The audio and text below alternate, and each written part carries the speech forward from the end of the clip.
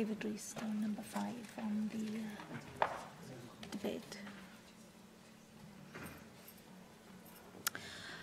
Galw'r aelodau i drefn yr eitem gyntaf yn agenda ni'r prynawn yma yw'r cwestiynau ysgrifennydd y Cabinet dros ynni cynllunio materion gwledig a'r cwestiwn cyntaf Rhyn ap Iorwerth.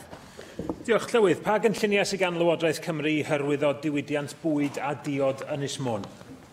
Diolch. We are promoting our food and drink industry across the UK and globally, using growth businesses such as Hallen Môn as a brand ambassador and showcasing Dillon's Restaurant's new retail products. This, with support for Anglesea's food festivals, demonstrates a comprehensive promotion of Anglesea's excellent food and drink. Diolch yn fawr iawn i chi, Weinidog. Dwi yn ymwybodol eich bod chi wedi ymweld â Prep Kitchen, Dylans yn Llangefni'r wythnos ddiwetha, a dwi'n sicr yn falch iawn o y datblygiad economaidd sydd wedi dilyn twf y busnes Dylans sydd wedi dod yn frand adnabyddus ar draws Gogledd Orllewin Cymru yn y blynyddoedd diwetha. Ond mae'r safle yna buoch chi'n ymweld â fo'n safle chafodd mwy adeiladu ar gyfer Dylans, ond datblygiad o safleoedd di hwn gafodd ei adeiladu ar spec lle mae Dylans wedi mynd i ddatblygu busnes nhw. Rwan, mi ydw i wedi codi efo chi yn y gorffennol yr angen am safleoedd, am eiddo sy'n addas ar gyfer cynhyrchu bwyd yn Ynys Môn, fel bod cwmnïau eraill sy'n bodoli ar yr ynys yn gallu cael rhywle i fynd iddo fo, i dyddu, i ddatblygu, i gyflogi mwy o bobl. Dwi wedi cael arwyddion positif gyda chi yn y gorffennol. Hyd yma does dim datblygiad wedi bod ar hynny, ond allwch chi gadarnhau eich bod chi'n dal yn cefnogi'r egwyddor a niweddaru fi ynglyn ag unrhyw gama mae Llywodraeth yn neu am allu cymryd i sicrhau bod yr eiddo yna ar gael i gwmnïau cynhyrchu bwyd Ynys Môn dyfu ynddyn nhw. Thank you. You're quite right. I did attend the Prep Kitchen for Dillon's Restaurant in Llangefni. I also went to the restaurant in Menai Bridge and sampled some fantastic local seafood. I noticed on that site in Llangefni there were also other companies, food companies, but as you say, it wasn't built specifically for that. And I'm obviously well aware that we met, I think it was probably about this time last year, when you brought forward the sort of suggestion about making Anglesey a hub, and I'm still very keen to do that, to have a sort of national food and drink hub to respond to the opportunities, particularly from the major infrastructures we've got across North Wales. And as you said yourself, you know, Food and Anglesey is renowned for its food and drink, not just for the couple of companies that we've mentioned. We've obviously got Food Innovation Wales also based in Llangefni. We obviously back them along with the other two centres across Wales, and they are a key strategic partner. I've also met with the local FE College to discuss what they're doing around fruit preparation. So it is something that we're continuing to look at. And if you want to meet with me again for an update, I'd be very happy to do that. Mark Isherwood. Thank you. We've been in correspondence over recent months on behalf of an Anglesey farmer, a lamb producer, who's highlighted the potential for Welsh lamb exports in particularly Saudi Arabia. He's also previously worked for the Meat Hygiene Service. He says the Saudis are far more interested in quality Welsh lamb carcasses than cuts, and clearly this also has implications for the importance of extending shelf life. But when he attended a Farming Connect meeting in June, the presentation by HCC on exports to Saudi Arabia made no reference to Saudi culture, where they like taking whole lamb carcasses out to the desert to cook. In one of your replies to me, you said some red meat processors in Wales who export to distant markets are able to achieve a shelf life of 42 days for Welsh lamb products. But when I chased that up, you confirmed that only the Rheg estate in Corwin is currently able to achieve that 42-day figure. Noting that the DEFRA has written to me saying that they're working with the Saudi Food and Drink Authority with a view of gaining market access for UK lamb, what engagement are you having, not only in that engagement with DEFRA and the Saudis, but to ensure that Welsh lamb is able to meet the time period and the whole carcass needs, which will drive access to Saudi Arabia and similar parts of the world. You raised several important points. Obviously, shelf life is something we're having to look at very carefully, particularly in light of Brexit. You'll be aware that a third of Welsh lamb currently is exported to the EU. So, even with all the uncertainty around that, we are having to look at new markets. And obviously, the Middle East is one area that we are looking at, and certainly my officials too are engaged in relation to that. Carcasses, you're quite right. Again, we are looking at the whole of an animal. I think it's very important that these conversations are held. I was talking with a company at the Winter Fair on Monday around carcasses, also because, as you say, it is something that the Saudi culture likes to have. So I just want to assure you that those conversations are ongoing with my officials at the current time. Cwestiwn 2, Gareth Bennett. Diolch, Llywydd. What discussions has the Cabinet Secretary had with Natural Resources Wales about the tree felling programme at Forest Fawr in Tongwynlais? Responsibility for the Welsh Government woodland estate rests with National Resources Wales. I'm aware that large trees infected by P. ramorum are being felled at Forest Fawr, and Natural Resources Wales is managing this essential work. P. ramorum is the most serious tree disease problem to affected forests in Wales. Thanks, Minister, for your response. Forest Fawr is a well-used local walking area next to Castell Coch. Many locals are worried that NRW doesn't have any plan to replant the area following the culling. There is a campaign which has been launched calling for a replanting programme. Could I ask you to consult with NRW to ascertain what more might be done about the replanting? Thank you for your question. I'm aware that there is a campaign and a petition has been launched. Natural Resources Wales are monitoring the situation and trying to go for the option of the best option is natural regeneration. But if this doesn't happen, they will look at other ways of restocking the tree population at Forest Fawr. Julie Morgan. Diolch. I know that a public meeting was held in Tongwynlais, which was well attended, and that NRW did make a convincing case for the natural regeneration of the woodland, and I believe that the people who attended the meeting were satisfied. But I think it is important, as the Minister has said, that if there fails to be natural regeneration, that then they should reconsider whether any trees should be planted. Thank you. And I know thank you to the member for Cardiff North for your question. I know that you work very diligently day in, day out on behalf of your constituents, and I'm sure you will monitor this situation as I will be doing too. And after the harvesting has taken place, NRW will encourage native species such as beech, oak, birch, wild cherry, rowan and hazel in the forest to naturally regenerate. But as I said, it will also monitor the regeneration in the forest before considering if any replanting is necessary. And we'll also keep the local community updated with any developments. David Melding. Can I welcome the Minister to her new responsibilities and wish her well with them?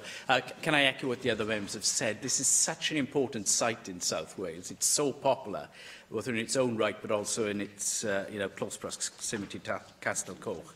I think the key thing is after 2 or 3 years, there's a proper assessment, and all the people that have been concerned, all the community groups, are given that information so they can see it, and then we can all be assured that either natural regeneration has worked or is working, or it needs to be supplemented, or a new approach has to be taken. Absolutely, and as I said to previous members that in previous questions, that Natural Resources will monitor that, and I will expect them to keep us updated, as I expect members to also do the same as well. Cwestiynau nawr gan lefarwyr y pleidiau, llefarydd y ceidwadwyr Paul Davies. Diolch, Llywydd. Cabinet Secretary, one of the biggest challenges facing Welsh farming is the Welsh Government's proposed designations for nitrate vulnerable zones, which if implemented could impose huge burdens on farmers and as a result force many out of business. Given that the Welsh Government's consultation ended almost a year ago, could you explain why the Welsh Government has yet to come to a decision regarding the proposed NVZ designations? Or will you now commit to bringing a statement to the Assembly Chamber before the end of the year on the Welsh Government's position and explain why this decision has taken so long? Well, I've already given that commitment several times in this chamber, so I'm very happy to give that commitment that I will certainly bring a statement forward before the end of this term, so within the next 2 weeks. The reasons why it's taken so long is we received a large number of responses to the consultations, and we also received a large number of people's views and considerations to do things differently. I saw a presentation just last week. People are still coming forward with ideas, and as I'm very open to these ideas, I wanted to give considerable time and consideration to these views. Well, I'm very pleased that the Cabinet Secretary will be bringing forward a statement to this chamber by the end of the term, and I look forward to that statement. Now, one of the concerns surrounding these proposals is that adhering to the slurry manure storage capacity rules could see farm businesses burdened with large capital investments in storage facilities to be compliant. Indeed, the NFU tell us that the average cost of upgrading facilities is almost £80,000. If the Welsh Government presses ahead with these designations, can you tell us what funding will be put aside to help those farmers forced to comply with any new capacity rules, given that the overall funding allocation to your budget has actually been reduced? Well, I think there's a couple of points that we need to consider there. Already I've been having discussions around farmers' capacity of their slurry pits, and I think many of them are at a level that exceeds what is required at the moment. So I think I've seen that cost of 80,000. I've also seen the cost of 150,000. So again, I think we need to be realistic and pragmatic about the cost. But I do recognise that we might have to give help in certain areas around investment into the slurry pit. So again, it's something that I've been discussing with officials to see how we can help with funding where required.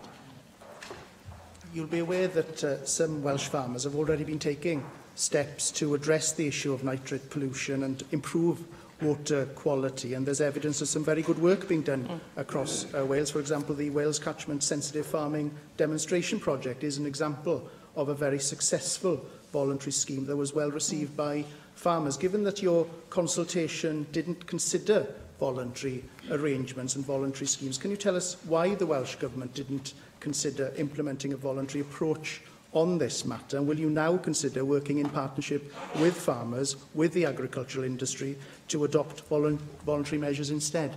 Well, I've constantly worked in partnership with the agricultural sector and with farmers. So again, that's been something else that we have been considering over the last year, while we've looked at the vast array of responses we received. We did receive over 250 responses, but I've also had many conversations on a one-to-one basis and with groups of farmers over the past years.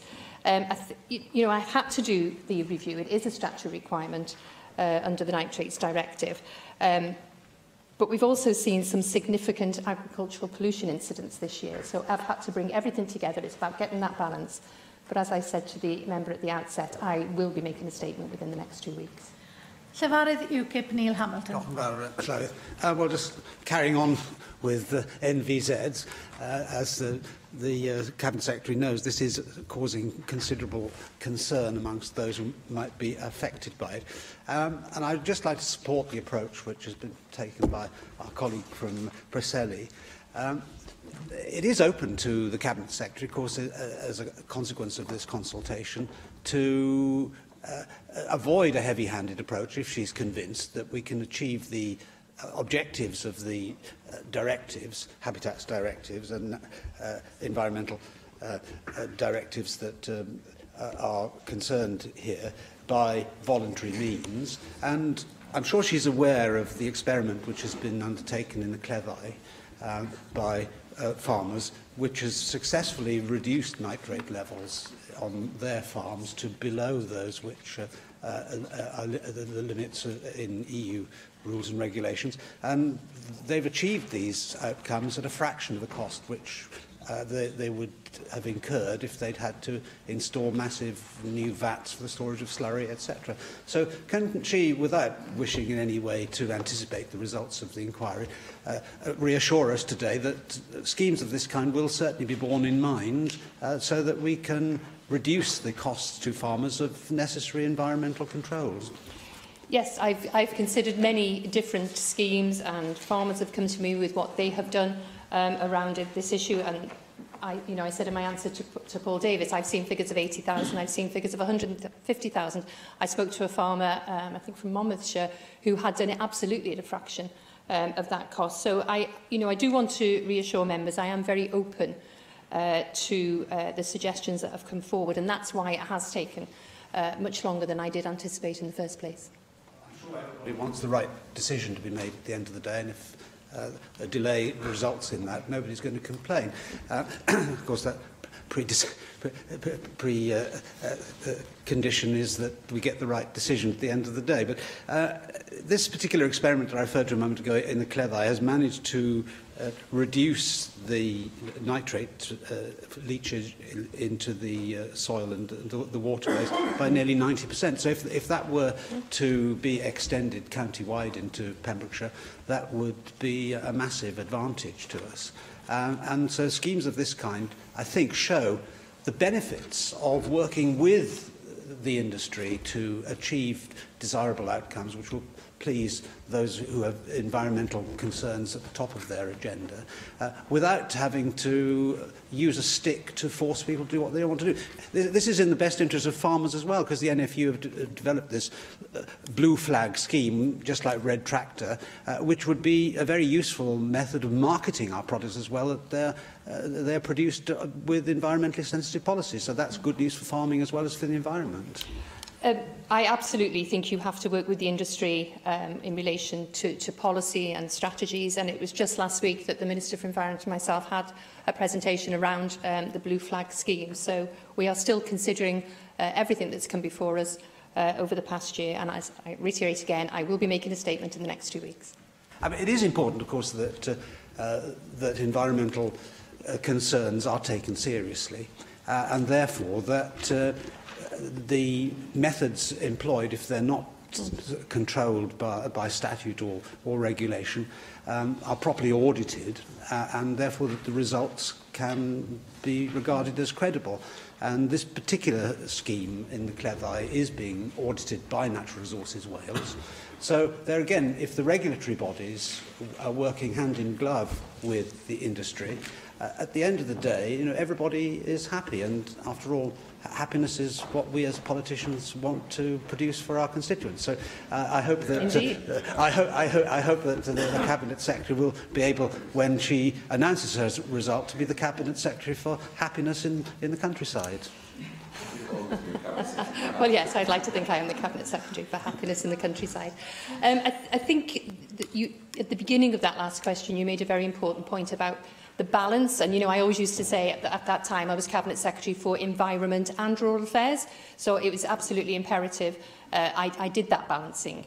Now, obviously, we've got Minister for the Environment. That doesn't mean the environment is any less important to me as Cabinet Secretary. So it is absolutely vital that any policy you bring forward is a balanced approach, and it's certainly been very helpful having so many responses to the consultation and having so many individual farmers, and then obviously the 2 farmers who came to see me around the Blue Flag scheme, bringing forward their ideas, how they've managed to reduce the nitrates, etc. So yes, you're right, I will be bringing forward that statement. Llyfarydd Plaid Cymru, Simon Thomas. Thank you, Presiding Officer. Can I make the Cabinet Secretary very happy by saying I won't ask her about NVZs, but wait for her statement in a couple of weeks' time, but make her less happy perhaps by asking her this.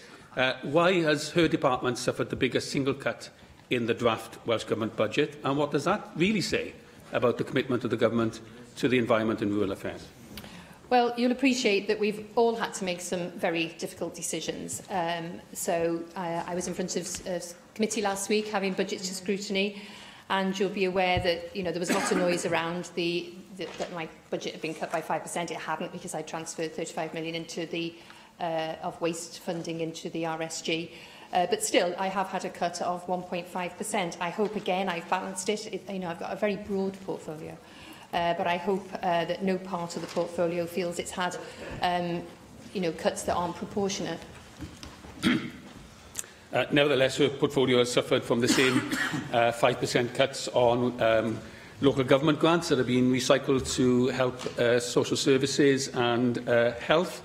Her she has confirmed implicitly that, in fact, her department has had the biggest cut of any department within Welsh Government in this budget. We know there are difficulties in the budget, but it's singular that this department has been singled out for that largest cut.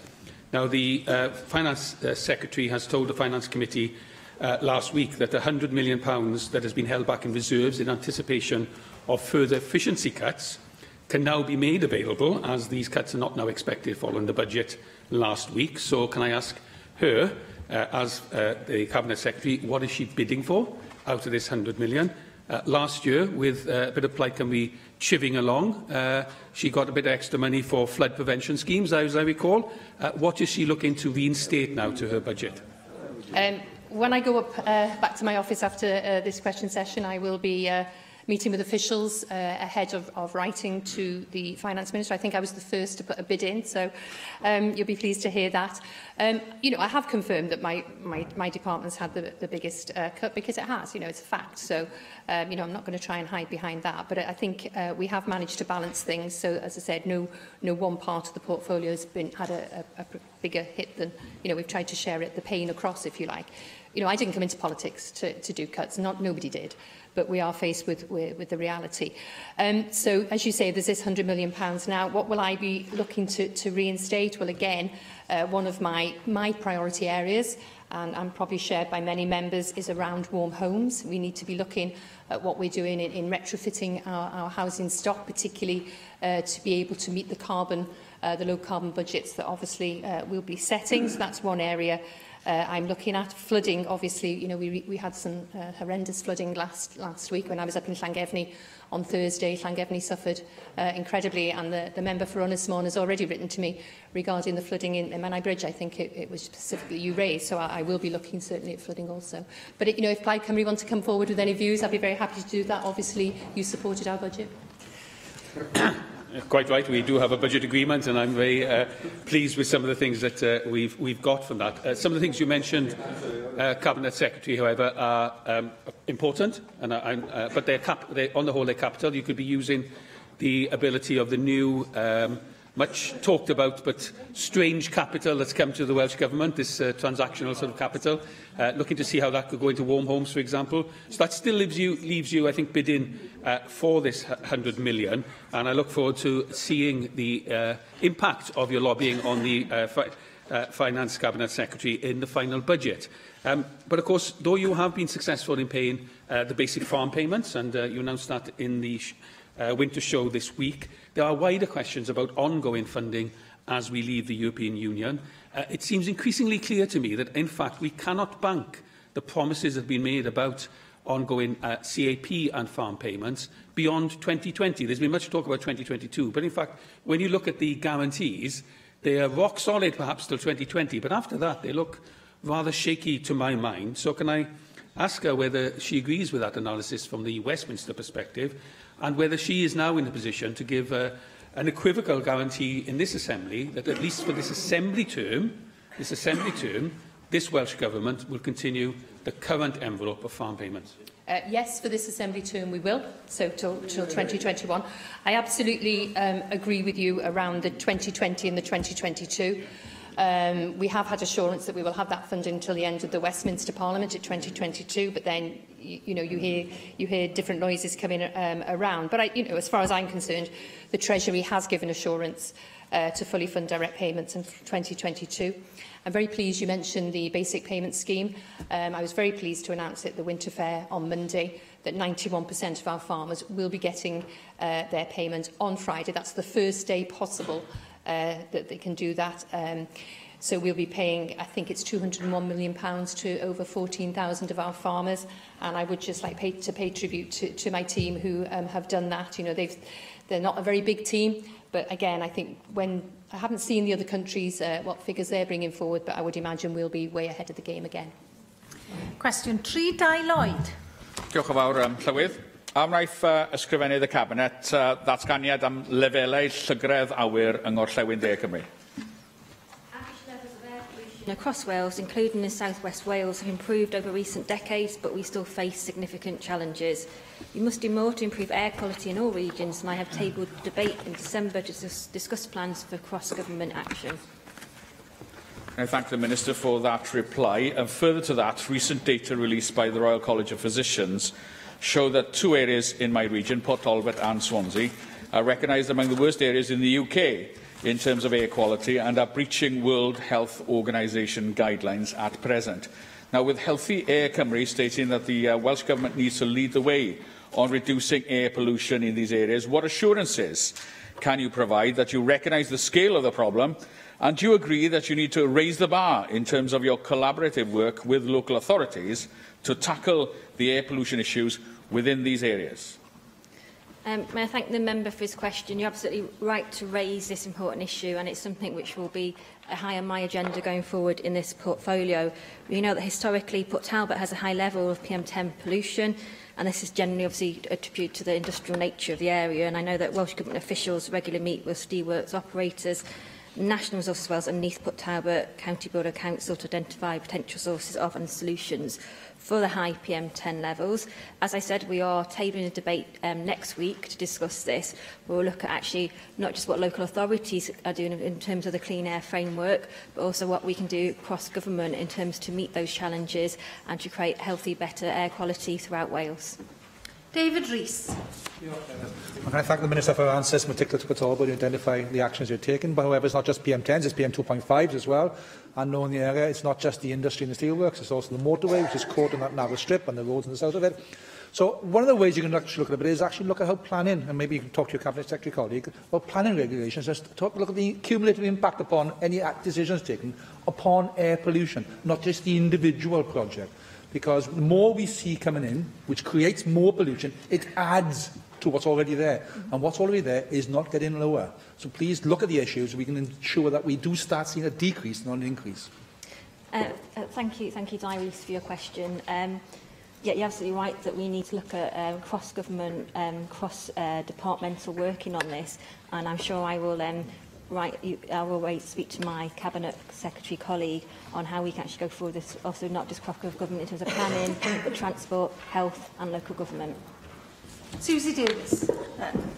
Diolch, Llywydd, and can I congratulate you to your new job as well? Can I begin by saying that scrutiny has been brought to bear, and actually the dreaded Nowcaster system in Swansea Council, with which I appreciate you may not personally be familiar, is now up and running after several years of delay, and advising drivers in real time whether the air quality in that particular part of Swansea is safe enough to drive through. It doesn't tell them when the air quality is good enough, but it does tell them when it's bad. Your department has actually refused a further application for funding for this particular project, and I appreciate you may not know much about it yourself.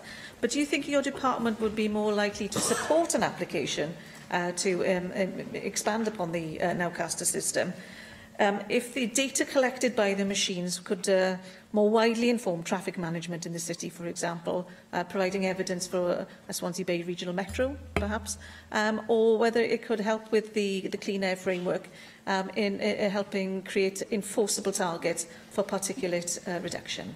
Thank you. Thank you, Susie. Thank you for your question, and thank you for your warm words of congratulations. I have a brief familiarity with the Nowcaster system.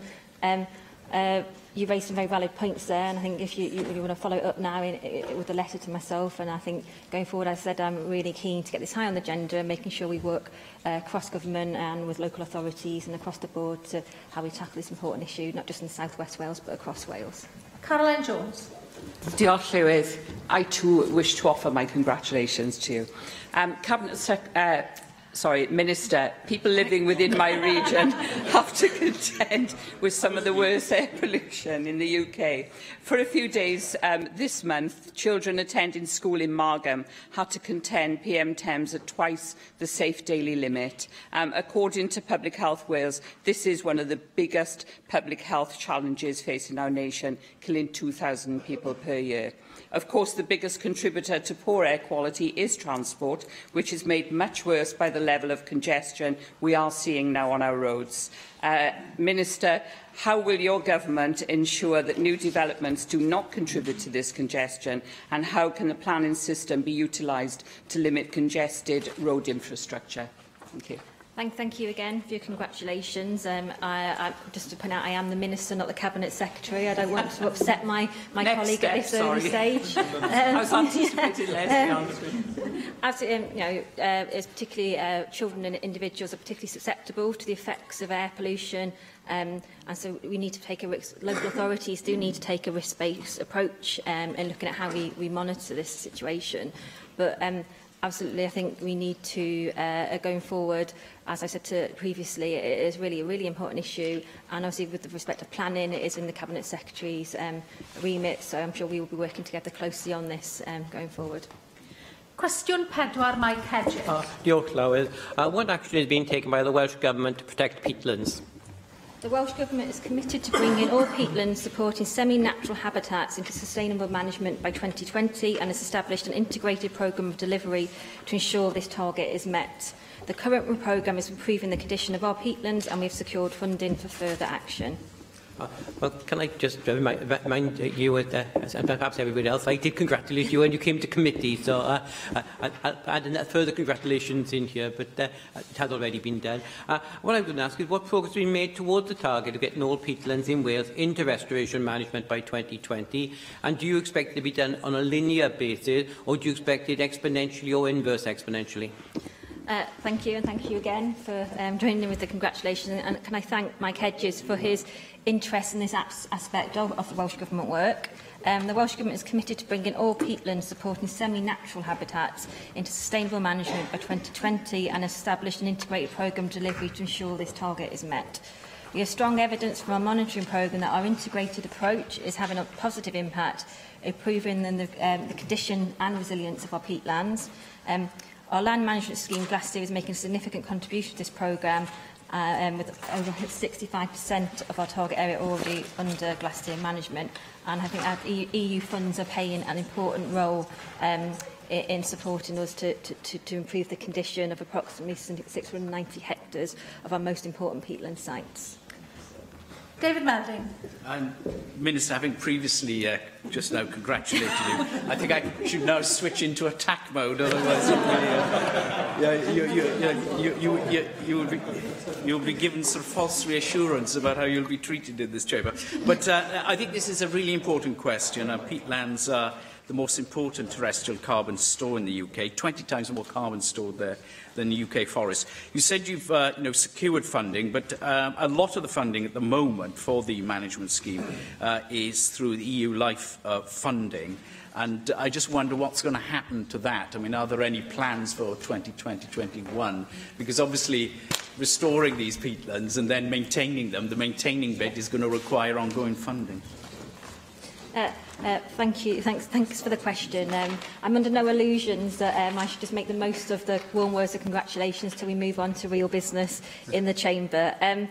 Yeah, it really is a very important area and really important that we're able to sustain that going forward. And I'm sure the member appreciate that as being new to the portfolio, I'm still in the discussions with how we take that forward after 2020. So I'm happy if you to follow that up in writing to you. Cwestiwn 5, Neil Hamilton. Diolch. Will the Cabinet Secretary provide an update on the Welsh Government's bovine TB eradication programme in Mid and West Wales? Thank you. Mid and West Wales predominantly encompasses high and intermediate TB areas. Here we are focusing on developing bespoke action plans for persistent TB breakdowns, which contain measures aimed at clearing up infection. Action plans are agreed in consultation with the farmer, their private vet and the Animal and Plant Health Agency. Well, I thank Cabinet Secretary for that reply. Will she agree with me that although there's no easy answer or simple solution to the eradication of TB in cattle, one promising way forward is a greater concentration upon genetics? And the AHDB has put together a genetic index, which is funded by UK farmers, of course, to undertake research and development on their behalf. And this will enable us to target strains of cattle which have a greater propensity to resist TB, and therefore this must, for the future, be an important element in the government's overall strategy to eradicate this terrible disease. you raise a very important point, and I think you're right, there is no simple solution. Just this morning I've had a meeting with officials, and that included people who are doing research into this area, because you'll be aware, as part of the refresh of the eradication programme, one of the things I promised to bring forward was a target for when I would like to be officially TB-free here in Wales. And that is an element of the discussions that we've been having. So I think it is about bringing many sort of enhanced measures together, but certainly R&D, and going forward, we need to be looking at absolutely everything, and learning from other areas and other countries also. Russell George. Yeah. George Flowery. I certainly welcome the new scheme to tackle bovine TB. I think we all want to see this cruel disease eradicated in both the wildlife population and in cattle. My concern is that no additional pressure is put on farmers who have for too long suffered the effects of bovine TB. Now, you've already answered questions and talked about the significant cut to your budget. Can I ask, in relation to that, in relation to the draft budget, where there is a significant cut to your department, how do you feel that that is going to affect how you are able to tackle bovine TB? There won't be any cut to the funding in relation to eradicating TB. You'll be aware that in the refreshed programme, there were part of the programme was, one of the things was reducing compensation by 50%. For example, but that's more, we're looking at 10%, I think it is, of the budget to eradicate TB comes from the EU, so I could be losing that in the future. So we need to look at how we can make sure we do have enough funding. But it was one of the questions I was asked last week by the committee in budget scrutiny, but I will just have to find that from the Animal Health and Welfare Bell. So I don't think there will be any impact on that at all this year. Simon Thomas. Diolch, Llywydd. Un o'r pethau mwyaf trist mae dyn yn gallu gwneud fel aelod sy'n cynrychioli fan fath yma yw cael nifer o gohebiaeth gan ffermwyr sy'n dioddau o TB ar y ffarm, ar gweld beth sy'n digwydd i'w anifeiliad nhw. Ges i un yn y pythefnos diwethaf yn sôn am y biches yn cael ei effeithio a 6 buwch yn cael ei lladd ar y fferm a'r bichod hynny a'r fi'n dod â lloi hefyd, ac oedd hwnna yn troi calon y ffermwraig oedd yn gyfrifol am y gwartheg hynny. Ond un o'r pethau oedd hefyd yn pefu tristwch iddi hi oedd y ffaith bod y profion nath arwain at lladd y bichod hyn yn brofion amhenodol, yn yw inconclusive. Nawr, wy'n gwybod bod rhaid ni cymryd camau, ond wy'n gwybod hefyd bod yna profion fwy cywir i gael yn cael ei defnyddio enghraifft yng Ngogledd America. Pa waith ych chi wneud i edrych i mewn a fydden nawr o dan y cynllun newydd sydd gyda chi, a ydyn ni nawr yn barod fel Cymru, fel cenedl, i symud at gwahanol profion o gyfer TB a rai mwy cywir fel yn un difer y clefyd drwy gwlad ni? I do not underestimate the distress having a TB breakdown causes to farmers and their families, and I too received, I would imagine, the same correspondence that the member had done, and I met with the Chief Veterinary Officer just this morning to discuss it, because it was indeed very, very distressing correspondence, and I will be writing direct to the farmer myself. Again, going forward, we need to look at the very best testing that's possible, and if there are examples in other countries, I would want to obviously consider if they could be brought forward to Wales as part of those enhanced measures I referred to in relation to the refresh of the programme. Nid yw Steffan Lewis yn yr siambr i ofyn cwestiwn 6, felly cwestiwn 7, Mark Isherwood. What guidance does the Welsh Government issue regarding planning applications for housing developments? Thank you. The Welsh Government's planning policy for housing is set out in Planning Policy Wales. Further guidance is provided in technical advice notes. TAM 1, Joint Housing Land Availability Studies, provides advice on calculating housing land supply. TAM 2, Planning and Affordable Housing, provides advice on the delivery of affordable housing. Thank you. Well, commenting in June in our mutual local paper after the First Minister had approved a planning application in Cley on the basis of recommendation of independent inspector, you said that controversial issues such as this will continue until a council adopts a local development plan. I recently, at the request of residents, attended the public inquiry in Pennyfold, Flintshire. I know you can't comment on that, but the concern was expressed to me that because their LDP had not been concluded, quote, developers were taking advantage of the situation by citing 5-year supply and loopholes in TAN 1 to get the planning through. In October, the leader of Conwy Council wrote to you saying calculation methodology of 5-year land supply within TAN 1, revised by the Welsh Government in January 2015, is undermining local development plans across Wales. And in your response, which was actually quite helpful, you said the lack of a 5-year housing land supply may be one of the considerations determining a planning application. However, applications which do not meet the relevant policy requirements may be refused by the authority and planning inspector. Could you expand on that? How should a local authority, an applicant and particularly a planning inspector interpret that statement in this context? Thank you, President Officer. If I could just take the opportunity, the first example Mark Isherwood gave was in my constituency, but obviously the decision was taken by the First Minister, not by myself. In relation to the general point you raise about TAM 1, it is a very difficult situation if the 5-year land supply isn't demonstrated, and certainly it's happening not just in North East Wales and North Wales, as you referred to, it's happening in other local authorities too. And unfortunately, if a local planning authority hasn't got a 5-year housing land supply, they are open to speculative planning applications for housing development. However, all such applications should be assessed against all relevant policy considerations, including the need to increase housing land supply and the principle of sustainable development, and that was the point I was trying to make. Mick Antonin. Secretary, there have been quite a number of significant housing developments or proposed developments in the Taff-Ely and Pontypridd area. One of the issues, of course, arises during that process is the capacity in respect of local public services, in particular, have in mind general practitioner services. Will they be able to cope with the actual additional housing in that particular capacity? Now, it seems to me that one of the concerns we've had, and I've had it expressed by a number of GP practices now, is that they are not statutory consultees in those planning processes. And it seems to me, with the scale of housing developments we have, it's very important that we actually have a review as to who actually are statutory consultees, and that serious consideration should now be given to including bodies like local general practitioner practices to participate within that. It's a directly relevant part of the process, very necessary information to have, but which isn't included as a matter of course at the moment. Thank you. Yes, I agree the capacity of primary care facilities is an important material consideration when considering the planning merits of proposed development.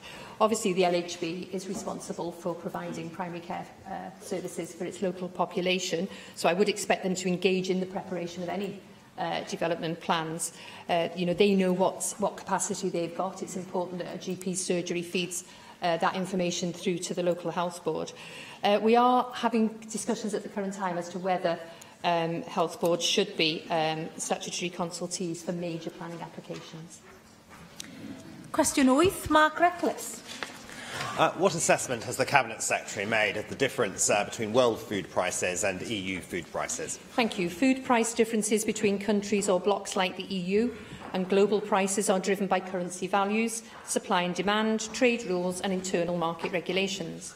The EU Commission monitors European food prices, and the UN Food and Agriculture Organization runs an international food price index of major commodities. And that monitoring shows that food prices in the EU are substantially higher than outside the EU. Once we leave the EU, does the Cabinet Secretary agree that it will be for the UK government to determine the extent to which we apply WTO tariffs against imports from outside the EU? And it's up to that government whether to apply those at all or whether to negotiate free trade deals with particular countries. Does she also accept that in the unlikely event of there being WTO tariffs between the UK and the EU, while that would be very difficult for some sectors of the agricultural economy, notably lamb, other sectors, notably beef and dairy, would potentially have significant opportunities as imports from countries such as the Republic of Ireland were restricted?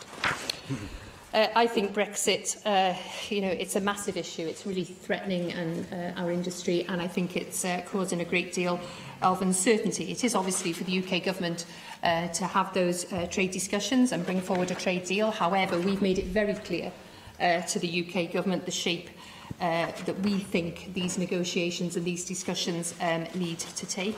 I think everybody accepts, and I'm sure even on this side of the House, the political situation we've got at the moment is creating a lot of tension.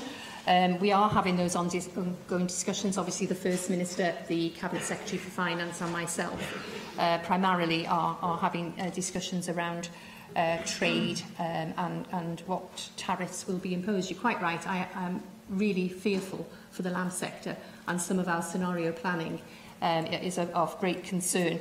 We also know that the British Retail Consortium have suggested that without a new trade agreement, if the UK and EU impose WTO tariffs, the average cost of food imported by retailers could increase by 22%. Jenny Rathbone. Unlike Mark Reckless, I'm not looking forward to the world of chlorinated chicken and hormone-fed beef. So I hope that we continue to have the high quality of food standards that we currently enjoy. The message is coming from the British Ports Authority, if we were to leave the Customs Union, is not very optimistic, in the sense that whilst we currently have a free passport of goods to and from Britain, were we to crash out of the European Union, this could actually bring all transactions to a horrible halt. And where we're talking about fresh produce, why would anybody bother to import fresh produce if they don't think they're going to be able to get it to market in time? I just wondered what assessment the government has made of the impact of leaving the customs union and the impact it would have on the food that we currently import, particularly fresh produce from the European Union. Question. This forms part of our scenario planning, which I mentioned in my answer to Mark Reckless. Parts of this are indeed very, very scary. We are making our views very well known to the Welsh Government, to the UK Government at every level, that we should remain in the Customs Union. We need that free market that we've got right on our doorstep. And I would always hope that we will have a relationship with the EU. But discussions I had, certainly at the Winter Fair on Monday, people are very fearful at the uncertainty that the current discussions, the way the current discussions seem to be going. But we are, as a Welsh Government, we are particularly concerned that Brexit will drive food prices much higher unless we have a really excellent trade deal. Diolch i'r ysgrifennydd Cabinet. Yr eitem nesaf felly yw'r cwestiynau ysgrifennydd Cabinet dros Lywodraeth Leol a gwasanaethau cyhoeddus. A'r cwestiwn cyntaf, Leanne Wood. Diolch. Will the Cabinet Secretary provide an update on the work of the task force for the valleys in the Rhondda? The task force published a detailed delivery plan on the 7th of November. It identified how we will take forward actions in 3 priority areas: delivering good quality jobs and the skills to do them, supporting better public services and strengthening communities. Many and most actions in the plan will positively impact the people living in the Rhondda Valleys. I thank you for your letter, Cabinet Secretary, which I received this morning, outlining how the recently published Valleys Task Force delivery plan will benefit people in the Rhondda constituency. In your letter, you talk about a number of things that you've just outlined there: improving childcare through a pilot scheme in Ferndale, supporting local builders, and I quote, improving public service provision through community hubs, whatever that means. All of this is really vague, Cabinet Secretary, and I can't see how it's going to impact at all on the 33.1% of Rhondda working age population who are economically inactive. And that's a figure that's much higher than the Welsh average of 24.8% and the UK figure, which is 22%. Now, the reasons for this economic inactivity are historic, and the economic problems as a result are chronic. That is why the Rhondda needs specific action from your government. The results of this plan will be determined by the number of people who end up in good jobs. Can you tell us by how much do you hope to reduce economic activity in the Rhondda after you've implemented the Valleys Task Force plan? Can you give us a figure, please? Answer. I'm sure the member for the Rhondda will join me in being very grateful for the way that many people from the Rhondda Valleys have contributed to shaping our vision for the future. I'm sure that she has read the plan that we've outlined, that we published on the 7th of November, and I'd be surprised if she could describe that plan as being vague. There are many tens of actions there with timescales and targets, which I outline exactly how we'll be answering the questions that she raises. But she does raise an important point, of course, because economic inactivity is a fundamental issue facing all communities in the valleys, including the Rhondda constituency she represents. And we have put in our plan a target for creating 7,000 additional jobs over the coming 4 years in order to ensure that the communities of the valleys have the same opportunities to access high-quality work as communities elsewhere in Wales. That target is in the plan. The target is in the plan. The timescales are in the plan. I would advise the member for the Rhondda to read it. Andrew R.T. Davies. Thank you, Presiding Officer. Cabinet Secretary, in your original speech on your task force activities, you identified the natural environment in the valleys, and in particular the Rhondda Valley is a good example of that, where large areas of common land exist at the very top of the valleys, and a hugely underutilised asset that exists across South Wales. I'd be grateful to understand exactly now, some time has lapsed since your original identification of that environmental asset, how the government is going to make better use of it to encourage greater economic activity within the valleys, but above all, a better lifestyle for people living in the valleys by using that wonderful natural resource of the commons that exist across South Wales. I would agree very much with the point that the member for South Wales makes. I think not only the common land, but the land across the environment of the valleys of South Wales is a huge asset, not only for those of us who are born, brought up, live and represent the valleys, but for the whole country. And through creating what we've called at the moment a landscape park in the valleys, I hope that we will be able to maximise the potential of not only common land, but the environment as a whole, to ensure access for people in the valleys to access the local environment, but also to protect and enhance that environment, to work with landowners and farmers and others in the area to ensure that we're able to appreciate and value the environment that we have in the valleys, but also to ensure that we are able to deliver value for the communities that live alongside and within it. I hope that the Landscape Park is and will be a catalyst for action to enable all the ambitions that the member have outlined and which I share will be able to be met. Question 2, Neil McAvoy. Will the Cabinet Secretary provide an update on electoral reform in local government in Wales? I'm currently considering the responses to the consultation on electoral reform. I intend to make a statement on the next steps in February. Thanks. Cabinet Secretary, I recently responded to the consultation, and question 33 stated, do you agree that it should not be permissible to serve both as an Assembly member and councillor? Aside from that being very leading and, I'd say, unbefitting of a serious consultation, it's the government's position, I understand, to ban AMs from also being councillors. I'll just point out that you are carrying out two roles. A ministerial role, which says that ministers must keep separate their roles as minister and Assembly member. Effectively, there are two different jobs. There are members of the House of Lords, both a Lord and a Baroness, who are serving in your government. We have a member of the European Parliament who's unable to be here today. And we are successfully being presided over by an Assembly member, who is also the presiding officer. Carry on, I'm intrigued as to where you're going. In terms of roles, we also have company directors and people otherwise employed. So really, to get to the nub of the question, what is it? Thank you. What is it that offends the government so much about an AM being a councillor?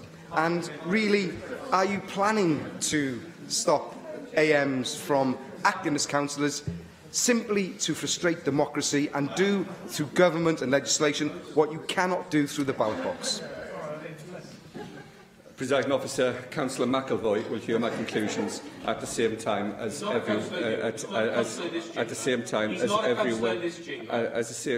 anyone else. I will say this to him, that I believe it is important for people who are here serve democracy by not having any conflict of interest. It is my view that serving as a local authority member and a member of this place creates a conflict of interest. Mike Hedges. Can I remind members how overwhelmingly the AB former PR was rejected in the referendum? Our STV is based on a guess how many seats you can win. Will the Welsh Government legislate for a supermajority voting by councillors and councils of 2/3 will be necessary if councils want to change their voting system? Presiding Officer, I've already disappointed my good friend from Swansea East with my views on proportional representation. I don't propose to disappoint him again this afternoon. But I will say to him that when we look at how we reform and deepen our democracy, I believe that we have to be bold and radical and not conservative and look and embrace change. Nick Ramsey. Thank you, Presiding Officer, and can I welcome the Cabinet Secretary to his new role. I once named you the Minister Emeritus, you may remember, and it seems that you're clearly fitting with that name. Look forward to... I never called him a boomerang. You said that. Cabinet Secretary, the history of local government in Wales is one of reorganisation after reorganisation, reform after reform over very many years. I was very pleased when your predecessor kicked into the long grass the idea of local government reorganisation in Wales. Are you planning on revisiting that that issue over the next few years? And would you agree with me that whatever you do decide or not decide to do with local government organisation and the electoral system that may entail, that what local government in Wales needs is stability, so that elected officers and councillors in those authorities can get on with the job of delivering local services for local people, which they're elected to do? Yes, I do agree with that. I believe that we do require stability, but stability which is born of a robust ability to deliver high-quality services. We heard from the WLGA last week that they do not believe that the current delivery of services is sustainable, and I think that we need to listen to those words. And certainly that is a consideration that I will be taking as I move forward with policy in this area. Cyfle nawr I lefarwyr y pleidiau i ofyn cwestiynau. Llefarydd Plaid Cymru, Adam Price. Diolch, Ewydd. I'd like to return, if I may, to the Valleys Task Force Action Plan, implementation plan. I think all of us would agree that it contains, at a high level, very, very laudable aims in terms of our communities, and we thank members of the task force and indeed all those who took part in the various consultations that occurred across the Valleys areas. But as the Cabinet Secretary, I'm sure, will concede, the key will be in the detail, of course, of how the plan is delivered. Now, there are 68 action points in the plan as a whole, but you referred to specific targets. Well, you know, maybe I can help him out here, because actually the plan itself on page 46 actually shows that there are only 2 specific targets. I mean, after going through all the well-being indicators, there are only 2. I mean, and 7,000 additional jobs, and 2,000 of which will be created as a result of entrepreneurship activity.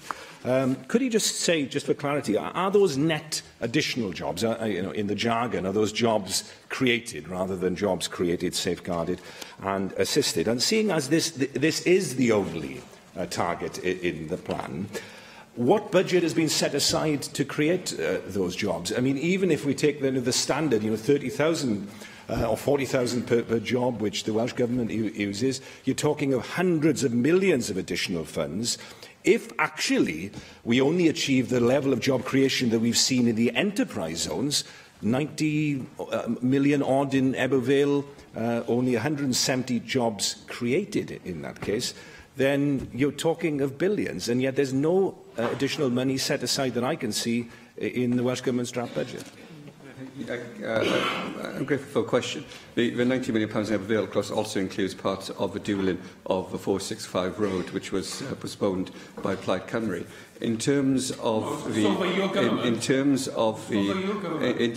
the direct question you asked, whether it's net jobs, the answer is yes, it is net jobs. And in terms of the funding for that, funding will be found from within the budgets of the Cabinet Secretaries, which will be contributing towards that.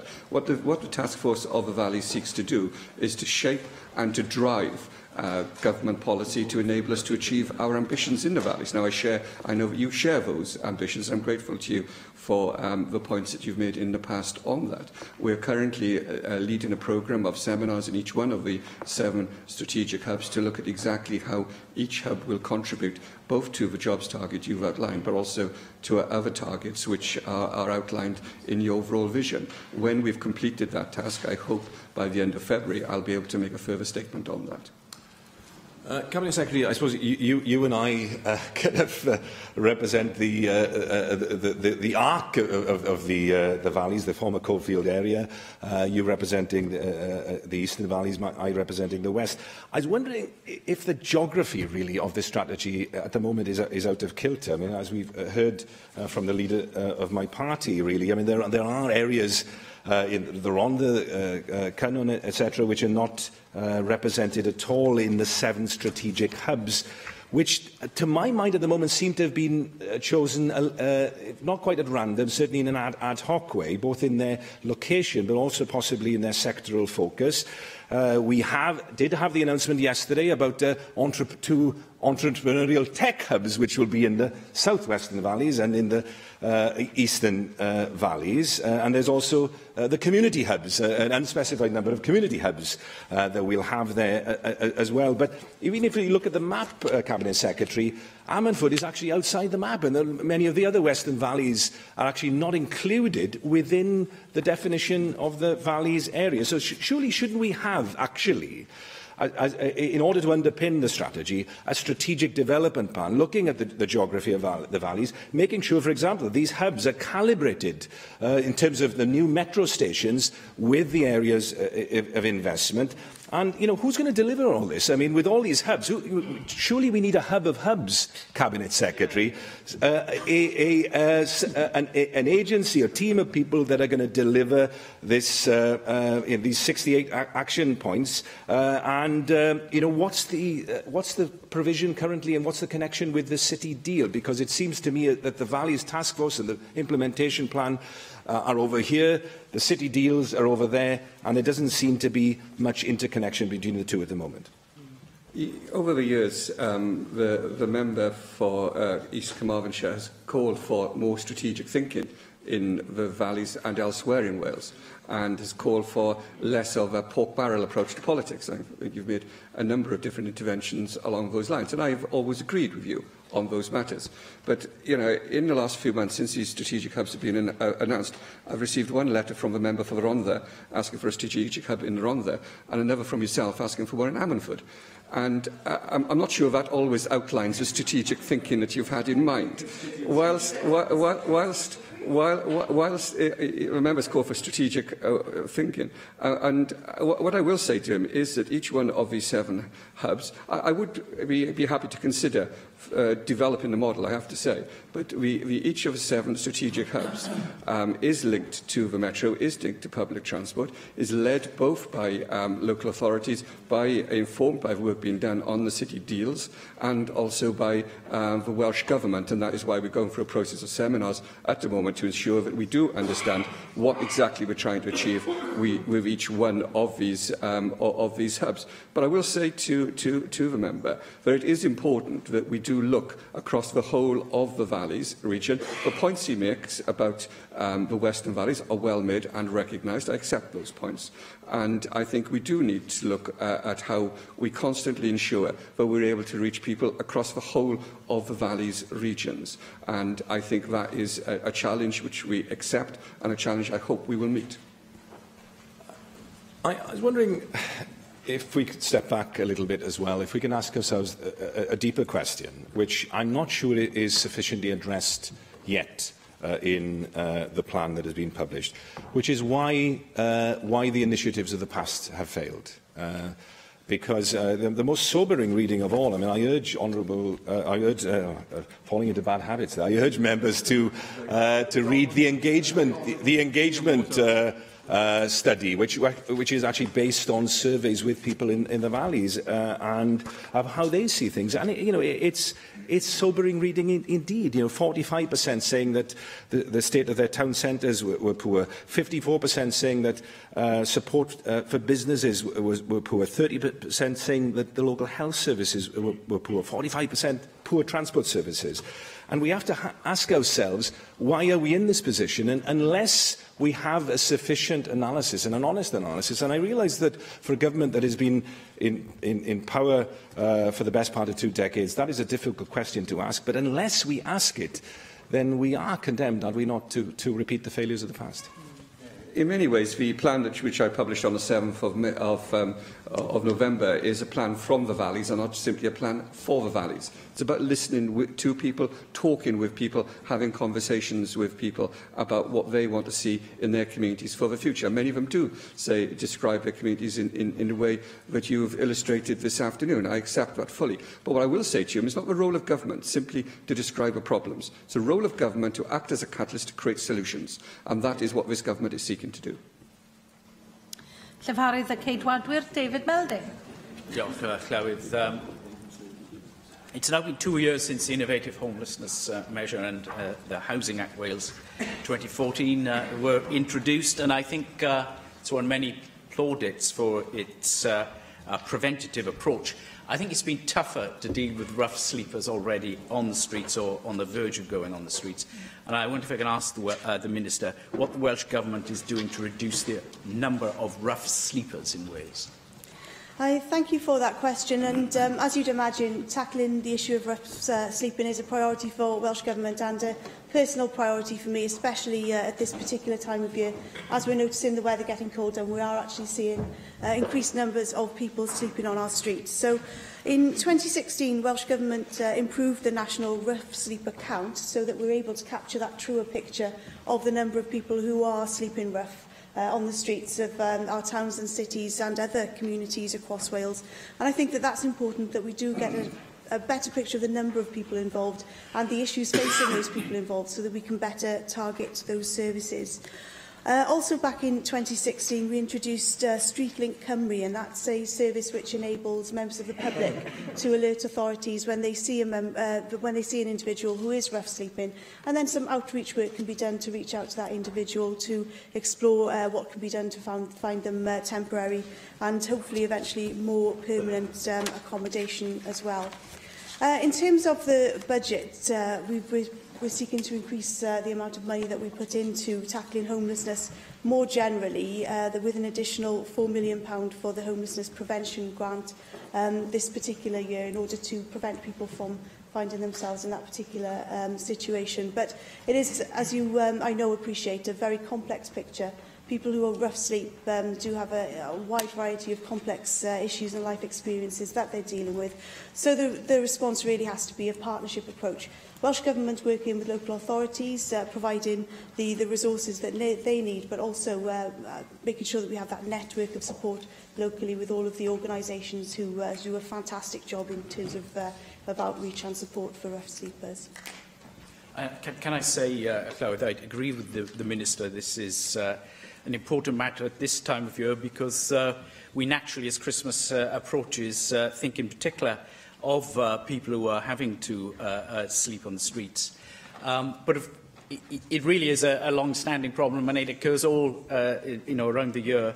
and it is multifaceted. You're quite right in terms of why people feel forced to live on the streets. You're right about data collection.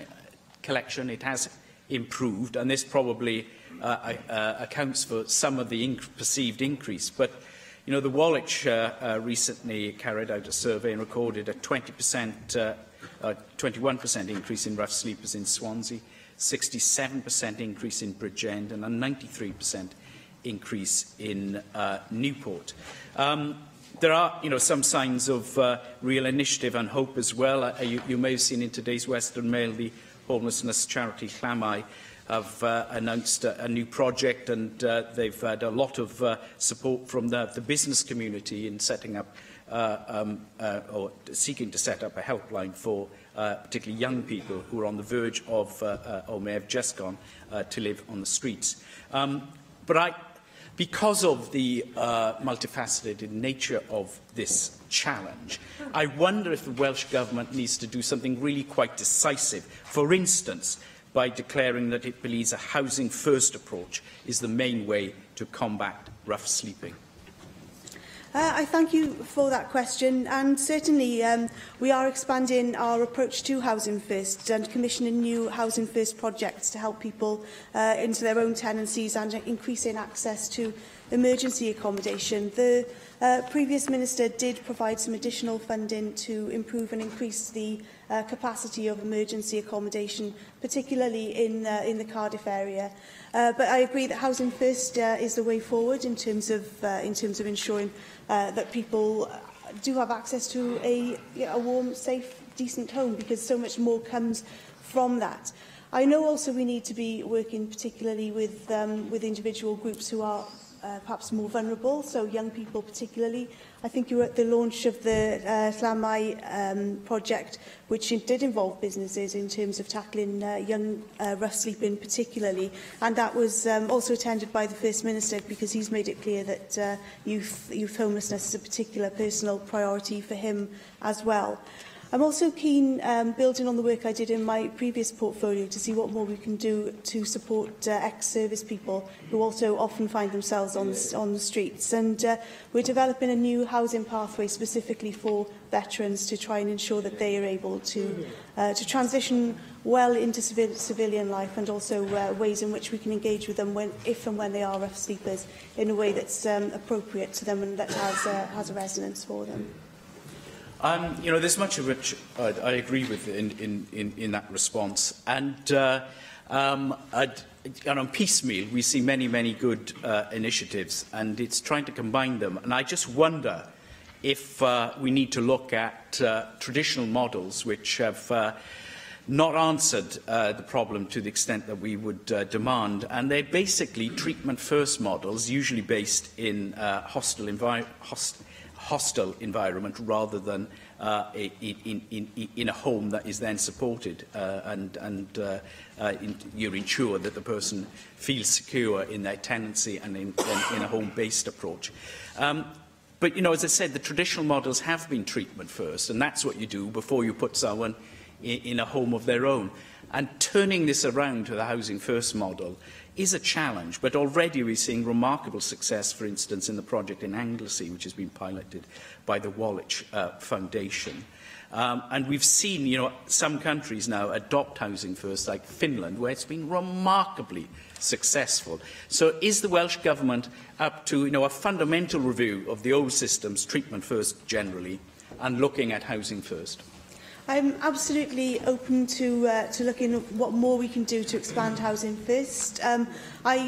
As you do, I completely see the sense and the benefit in terms of ensuring that people have that warm, safe home, and that's the building block then around which they can start to build a life and tackle issues such as substance misuse and so on, because we know that many people with substance misuse problems do have problems also maintaining a secure tenancy, and that just compounds the kind of stresses and pressures on those individuals. I'd be more than happy to enter in some more detailed conversations. Very keen to look at the example in Finland and any other examples that there are of Housing First and when it works well. But to me, it makes perfect sense. Llyfarydd UKIP Gareth Bennett. Diolch, Llywydd. I'd like to welcome the Cabinet Secretary to his new role. So, welcome. It's sorry. It's a bit of a It's a bit of a reconfigured department that you'll be running, in that you have the local government responsibilities that Mark Drakeford used to hold, and also the communities portfolio, which has come from a different department. So it may take us all a little while to get used to what is essentially a new portfolio. So my first question is, how do you think this new department will better deliver on local government and public service issues in Wales? Can I say how grateful I am to the member for his very kind remarks, an example to all members, I would say. Presiding Officer, the portfolio I now have brings together a number of functions, as has been outlined by the member. I hope that by bringing together a responsibility for both local government and the delivery of public services across the country, we will be able to pursue a programme to sustain and support excellence in all of our public services, protecting and defending the people who deliver them, and ensuring the people that all of us serve on all sides of the chamber have the best possible public services that we can deliver. You also bring with you, from your previous role, the job of delivering the programme of the Valleys Task Force, which we've been hearing about at some length today. And I think it's interesting that we have been talking about this a lot, because it's possibly a subject that over the last 18 months we probably haven't heard enough about the mechanics of how it will work. So I think we do need to look at it. One aspect that I'm interested in is retraining, the retraining issue. We live these days in a fairly fluid labour market. If people leave their job for whatever reason, they may quickly need to retrain for another sector of work. So skills is a key issue, as you've acknowledged in the past. How will the Valleys Task Force improve retraining and upskilling? And what sort of interaction will you have here with the Skills Minister, Eluned Morgan? The former member of Minister for Skills, who is now Leader of the House, was and remains a member of the task force, and at our task force meeting tomorrow in Pontypool we will be inviting the new Skills Minister to join the task force as well. So we will have structurally links across all those departments. I do wholly agree with the member's analysis on the need for skills. I'm a member of a ministerial employability group, and we will be ensuring that exactly the programme which is being developed at the moment will meet the objectives that have been outlined by the member. Yes, thanks for that response, and I hope there will be a joined-up approach to this very important issue. Now, an awful lot of young people these days go to university or college, as I'm sure you're aware, but this may not be the best route for everyone, and indeed a significant number of young people may not want to go to college and might prefer exclusively on-the-job training. Does this approach form part of your thinking in relation to the Valleys Task Force and the other relevant parts of your portfolio? Yes, one of the most important pieces of work that has been driven by the former Minister for Skills and our Leader of the House, who's in their place today, has been to drive forward an employability programme, an all-age apprenticeship programme, which will deliver skills for the 21st century, skills that will be required in the future and may not be available in the workforce of today.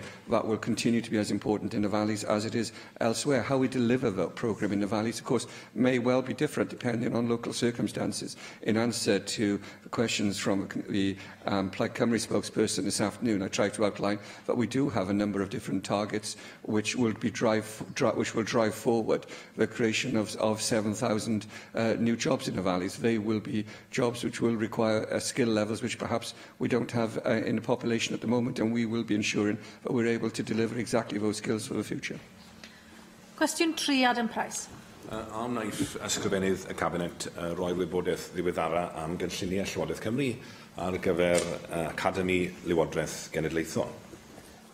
Dwi'n ystyried yr opsiynau a gyfer symud ymlaen ar hyn fel rhan o'r cytundeb 2 flynedd ar y cyllideb gyda Plaid Cymru.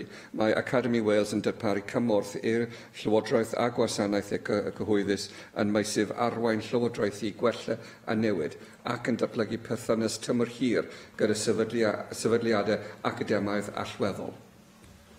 Fel mae'r ysgrifennydd Cabinet yn ymwybodol, dwi'n credu, mae'r athro Jerry Hotham wedi bod yn hyrwyddo'r syniad ers rhai blynyddoedd bod yna gyfle fan hyn i Gymru i ddatblygu canolfan fydde yn ragori yn fyd-eang. O bosib yn i'w creu ecol nasional yng ngeiriau yr athro Hotham ar gyfer arweinwyr a reolwyr o fewn y sector cyhoeddus. Does byth unrhyw...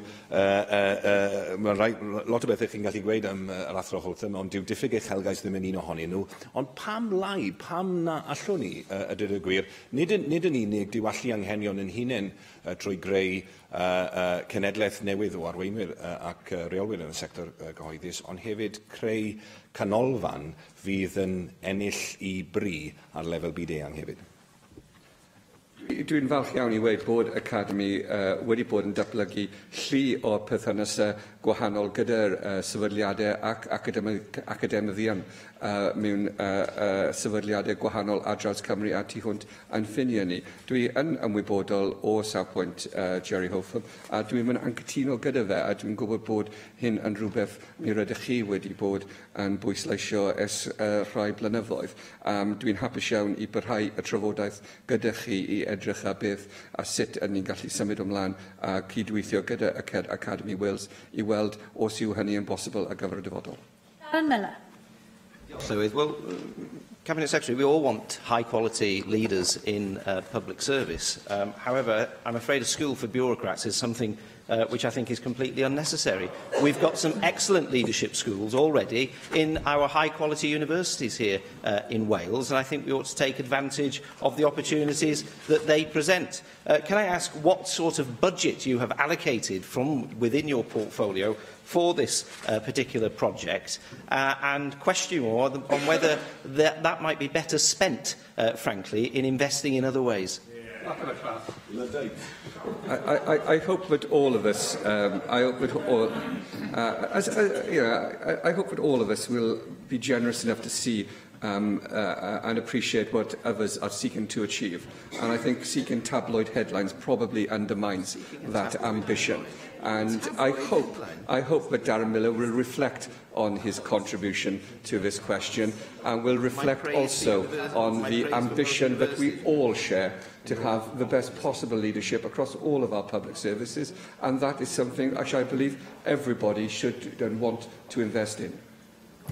Cwestiwn 4, Dai Lloyd. Diolch yn fawr, Llywydd. Am rhaid ysgrifennydd y Cabinet datganiad am gyflawni ein cymoedd ein dyfodol yng Ngorllewin De Cymru. Mae'r cynllun cyflwyni'r cymoedd yn cynnwys cymoedd yn etholaeth Gorllewin Der Cymru fel Cwm Dilais a Chwm Llyfni. Mae'n dangos sut bydd blaenoriaeth yr tasglu yn cael ei cyflwyni, pwy fydd yn cymryd rhan y manteision rydyn ni yn disgwyl i weld ac ar amserlen y gyfer cwblhau y gwaith. Thank you for that answer. Clearly, we all want to see regeneration of the valleys succeed, but residential development proposals for Northern Bridgend, for example, are hardly groundbreaking visions of the future. And then there are areas such as the Swansea Valley, which are not likely to benefit very much at all as the plan stands at the moment. In essence, many, as we've heard, believe that the delivery plan needs more work and scrutiny. So when will the Assembly as a whole have an opportunity to scrutinise the delivery plan in detail? I'm rather surprised at the question from the member for South Wales West. He's been a long-standing member of this place, and he knows that scrutiny is what is actually taking place at the moment. I'm surprised he doesn't recognise that. He can scrutinise me at questions and in committee at the time of their choosing. I attend all committees whenever I'm invited to do so. I will say to him that perhaps he needs to look harder at the region he represents. I was in Banwen a couple of weeks ago speaking to members of a community there, and they were fully engaged in designing the sort of improvements they want to see in their community. I would suggest that the members spend some time with them. David Rees. Diolch, Llywydd. Cabinet Secretary, can I congratulate you on your promotion from the middle benches to the front benches once again?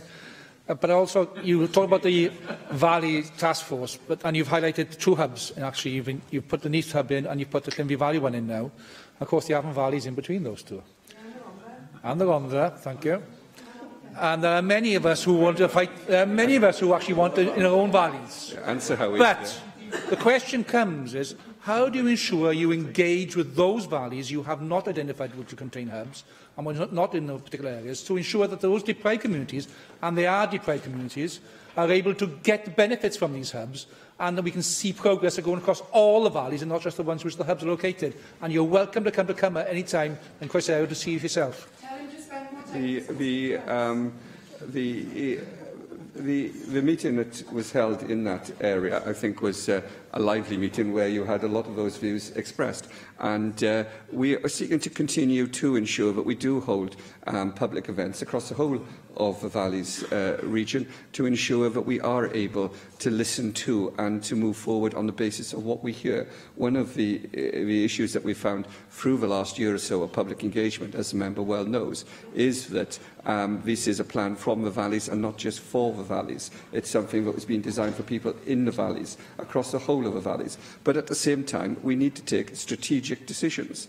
And it is simply not possible to have a strategic hub in every single valley, in every single constituency, in every single town and village across the whole of the valleys region. That is the last thing we need at the moment. We need bold, strategic visions, we need delivery, we need investment, we need to bring people together. This government needs to act as a leader and a catalyst, and this government will certainly do that. Susie Davis.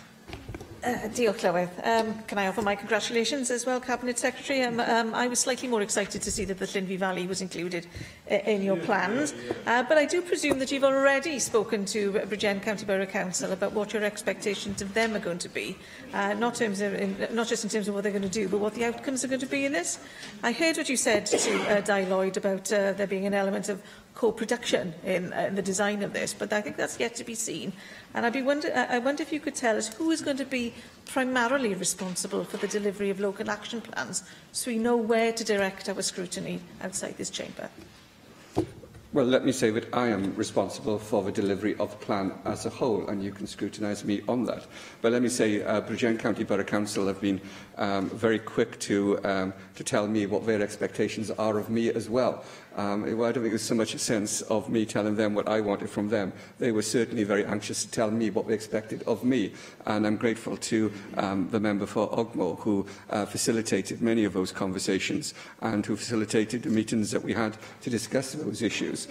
We had a very, very successful public meeting in my stag where we led a long conversation with people from those valleys about how we want to see the strategic hub in North Bridgend develop into the future.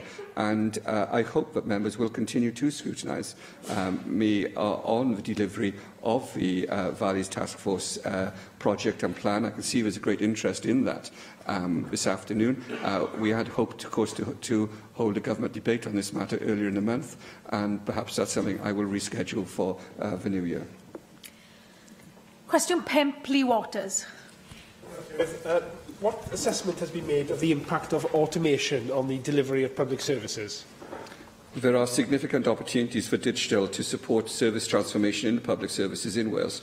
Consideration of digital or automated solutions should be built into the development of new policies or services. Thank you, Cabinet Secretary, and can I welcome you to your new role. The most recent Public Policy Institute for Wales report for the Welsh Government predicts that a third of Welsh jobs are projected to be impacted by automation. But would the Cabinet Secretary agree that automation isn't something to try and halt, it's something to try and harness? And these advances in technology present opportunities for public sector innovation and improvements in service delivery, freeing up people from routine tasks to deliver better public services. But of course there are private sector companies trying to tout it as a way of cutting jobs. So to avoid hard-pressed councils from taking an ad hoc approach, would the Cabinet Secretary agree a strategic approach is needed, and will he commit to a review of how local authorities can be supported to use automation for the improvement of public services and ensure they are equipped to meet the challenges ahead? Can I say, President Officer, I'm very happy to do that. I'm very happy to look at how our public services can deliver through digital and ensure that those opportunities are maximised. I'd be very happy to continue a conversation with the member if he has ideas on how that might be achieved. I know he interviewed the Permanent Secretary on this matter in Public Accounts Committee last month, and I hope that she was able to assure him, alongside the Chief Digital Officer of the Welsh Government, Karen Fullerton, that the Welsh Government is and has a delivery plan on this matter for public services within our remit, but clearly if local authorities will be delivering services that they are responsible for, and if the member wishes to continue a conversation on that matter, I'd be very happy to continue that with the member concerned. David Melding. Cabinet Secretary, it's clear that automation is going to extend to the professional classes as well, such as doctors and many working in the health sector, but also others giving professional advice or advice through local authorities and the civic sector in general. I think what's important is that much of this will offer a great way to complement those services, basically allowing people to have more time with professionals that they interface with, and for those professionals to put the information, the diagnostic information, for instance, that they're getting from AI into a context, and then the follow-up work and ensuring the well-being of that person is foremost in whatever service they're getting.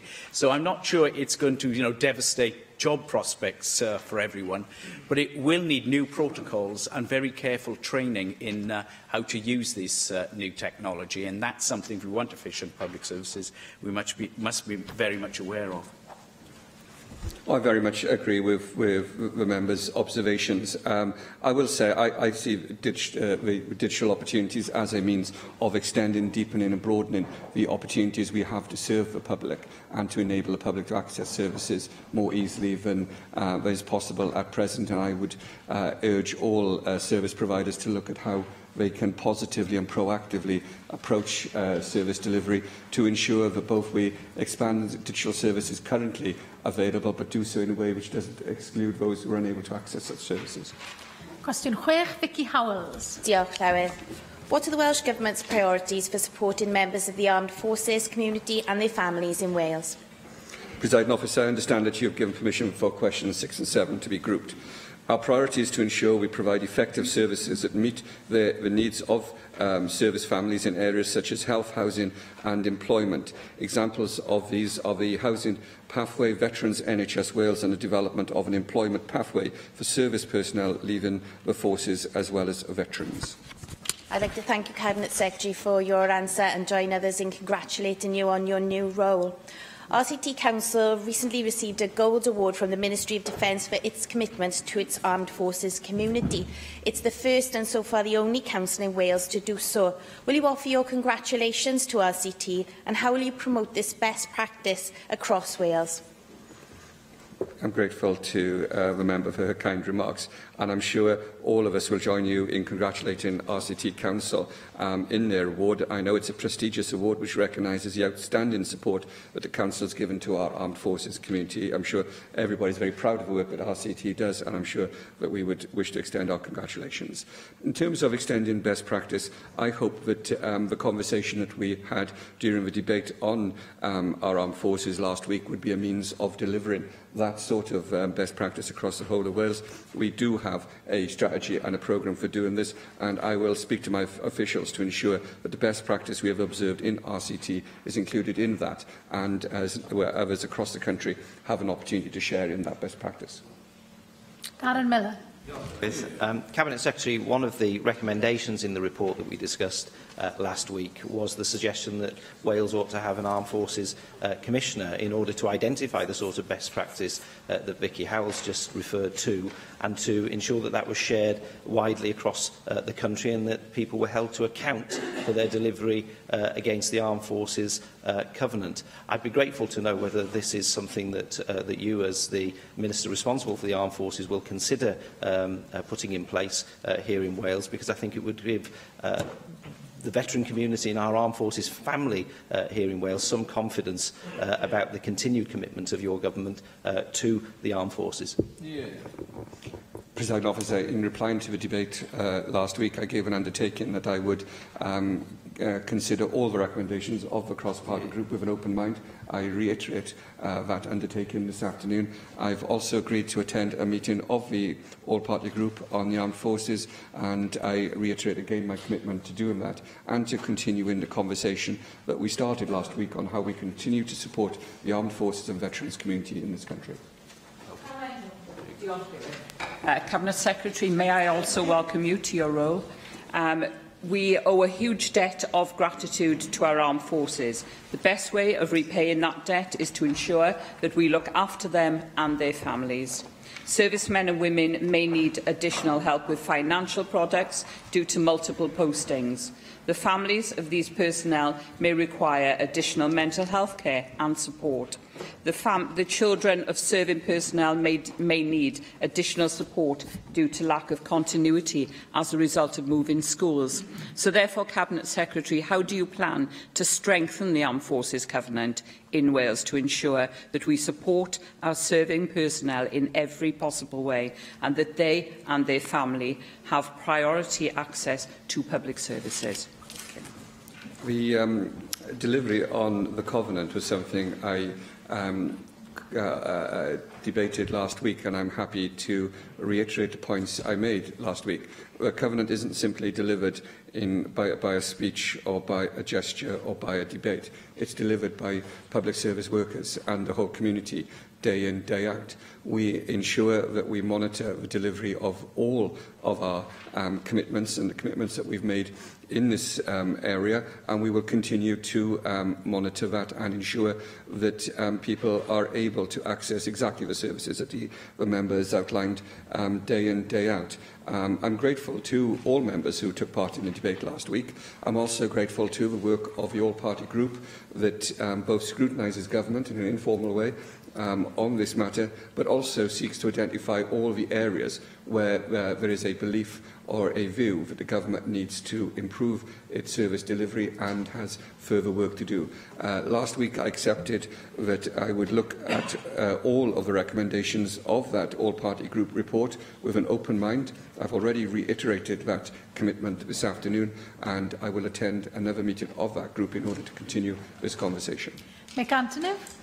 Secretary, one of the areas of concern I have about the support that we give relates to that of residential care. I mean, I have an ex-serviceman in my constituency who's done numerous tours in Northern Ireland and various parts of the world, significantly suffers from post-traumatic stress, but he's had no success in finding residential care place that he needs locally, only being offered places in Shropshire and Scotland, and again, not that those are actually funded. So I was wondering if there was a possibility of reviewing the provision of services in order to ensure that every ex-service person that needs residential support can actually have it and get it when they need it locally, or if it's not available locally, that there would be some funding mechanism to support it elsewhere. The member makes a very good and important point. It's a point that's also been made by the member for the Cannon Valley. I accept the point that he makes. Current research points to community-based treatment close to an individual's home and community is the most effective method of treatment. The member will be aware that earlier this month the Cabinet Secretary for Health and Social Services announced an additional £100,000 of recurrent funding on top of nearly £600,000 that the Welsh Government provides annually to fund the Veterans NHS Wales. This provides additional support and care for veterans with dedicated veteran therapists located in each health board area. They offer a range of evidence-based psychological therapies for a range of common mental health problems to improve the mental health and well-being of veterans in Wales. If the member is concerned that that isn't currently delivering for the constituent that he is referring to, then I'd be grateful if you could write to me, and I'd be happy to take that matter forward. Mohammed Ashkar. I also congratulate Cabinet Secretary of his new post. The thing is, as there were last week debates, you know, there was post-traumatic syndromes in the veterans, and also you just mentioned mental health issue in armed forces veteran is pretty common, and we have to look after them. I know you have not closed the door on the idea of creating armed forces commissioner in Wales to coordinate and provide the support they need from public sector organisations. So could I ask you to commit for making a statement on this issue in the early new year, please? Presiding Officer, I've given an undertaking. I'll discuss this matter with the all-party group, and I will certainly make a statement to the National Assembly after I've had an opportunity to have those discussions with the group. Rhiannon Passmore. Diolch. Cabinet Secretary, will you agree with me that there was no greater champion from the Senate of our Armed Forces than Carl Sargent? As Cabinet Secretary of Communities and Children, Carl last year outlined in the Chamber Welsh Government action to support our armed forces and veterans, such as the innovative housing referral pathway to ensure former members of the armed forces community are supported to find suitable accommodation and avoid homelessness, a devastating seeming outcome of armed service. The Keep Safe Cymru for Veterans, a creative and highly valued initiative which allows veterans with specific health need additional support from emergency services in times of crisis. Cabinet Secretary, what actions, therefore, will the Welsh Government take to build on Carl's passionate work and legacy in this area to ensure that we continue to value our ongoing duty of care to those who have given their all, our veterans and their families, and continue to play our part in the repayment of a collective debt and duty to them? Presiding Officer, I think members across the whole Chamber paid tribute to the work of Carl Sargent during our debate last week, and I was certainly very happy to add my voices to those tributes. Carl, in many ways, led the work of the whole government on this area, and the fact that Wales is recognised as the leading country in the United Kingdom in terms of providing support to veterans and service families and the service community is testament to the work that Carl led. I will say to the member, we'll continue to work with the expert group that was established to ensure that we are able to respond to all the issues which are raised by the service community in this country, whether it's the health issues that have been raised this afternoon or other housing issues or employment issues that have been raised on other occasions. We will work with our key partners across the community and throughout public services with newly appointed Armed Forces liaison officers. We will ensure that we deliver on the Armed Forces Covenant consistently across the whole country throughout the whole year. Diolch i'r ysgrifennydd Cabinet. Yr eitem nesaf felly yw'r cwestiynau amserol. A'r cwestiwn cyntaf, Russell George. Diolch, Presiding Officer. Given the announced 23% overspend on the project to dual the A465 between Abergavenny and Hyrwain, will the Cabinet Secretary confirm where the additional resource to fund this will come from? Yes, the increased expenditure is spread over 3 financial years between now and the end of construction, and future budget profiles will reflect these increases. Thank you, Cabinet Secretary, for your answer. We've heard from businesses, of course, who will face a financial difficulty due to delays, and there are the obvious frustrations and inconvenience to residents. Can I ask, when did you become aware that the project would likely to go into an overspend situation? What provisions were made by the Welsh Government to cover potential cost overruns of the scheme? And also, if the Welsh Government is liable for a proportion of the total cost of the overspend, what is that proportion? And if you don't know what that figure is, then can I ask why not? And how was a procurement contract agreed for a project of this scale without your government protecting taxpayers from an overspend, which they're not responsible for if that's the case? In addition, I want to ask what independent technical advice was sought by the Welsh Government in relation to many of the complex challenges associated with the scheme, importantly, before the tendering specification was drawn up. I'd like to thank the member for his questions, and I've already said to members previously that I'd welcome any referral of businesses or indeed individuals or self-employed people who are suffering as a consequence of the roadworks on this particular stretch to be brought forward to government with a view of us assisting. I can say that I was the moment that I was informed of costings problems in delivering this hugely ambitious scheme, I ordered an immediate and comprehensive commercial review, which has now reported back. I can confirm as well that officials took specialist and commercial and legal advice on these matters, and the resolution and negotiation of such issues is a confidential and commercially sensitive process. But the contract is absolutely clear. The contractor is currently exposed to a greater level of financial risk from the overspend than Welsh Government. Their financial exposure should motivate them to reduce their level of risk. I'll outline the process by which we entered into a contract with Costain, and this is a hugely significant engineering and construction project, but I don't think there's any hiding my disappointment at the contractor's overspend and programme delay. We used the early contractor involvement process and also industry standards, terms and conditions in order to ensure that Welsh Government's exposure to risk was reduced as much as possible. And the ECI approach is intended to bring in, at a very early stage, a contractor's expertise of buildability, ability to innovate and approach to effective management of risk in order to influence design development. I think it's fair to say that a complicated scheme such as Section 2 of this project is, in theory, very well suited to an ECI contract. But there was also a hold point in the contract between Parts 1 and 2, which enabled either Welsh Government or the contractor to terminate the contract without penalty. It enabled Costain not to enter into the construction contract without penalty should they have felt that, based on all of the information that they held, their projected outturn cost would not be realistic. That said, Costain went ahead regardless, and I am determined that we will do everything we can to protect taxpayers from the additional costs which we are assessing currently.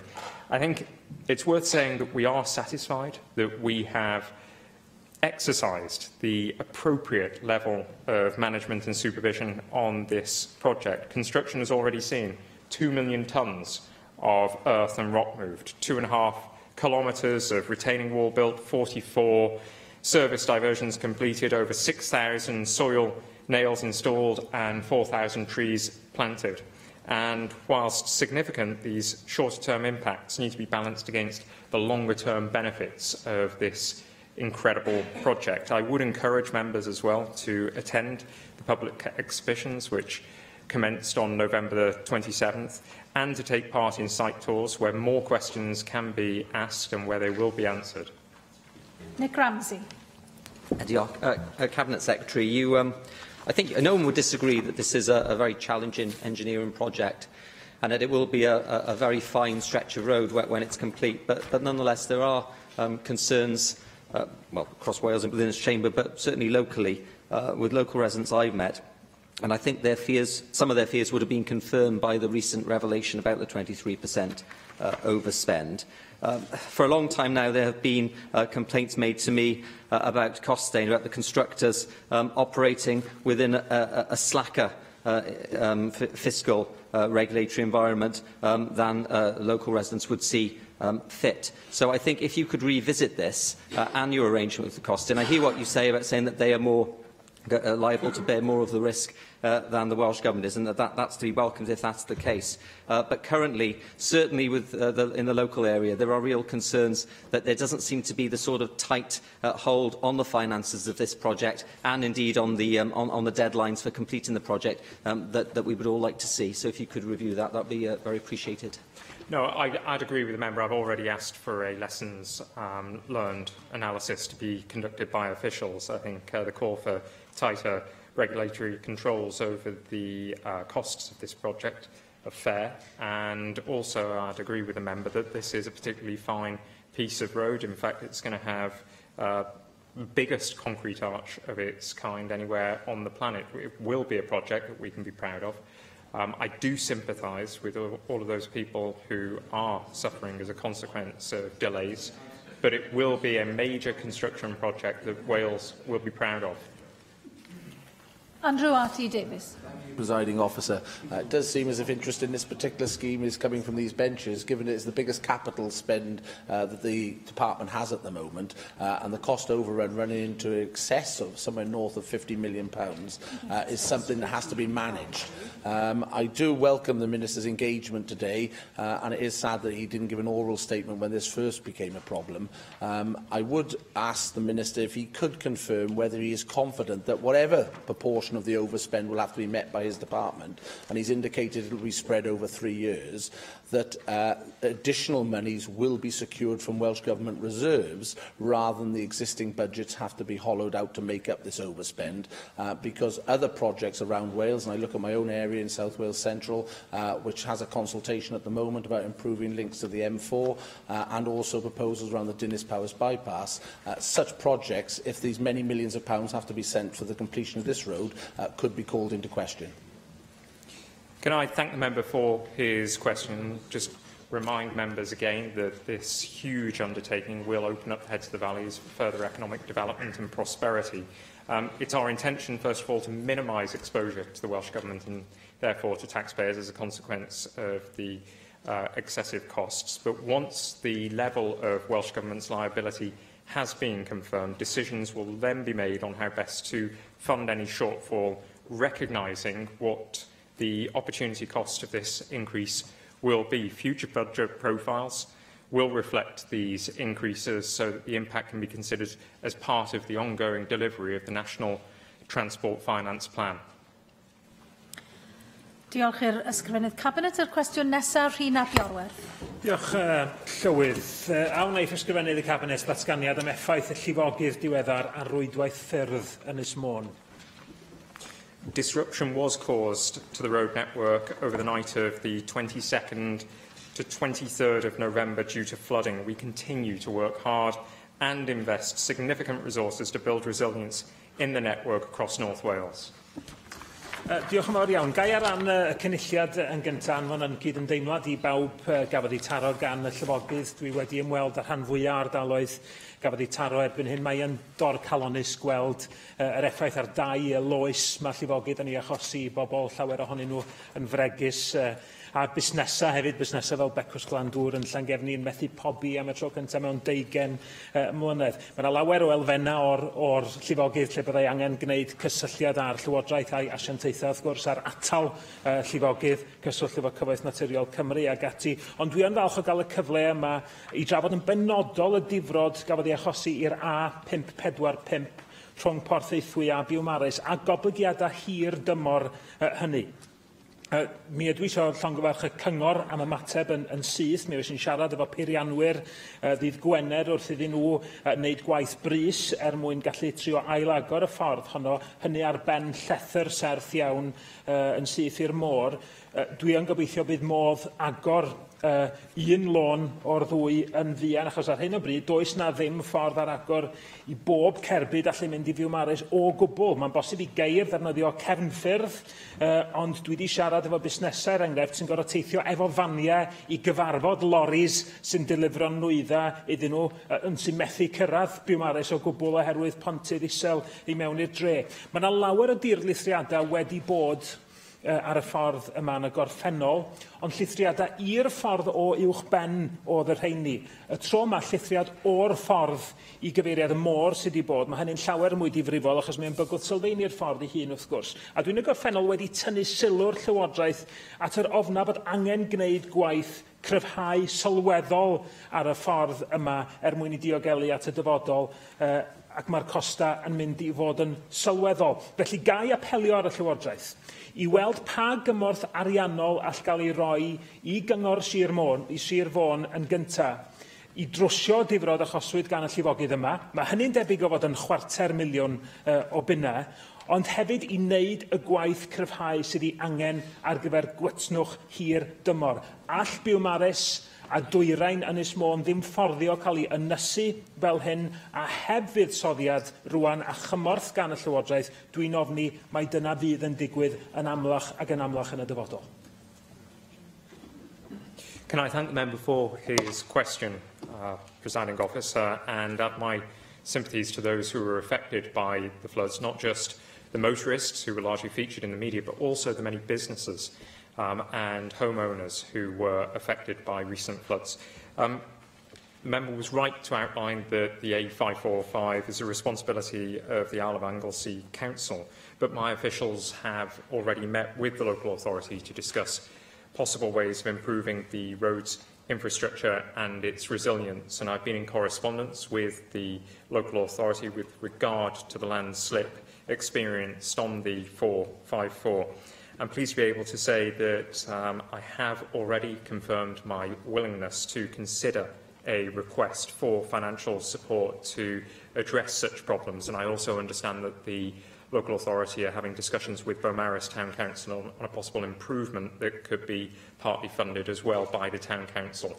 Between all of us working together, I hope that we will be able to bring greater security to the people of Beaumaris and indeed Anglesey, and ensure that future floods do not affect people in the way that these floods recently have done. Diolch i'r ysgrifennydd Cabinet. Cwestiwn nesaf felly gan Darren Miller.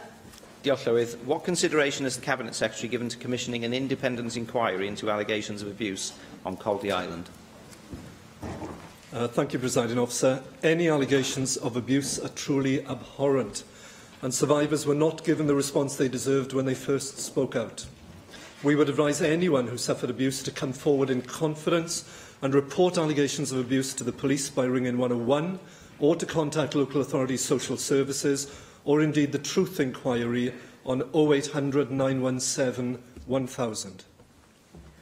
Cabinet Secretary, thank you for that response. Like you and everybody else in this chamber, we were appalled and shocked at the allegations which have emerged in recent weeks of abuse by a monk on Caldy Island. 11 women so far have come forward to say that they were abused by Father Thaddeus Kotick when they were children.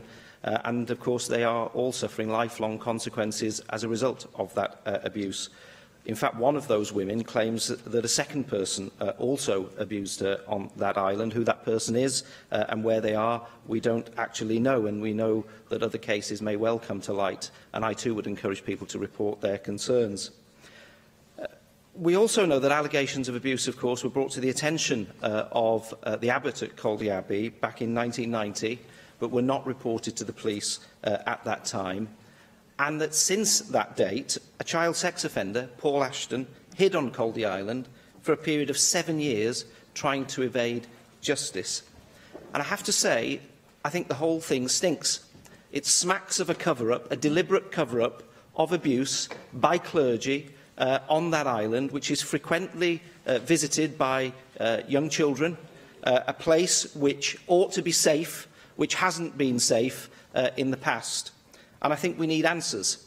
We need answers as to who knew what, when, and why the Abbey didn't report things to the police when they ought to have done when things were brought to their attention. We also need to know when Pembrokeshire Social Services Department knew about these claims and what action they may or may not have taken in the past to protect young children actually visiting that island. I'm appalled by this, and I think that it would be wise to ask you to organise an independent inquiry into what went on, because we do need to learn lessons, and we need to be confident now, particularly given that we don't know who this second person is, that young children are safe visiting that island in the future. School trips are still going on, Cabinet Secretary, and we need to be sure that those children are protected from abuse.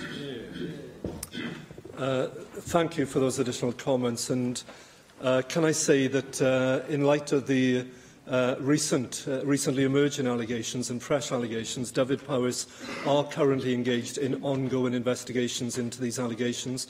And as such, I hope you'll understand, Darren, it's not appropriate for me to comment further at this moment because of the risk of jeopardising the police investigations and inquiries. But members will also note that the Children's Commissioner has written to Caldy Island themselves to seek assurances, but also that she has said it is at this moment too early to call for an inquiry, not least because of the detail that is still emerging and also because there is a police investigation currently live underway.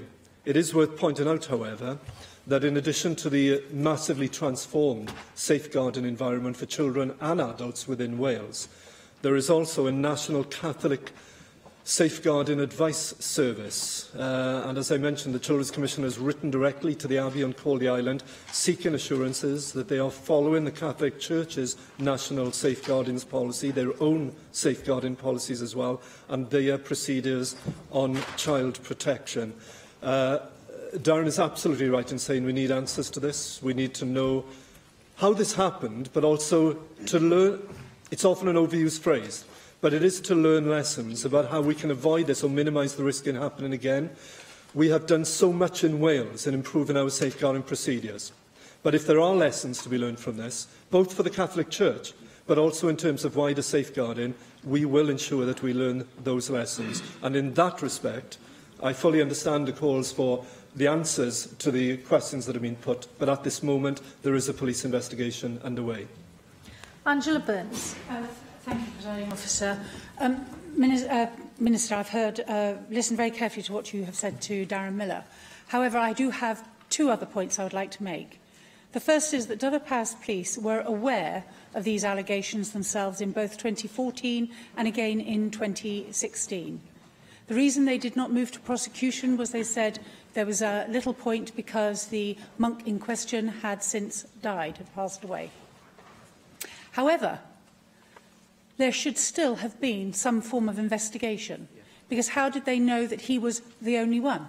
How did he know that he didn't have conspirators in terms of the cover-up? How did they know that there may be other children put at risk? I'm not overly impressed with the actions of Dyfed-Powys Police on this matter, and I would like to ask you, as the Minister, to write to them in the strongest terms for them to actually investigate how they acted, and whether or not they took the appropriate action at the time, because I think that they have been found wanting on this matter. They should have looked at it and not just said, well, never mind, the chap's dead, it's an irrelevancy. And I do not think they should be allowed off the hook on this. The second point I'd like to talk about is the fact that I wrote last week to the abbot at Caldy Island, and I asked him if he would refer himself or set up an independent and a full investigation to be carried out by another independent organisation. I appreciate that you feel that you cannot move forward because of the current police investigation. However, I thought on this further, and as I'm sure you are aware, the Catholic Church themselves have an ongoing independent inquiry into the sexual abuse and exploitation of children in the Roman Catholic Church. I appreciate that at the moment they are looking at the Benedictine congregation, but I wondered if you, in your capacity as Minister, would write to that inquiry and ask them if they would also look at the Cistercian order on Caldy Island, because they do have a wider remit than just the Benedictine congregation. And I think it's very important that the Catholic Church are struggling with this issue, and that this is yet another example of where I think they should be looking at it to ensure that there is not systemic abuse going on within any of these organisations. Thank you again for those additional comments and queries. And you're right in that there is a separate review within the Catholic Church itself of its safeguarding arrangements. And we also note that the independent inquiry into child sex abuse is considering issues of failures of religious institutions as part of the UK-wide inquiry. And I can confirm that my officials have been in touch with the inquiry about the reported abuse. And we will, of course, not only keep a close eye on the way that that inquiry proceeds, but also seek to learn lessons from the inquiry's wider findings into religious bodies, into the investigations on religious institutions.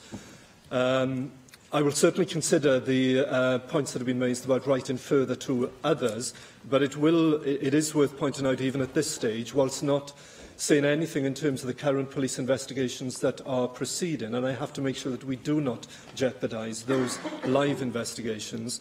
My officials will, under my instruction, request that both Cysur and the Mid and West Safeguarding Board keep me fully, and the Welsh Government fully updated on progress so far with the investigation, but also whether there are any current shortfalls in arrangements, and to keep me up to date with that. and I will certainly also write to the National Catholic Safeguarding Advisory Service to seek their assurances, both on historic matters and on current issues as well. And I will go back and speak to my officials on whether there are additional reassurances that we can give in light of the points that the member has raised. Simon Thomas. Thank you, Presiding Officer. And in addition to the questions that have already been raised, I think it is important to underline that Caldy is a place of pilgrimage and sanctuary that has been in the Christian tradition for over 1600 years in Wales, and people will continue to go there. And the current monks, though they're not directly involved in this scandal, are the inheritors of the tradition there, and are therefore the keepers of, quite literally, the keepers of the flame in terms of the standards that need to be upheld on the island. What concerns me from what I've heard and read in the press and your reply today is that even at the time that the original complaint was made, the rules in place then, even then, you've talked about the improvements since, but even then, the rules meant that that complaint should have been referred to the police then. And that it wasn't, and the then abbot, not the current, but the then abbot, in effect covered it up. And that is a pattern of behaviour that we've seen wider, not in the Catholic Church only, but in church institutions. In all institutions, let's be honest. It's an institutional thing. Though you've, in reply to other members, you've talked about the Children's Commissioner writing to ascertain procedures are in place, what I'd like to hear from you today is that the Welsh Government will do that, and ideally that you can give assurances here to the Chamber today that you have either seen or have had assurances about the protection procedures for not just children but vulnerable adults as well on Caldy Island, and that these procedures are ones that are not only in place but are actively followed, and that the right training has been placed to ensure that the situation is being resolved if anything were to happen today. It's not just historic. It's not that the procedures were bad in the past. They weren't even followed. There was a deliberate cover-up, and it's not that long ago, and we must be assured that can't happen again. And Simon reminds us of the fact that whilst we cannot ever rule out any eventuality of an instance of abuse on a child or an adult, we do recognise that it is incumbent upon us as Welsh Government, not only police, not only safeguarding boards, but to be active within our determination, not only to deal with the historic issues that have been raised today in the Chamber, but also to ensure that we absolutely minimise the chance of this happening. We have indeed, across Welsh Government, previously taken such action, not only in terms of changing the whole landscape of the safeguarding environment in Wales, both for adults and children, with the National Safeguarding Board, children and the Adult Safeguarding Board, but also in our response to for example, the Waterhouse recommendations, where right across the piece, if there were lessons to be learned and actions to be taken, we took those actions. And the same, I say to you, we will do again now. And we're not taking a passive role in this. My officials are actively engaged with both what is currently going on and the allegations emerging, but also what lessons can be learned from the historic allegations as well. We need to make sure that we keep to the absolute minimum the chances of this happening to any individual. He rightly points out the fact that Caldy Island, currently mired within the allegations that have come forward, also for many people, is a place of religious sanctity. And we have to make sure, and it's incumbent upon us, as well as those acting on the ground, Dyfed-Powys Police, the safeguarding boards, the Pembrokeshire Council and others, to make sure that we put in place the safeguards collectively, that this cannot happen and that we learn the lessons. But I'm afraid you have to understand that I don't want to comment further, particularly while there is a live investigation going on, but we will learn what lessons arise from this. Diolch i'r gweinidog. Yr cwestiwn nesaf felly, Leanne Wood. Diolch. Will the Cabinet Secretary make a statement on the implications for Wales of the UK Government's Brexit impact assessments following their release on Tuesday? So the UK Government's sectoral Brexit reports were sent to the Welsh Government late on Monday. They are now being studied to ascertain what, if any, new insights and implications they contain. We believe that these reports should be in the public domain, but that is a decision which only the UK Government can make. Cabinet Secretary, I'm sure that the Brexit impact assessments passed on to you were redacted or incomplete, just as they were for the Brexit Select Committee at Westminster. The UK Government are in contempt of Parliament and are showing nothing but contempt for Wales. This is crucial information that needs to be revealed. We need those 58 sectors analysed fully so that we can prepare Wales for any adverse impacts from leaving the single market or the customs union. And I hope that pressure can be put on them at both ends of the M4 for those assessments to be published in full. Cabinet Secretary, have you been given sufficient information to conduct Wales-specific sectoral analyses? If not, what can you do as a government to ensure that enough economic intelligence exists for Wales to be able to provide for Brexit? Can you publish your own economic forecasts for the different Brexit scenarios? And will you provide support to businesses and exporters ahead of and following the UK's withdrawal from the European Union? Sorry, the Leader of Plaid Cymru is absolutely right that the documents sent to us were the heavily edited versions sent to the House of Commons Select Committee, despite a binding vote in the House of Commons to release the documents in full. Those documents are being studied in the Welsh Government, but I think we can already align ourselves with the conclusions of Michael Russell, the Scottish Brexit Committee, when he said in his letter to David Davis yesterday that whatever else they may contain, it is clear that these reports do not contain any actual impact analysis. In the Welsh context, the Welsh Government has been able to conduct analysis of that sort. We published a set of annexes to the White Paper, which we published jointly with Plaid Cymru in January, which did set out the economic analysis that lay behind the conclusions we drew in that White Paper. Our Brexit and Fair Movement of People document included extensive analysis from King's College in London and from the University here in Cardiff in relation to migration and its impact sectorally here in Wales. We will publish, as I promised to the European and Additional Legislation Committee last week, more detailed sectoral analysis, which is currently being undertaken for us by Cardiff University, and we hope to be able to put that into the public domain in January. Neil Hamilton. Well, I'm surprised to hear the Cabinet Secretary criticise the UK Government for lack of openness and transparency in this respect, because researchers from my office on the 13th of October made a similar request to the Welsh Government, to the First Minister, to publish documents relating to the Welsh Government's understanding of the impact of Brexit upon Wales, and the response which we got was this.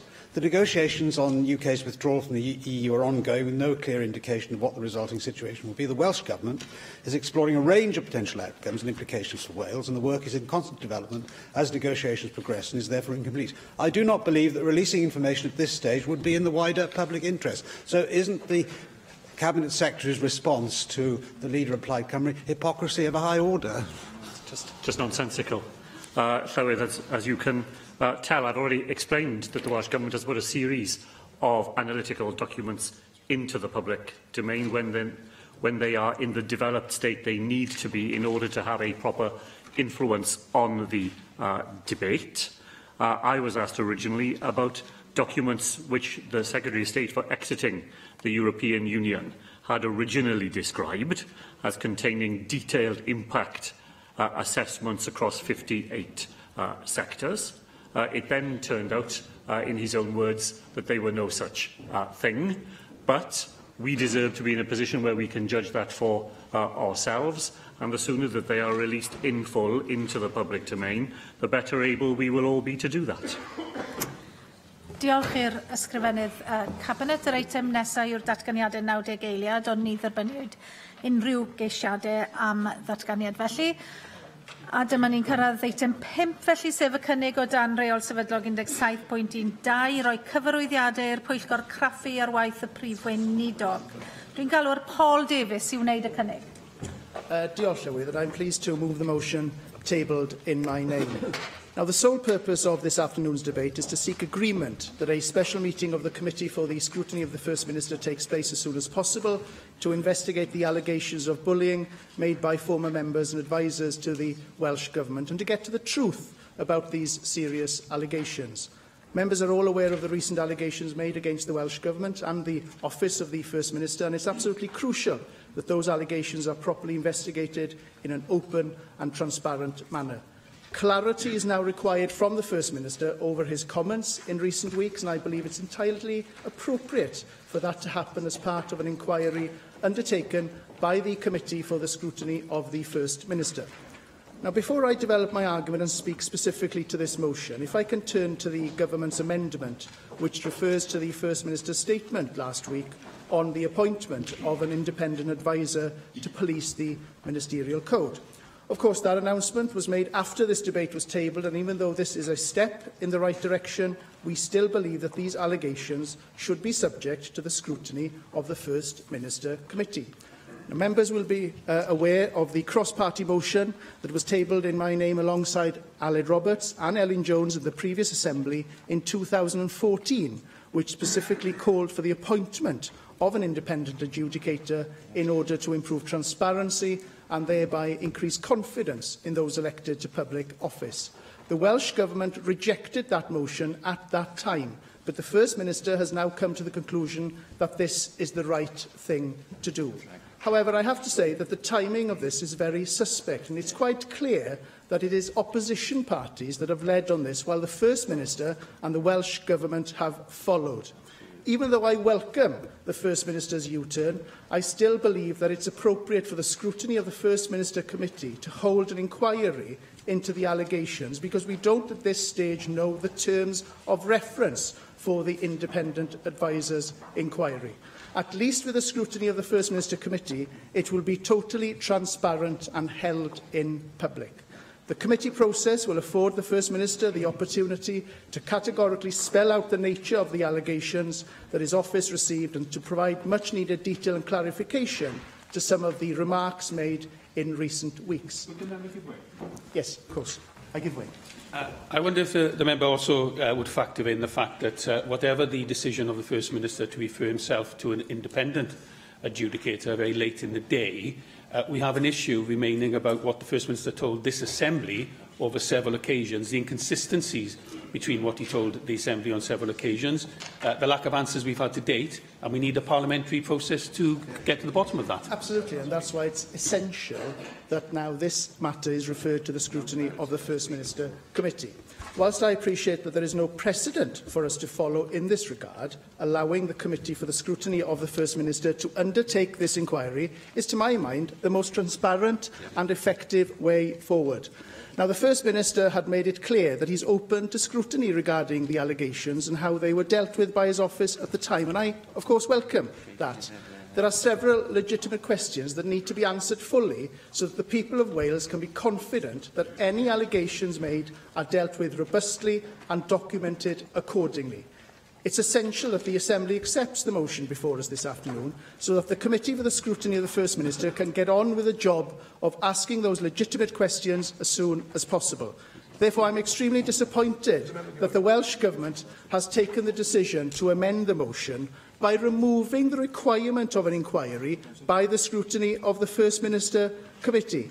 As I mentioned earlier, we don't know the terms of reference for the independent adviser's inquiry and whether evidence to that inquiry will be subject to public scrutiny. It seems to me that if the Government don't want an inquiry by the scrutiny of the First Minister Committee, then it suggests that it will only accept scrutiny on this matter as long as it's on its own terms. Indeed, the First Minister refused to rule out whether he'd even vote on this motion this afternoon when he was questioned yesterday, again sending yet another statement that scrutiny of himself and his office will only happen on the Government's terms. Whilst there is nothing in the current standing orders that prohibits the First Minister to vote on this motion, is it morally right for the First Minister to set the agenda regarding his own scrutiny? I would argue that there is a conflict of interest here, and I would hope that the First Minister will use his discretion and not participate in the vote this afternoon. And I give way. I'm very grateful to the member. We obviously all welcome the creation of an independent adjudication process, but as has already been said, that should never mean that the First Minister then does not subject himself to ordinary parliamentary scrutiny by members of this place.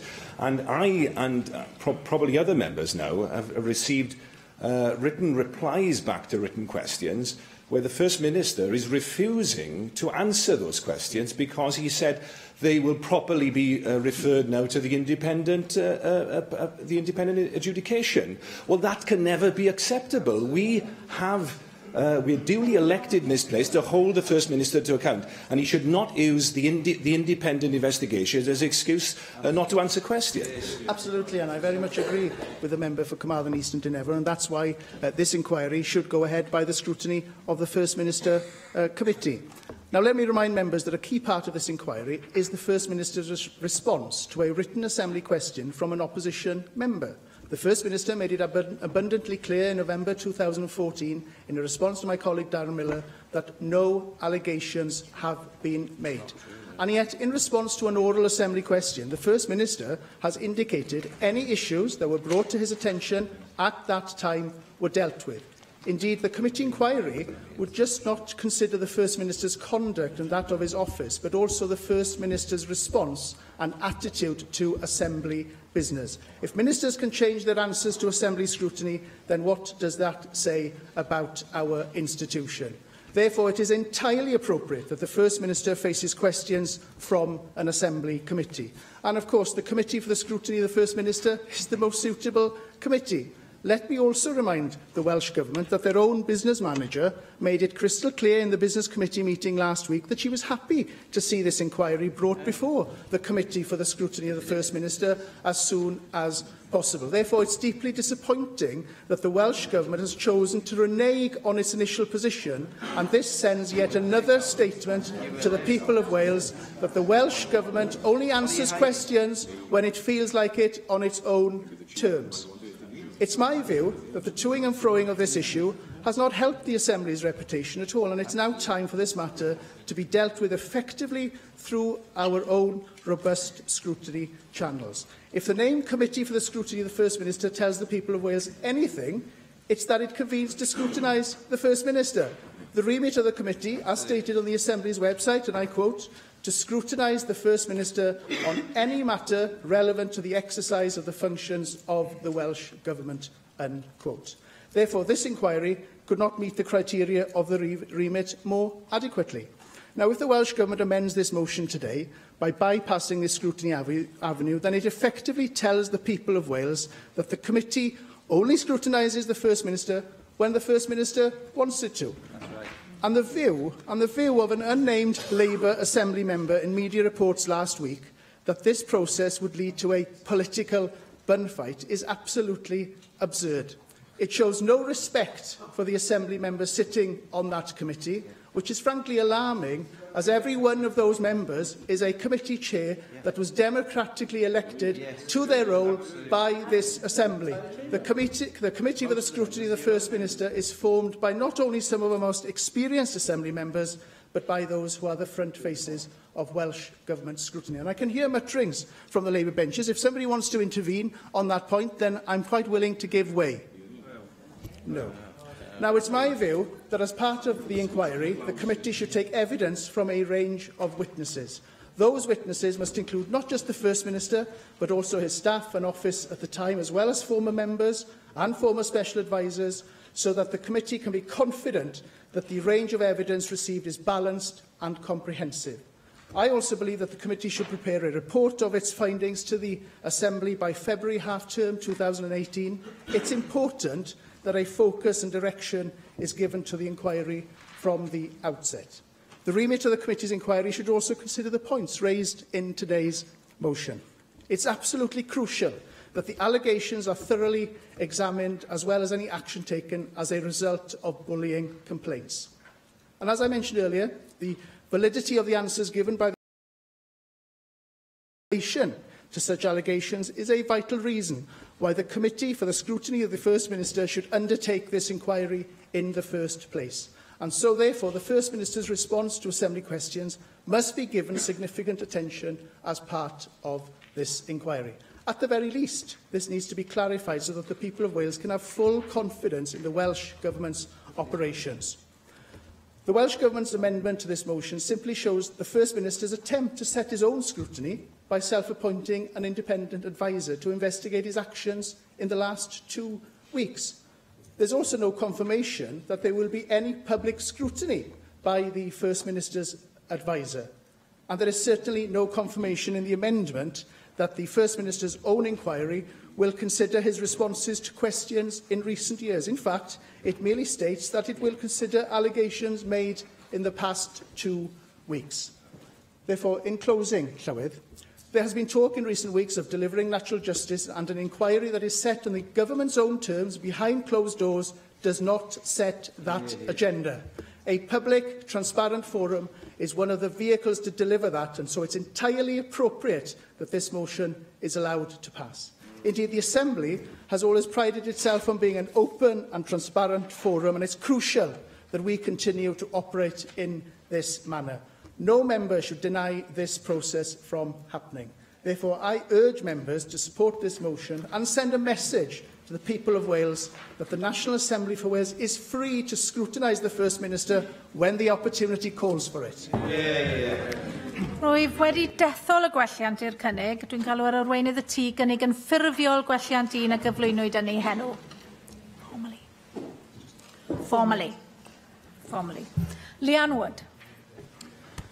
Diolch, Llywydd, and I'm grateful for the opportunity to set out Plaid Cymru's position on today's motion and on the Welsh Government amendment. These are difficult circumstances which make it all the more vital that light is shed on the events that have been raised as a concern. We're all aware of the allegations made about bullying within the Welsh Government dating to 2014 and the discrepancy over which specific or official allegations were made. To date, attempts to scrutinise the First Minister on this have not got to the bottom of the type of issues that were raised. The answers given by the First Minister in First Minister's questions last week had more detail than the previous week's answers, but still did not answer some basic questions. Those unanswered questions include: what issues were raised and how were they dealt with? Was a report produced or was a report provided? Was there civil service involvement at all? Those questions may well have answers, but those answers have not yet been provided. Could I add further to those questions? Because these are the very specific allegations made by Leighton Andrews. Was a formal investigation requested of the First Minister in response to the allegations or the concerns or issues that he raised with the First Minister? It would be good to have answers to that and all the other questions as part of this debate, but failing that, they do need to be answered somehow. Now, the Plaid Cymru position on this has been to advocate greater scrutiny. We want as many of the facts to be established as possible. We note that the First Minister has said that he's ready to face scrutiny. Yet today's Welsh Government amendment manages to close down one route for that open and transparent scrutiny to take place, even if it does create another route. The First Minister announced last week that he's listened to those who have called for an independent referral process and that the Ministerial Code has been amended. And Plaid Cymru has, of course, long called for the establishment of some kind of independent adjudicator to police the Ministerial Code. It simply is not right that the First Minister is police, judge and jury when it comes to ministers' behaviour, and it's especially not right that he is responsible for policing his own behaviour.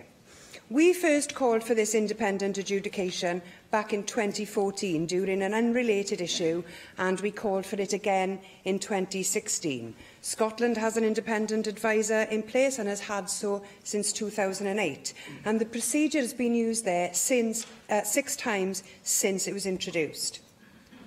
So the change of position on this point from the government is welcome, but it begs the question: why did it take this, albeit poorly worded, motion to force the government to take action?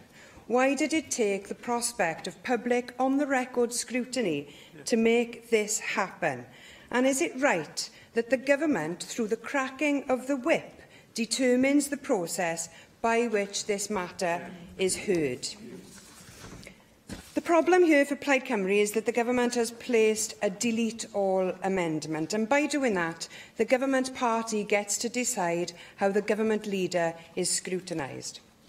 We've long wanted this type of surveillance of the ministerial code, and had the government done this before, they may well have avoided some of the problems that they face today. But we cannot support one form of scrutiny being used to delete another form of scrutiny. We want the independent adjudicator as well as full parliamentary scrutiny. Now, it's likely that the government amendment will pass, and I find this regrettable. Plaid Cymru maintains that the two forms of scrutiny are not mutually exclusive. As a result, we will vote for the motion and against the government amendment. I'd just like the government party to consider this. Do you think it's a good look to be seen to be looking as though you are avoiding full scrutiny? I would argue that it isn't. If there was no bullying, and if there were no other issues that should cause us all concern in the way that the government is run and the culture of government, then a full and open process should not be feared. Arguments that this particular committee is too big and unwieldy are technical arguments. There's a principle at stake here. Do we shine a public, open, honest light on these allegations, or do we allow the First Minister to decide the process by which he is answerable? Natural justice should provide only one answer to that question. Neil Hamilton. Well, I think the leader of Plaid Cymru, in her winding up, in her speech, got to the nub of the issue. The government may use its majority in the chamber of those who are present today to frustrate the desire for transparency which exists not just in this assembly but also outside it.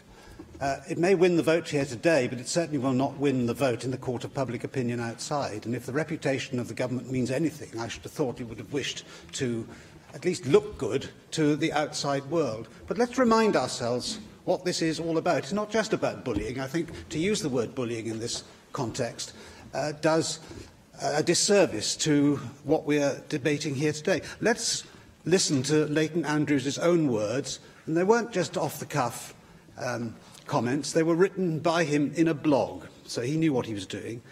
He said there had been deliberate personal undermining of Carl Sargent from within the Welsh Labour government over several years. I'm not going to name names today, but let's hope he'll do so in due course.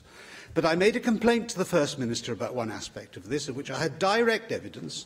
In the autumn of 2014, an informal investigation was undertaken, and I noticed that the First Minister nodded in disagreement when Adam Price a moment ago asked whether there was a formal request for an investigation.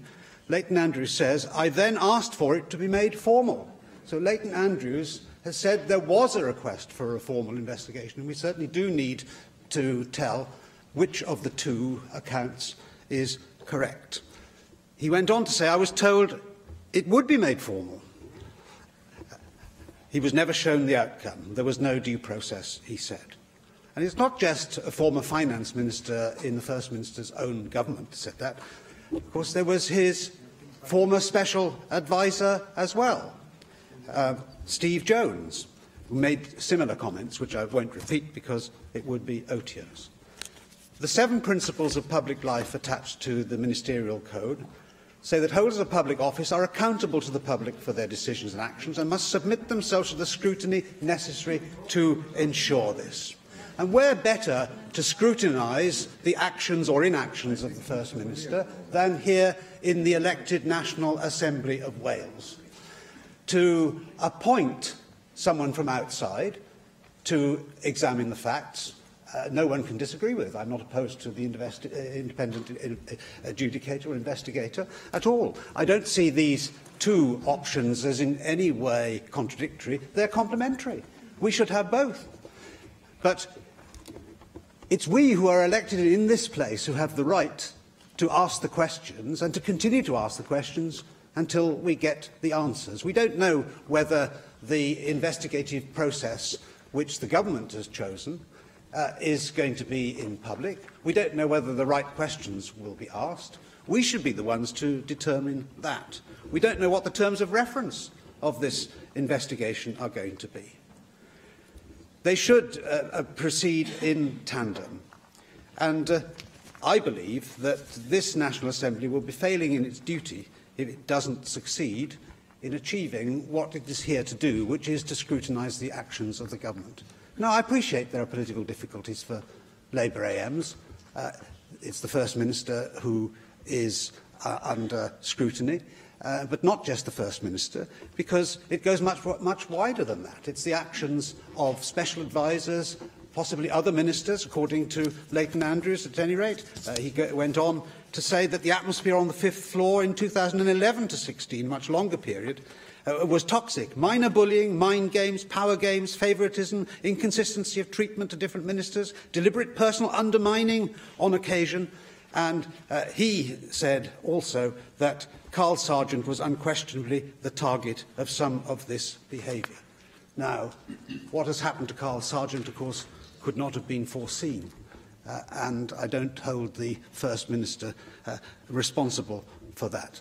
But the consequences of his inactions over the years may well have had that unforeseen outcome. And we owe it not, therefore, only to the public outside, but especially to Carl Sargent and his family to have a full and open scrutiny of the facts behind this affair. And I notice the silence from the Labour benches today. They are not just members of the Labour Party, they are members of the National Assembly. And it's simply not good enough to be Carwyn's terracotta army, there mute and immobile and silent in the face of what is clearly that has the possibility to be exposed as a major public scandal. And so I just asked the First Minister to look himself in the mirror and to come back with the answer to the question, does he really think that the public outside are going to be convinced that the kind of inquiry that he wants, self-appointed, by someone who he has chosen, with a procedure that we don't get the chance to question, questions that need to be put that we will be prevented from putting, whether that is likely to be regarded as a credible form of investigation, whether it's likely to get to the answers which everybody wants to elicit. I believe that there will be a resounding no to that in the outside world, and that the First Minister would be doing a massive disservice to the public at large, to the whole people of Wales, by trying to force through this motion here today, this amendment to this motion today. Lynn Neagle. Thank you, Clywedd. Thank you for the opportunity to contribute to this debate. I want to say from the outset that anyone here who knows me knows that as a Labour member, I have never, ever shied away from scrutinising my own side. There cannot be a minister in any Welsh Government, past or present, who I haven't asked difficult questions of, and that includes the First Minister, both in his current role and when he was a portfolio holder. I would fight to the end for the right of Labour backbenchers to come here and do what is right in the interests of their constituents and in keeping with their own values and principles. That is the way I have always worked, and this debate today is no exception. I also believe it is right that the allegations that have been made are properly scrutinised, and I welcome the First Minister's decision to ask James Hamilton to independently investigate them. But I certainly do not believe that the motion the Welsh Conservatives have tabled calling for the Committee of the Scrutiny of the First Minister to look at these allegations is the right thing to do for a number of reasons. Simon Thomas has said that using the committee would be unwieldy, and I agree with that. But I also think that a body used to scrutinising policy decisions is not the appropriate body to undertake work of this kind. Are we really expecting AMs in a public committee to try and drill down into the detail of what happened 3 years ago on the 5th floor, to look at the detail of who said what, when and to whom? I am also concerned that some witnesses, including civil servants, may feel very uncomfortable about feeding into such a public forum, but may be willing to talk on a one-to-one basis to James Hamilton. To give way to Reen. Thank you for taking the intervention. Would you accept that in the absence of an independent adjudicator, this was the only model that was open to the Assembly? Now, once the proposal was made to refer to the Scrutiny Committee, any attempt through delete all to get rid of that scrutiny process can only be seen by people outside this Welsh Assembly as an attempt to duck public scrutiny. No, I don't accept that, because we have now an independent mechanism in place. It is crucial that any investigation is not just independent, but is seen to be independent and completely above party politics. Andrew R.T. Davies yesterday made much in questions of my colleague Jeremy Miles' interview on the Sunday Politics show, suggesting wrongly that Jeremy Miles had questioned the ability of the Labour chair and the Labour members of the committee to undertake such scrutiny. That is not what he said. He said that he was absolutely sure that we would do the work without fear or favour. But he also made the point that it is crucial that the committee is seen as independent too. We all know here that politics is also about perception, and I seriously question whether the public would view the committee as being independent. Now, I do not in any way doubt the ability of the Labour chair and myself and my Labour colleagues to robustly scrutinise the First Minister on this, but it is essential that any investigation is able to complete its work and draw a line under this without questions about the political make-up of the committee undermining its credibility. I've been an Assembly member here for 18 years, and these are, without doubt, the darkest days any of us have known. I think all of us across this chamber should remember that we are all, including the First Minister, grieving for a friend and colleague. I am deeply uncomfortable that this motion has been brought at this time, and I personally want no part of it. Mick Anthony. Presiding officer, as... How dare you? How dare you? You're a disgrace. You're a disgrace. Lee Waters, I heard nothing. Mick Anthony. Presiding officer, as chair of the Constitution alleged, as chair. I am going to ask Mick Anthony to continue, and I'm sure that what he's about to say deserves to be heard. Thank you, Presiding Officer. As Chair of the Constitution and Legislative Affairs Committee, I am automatically a member of the Committee for the Scrutiny of the First Minister. At the outset, and solely in that capacity, I wish to make clear that I have decided to oppose the Conservative motion and support the establishment by the Welsh Government of a panel of independent advisers to provide a source of independent advice on ministerial conduct as required under the Ministerial Code as was set out in the written statement on the 23rd of November. I welcome the appointment of James Hamilton as an independent adviser, and I welcome the referral to him of the allegations made in relation to the conduct of the First Minister, and the fact that the report of Mr Hamilton will be published once the investigation has been completed. Mr Hamilton is a person of impeccable character and well qualified in his former role as a Director of Public Prosecutions and as a member of the Scottish Government Independent Adviser Panel, and the person who we can all be assured will investigate these matters diligently and without fear or favour. As a member of the Committee for the Scrutiny of the First Minister, now I think you should wait until I've actually developed my arguments and set out my analysis. As a member of the Committee for the Scrutiny of the First Minister, I have to add that I am not at all convinced that the approach adopted in the Conservative motion is the best way of dealing with these matters, that it is constitutionally an appropriate or the correct role for this committee. I also have serious concerns whether composition of this committee is actually capable of satisfying the necessary rules of natural justice that would apply. It is a committee that is responsible for the political scrutiny of the First Minister and his government, which is separated from the legislature in accordance with modern parliamentary practice and by virtue of the Government of Wales Act 2006. However, the Conservative motion would create a role and responsibility that was never intended for this committee and would confuse its role, and which would encroach upon and blur the separation of powers intended by the 2006 Act. It would transform the committee in this matter into a standards and conduct investigatory committee, which it clearly was never intended to be. It would give it the status of a quasi-judicial committee, or at the very least a quasi-judicial function which it is not suited for. The rules of natural justice have been rehearsed in many cases over the years in the courts and apply not just to judges and established courts, but also to judicial and quasi-judicial functions and procedures. The most established analysis of these rules emerged in a well-known leading case where the issue of conflict of interest, and in particular a potential for a perceived conflict of interest, arose.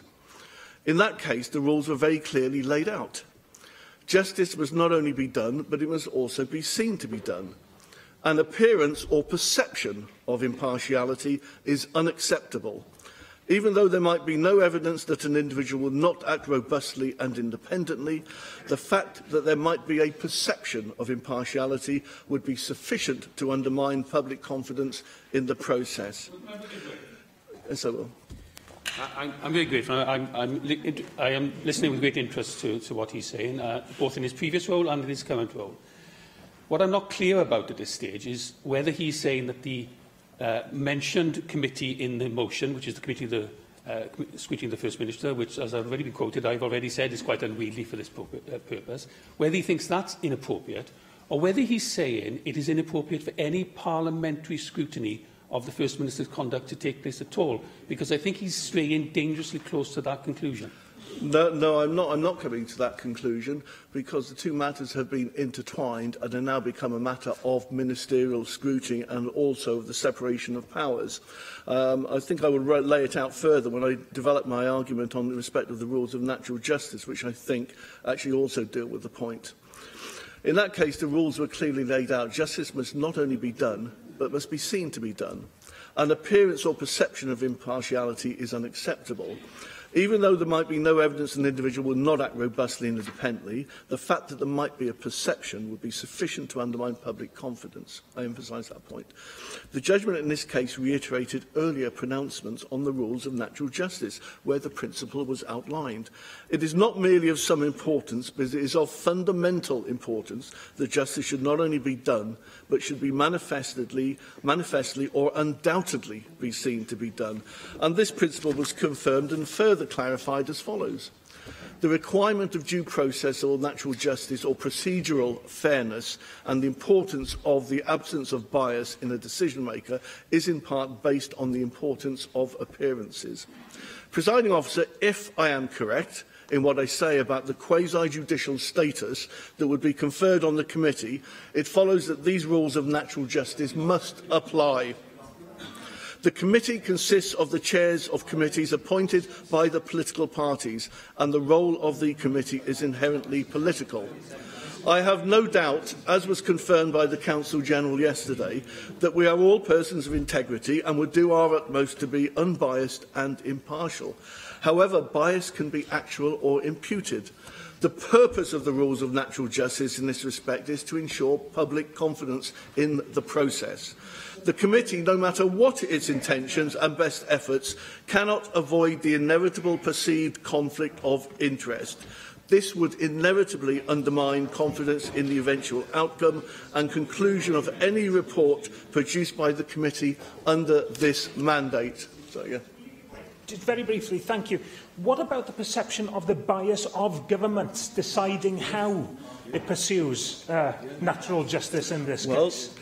The point is, if we give a body a quasi-judicial function, then the rules of natural justice must apply to it and the way it operates. So the perceptions of impartiality are absolutely fundamental, and that is why the issue of an independent advisor becomes such an important one.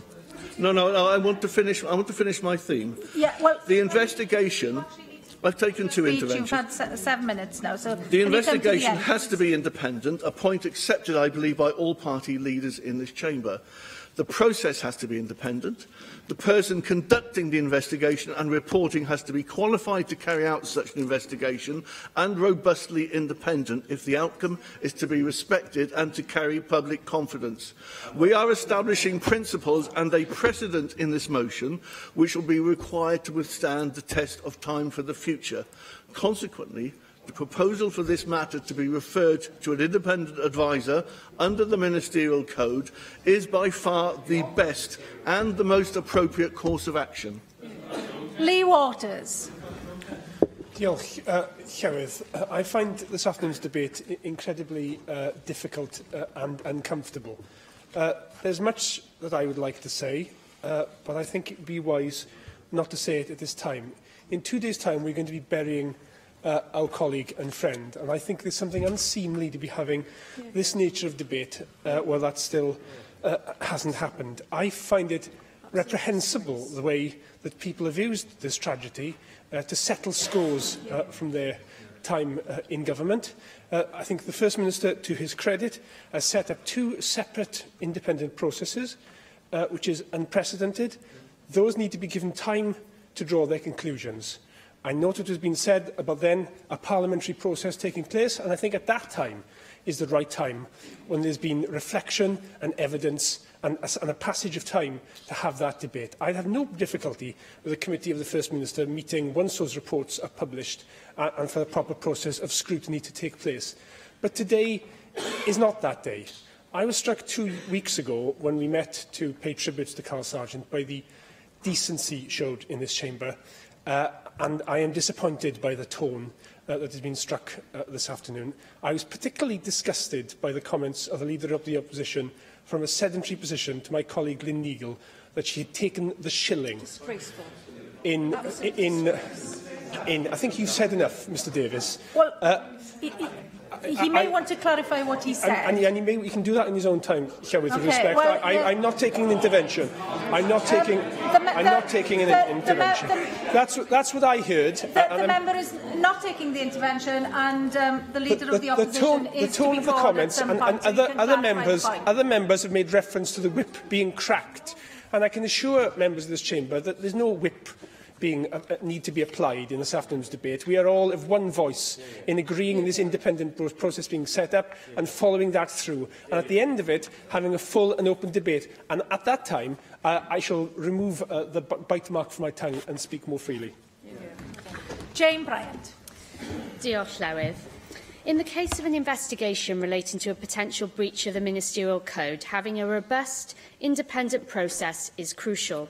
And I believe that it's right that any complaints against the First Minister relating to the Ministerial Code must be examined by an external independent adviser. This ensures an effective, rigorous and fair investigation. As the Leader of Plaid Cymru said, such a procedure is not unique. It already happens in Scotland. In fact, the importance of an independent person conducting investigations into potential breaches of code of conduct is already recognised by this Assembly. All members will be aware that the Standards of Conduct Committee operates on the basis that when a complaint is reported to the Standards Commissioner about an Assembly member, it's the Commissioner, an independent QC, who investigates the complaint. It's not the committee who investigates. So I think it's absolutely right that to consider any potential breach of the Ministerial Code thoroughly and fairly, it's entirely sensible for an independent adviser to investigate complaints against the First Minister, just as it is for an independent person to investigate a complaint against any Assembly member. David Rees. Diolch, Llywydd.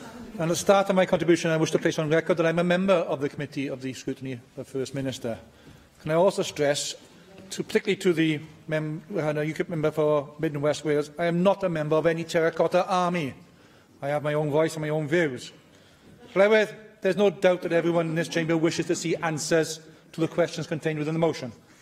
Answers which are derived from a robust and rigorous investigative process.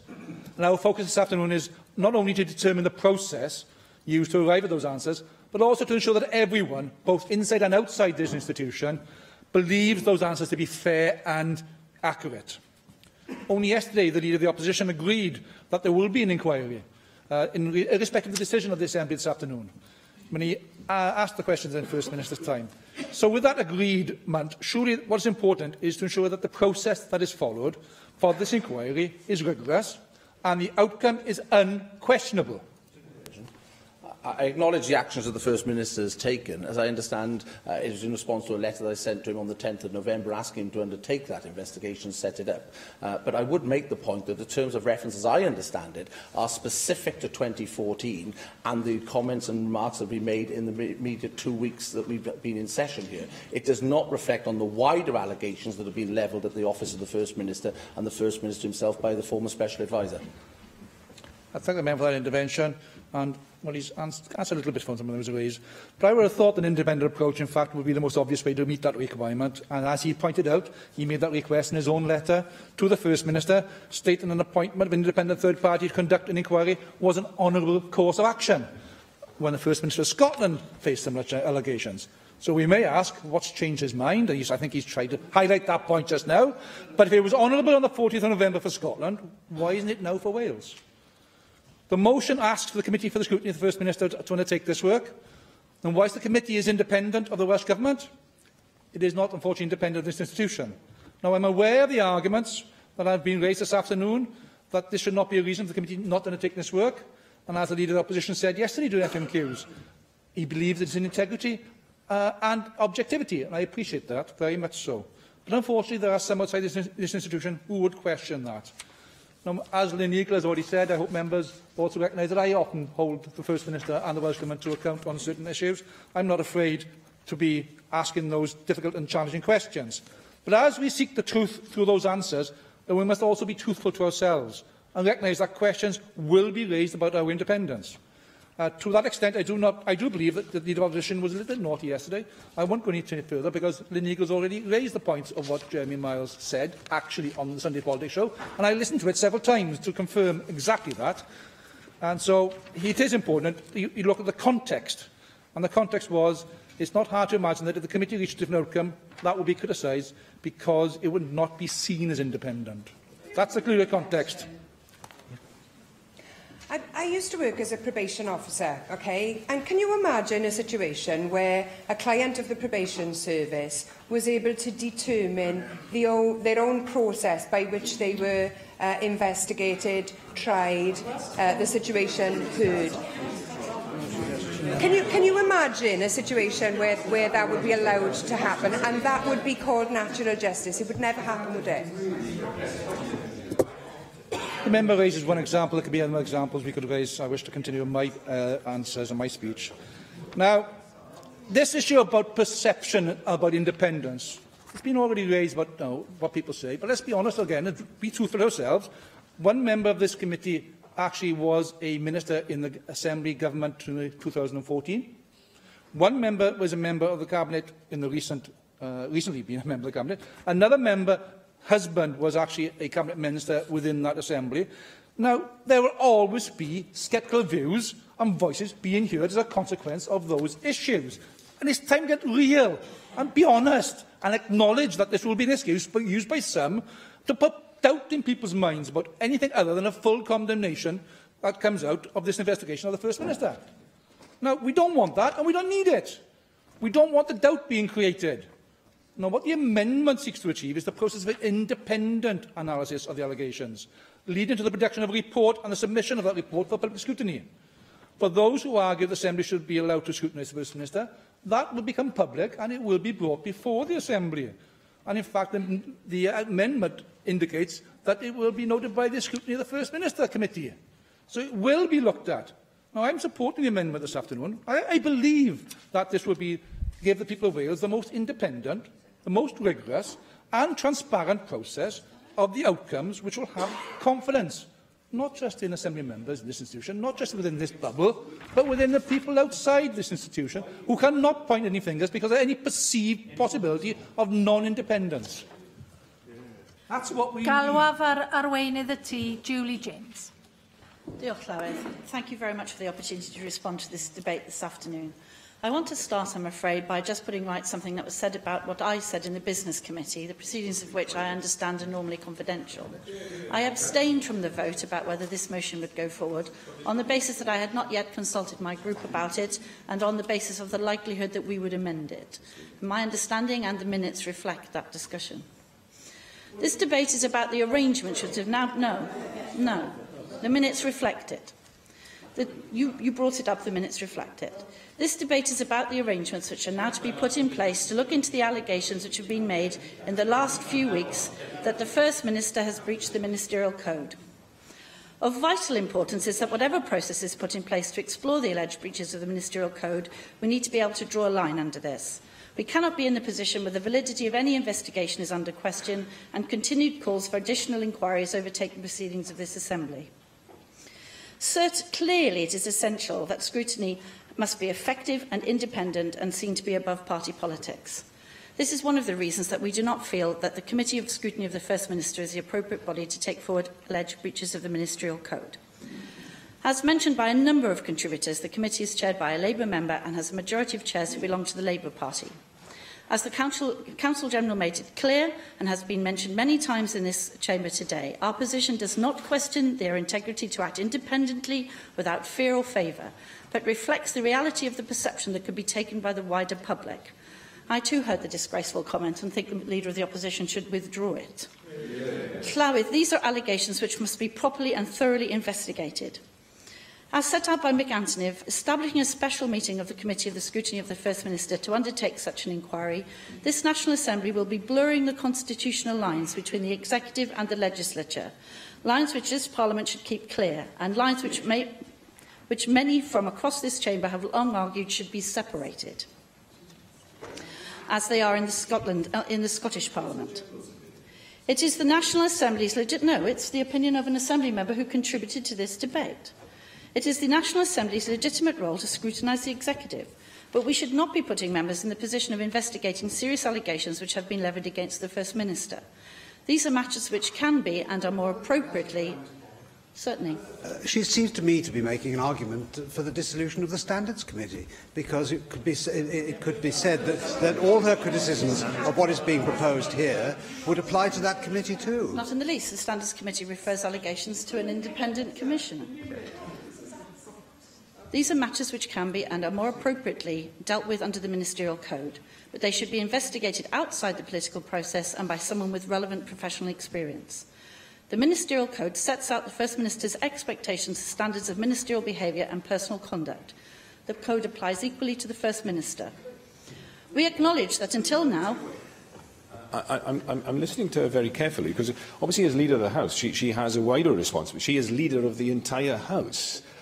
And is she suggesting that our right, our ability, in fact our duty, as members of this Parliament to ask questions of the First Minister is somehow limited, are somehow curtailed? There are some no-go areas, because, as I pointed out to her, I have now received written replies in relation to specific questions, as have other members, where the First Minister is now using the independent investigation as a shield to proper scrutiny. Surely, as Leader of the House, she would not want to defend that. No, I've made no such suggestion. The Ministerial Code sets out the First Minister's expectations for standards of ministerial behaviour and personal conduct and applies equally to the First Minister. We acknowledge that until now there has been no opportunity for independent assessment of significant concerns raised in relation to the First Minister's adherence to the Ministerial Code. There have been many calls from many in this chamber for an independent adviser to be appointed to provide a source of independent and external advice on the Ministerial Code, as happens in Scotland.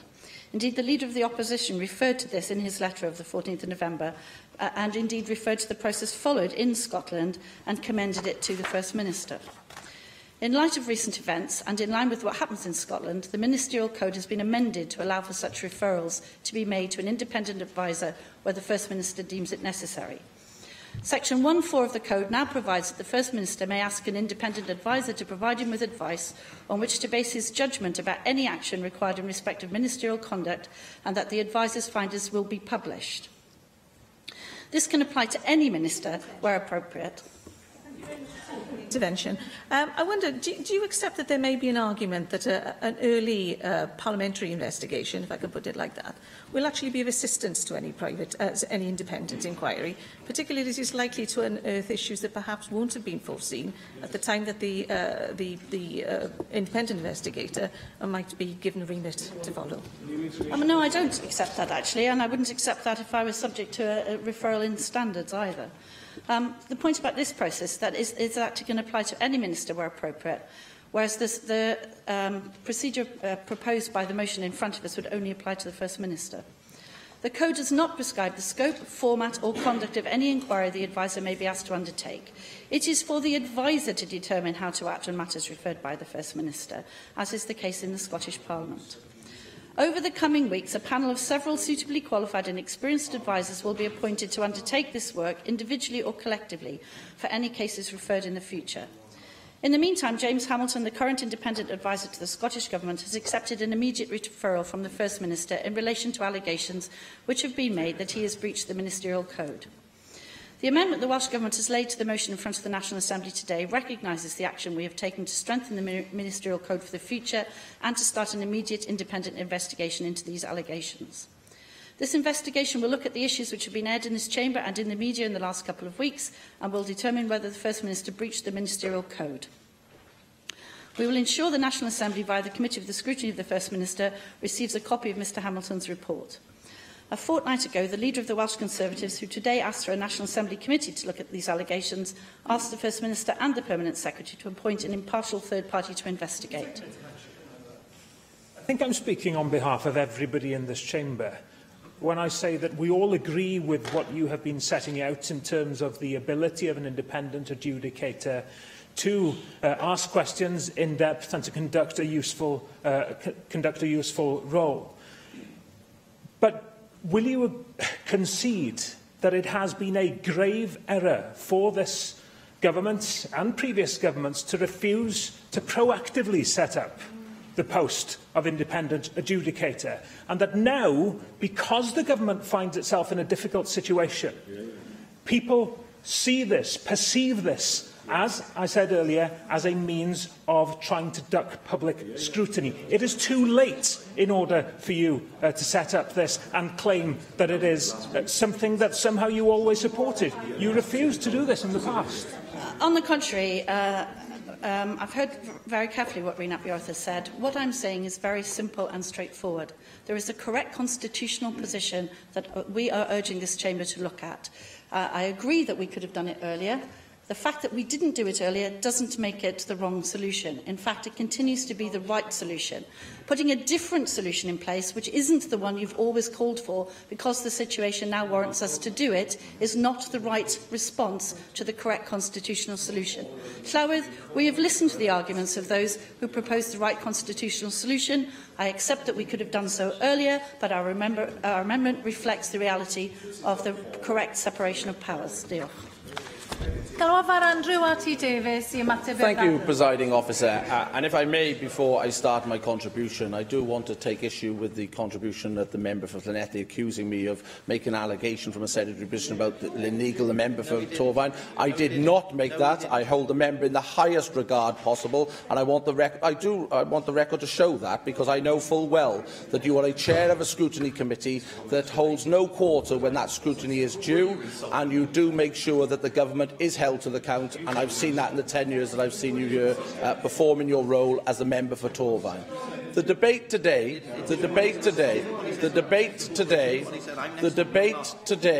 is quite clear. There is a role for this Assembly to play in scrutinising what has come to public attention over the last 3 weeks. It is unthinkable that any other organisation that had had these accusations made by senior people who worked at the heart of that organisation would not be called to account by this institution. And it is regrettable that the House will divide along party lines, and I'm assuming the party lines are being whipped from the government side for the division to take place. Because there are 3 inquiries that potentially, if this motion could carry forward, would happen. The first is the independent inquiry that the Permanent Secretary is working to establish with the family and has no relevance to what we are debating here today. The second is the inquiry that the First Minister announced only on Thursday of last week of the independent person to be put in charge of a referral by him over issues that he believes have been raised over the last 14 days.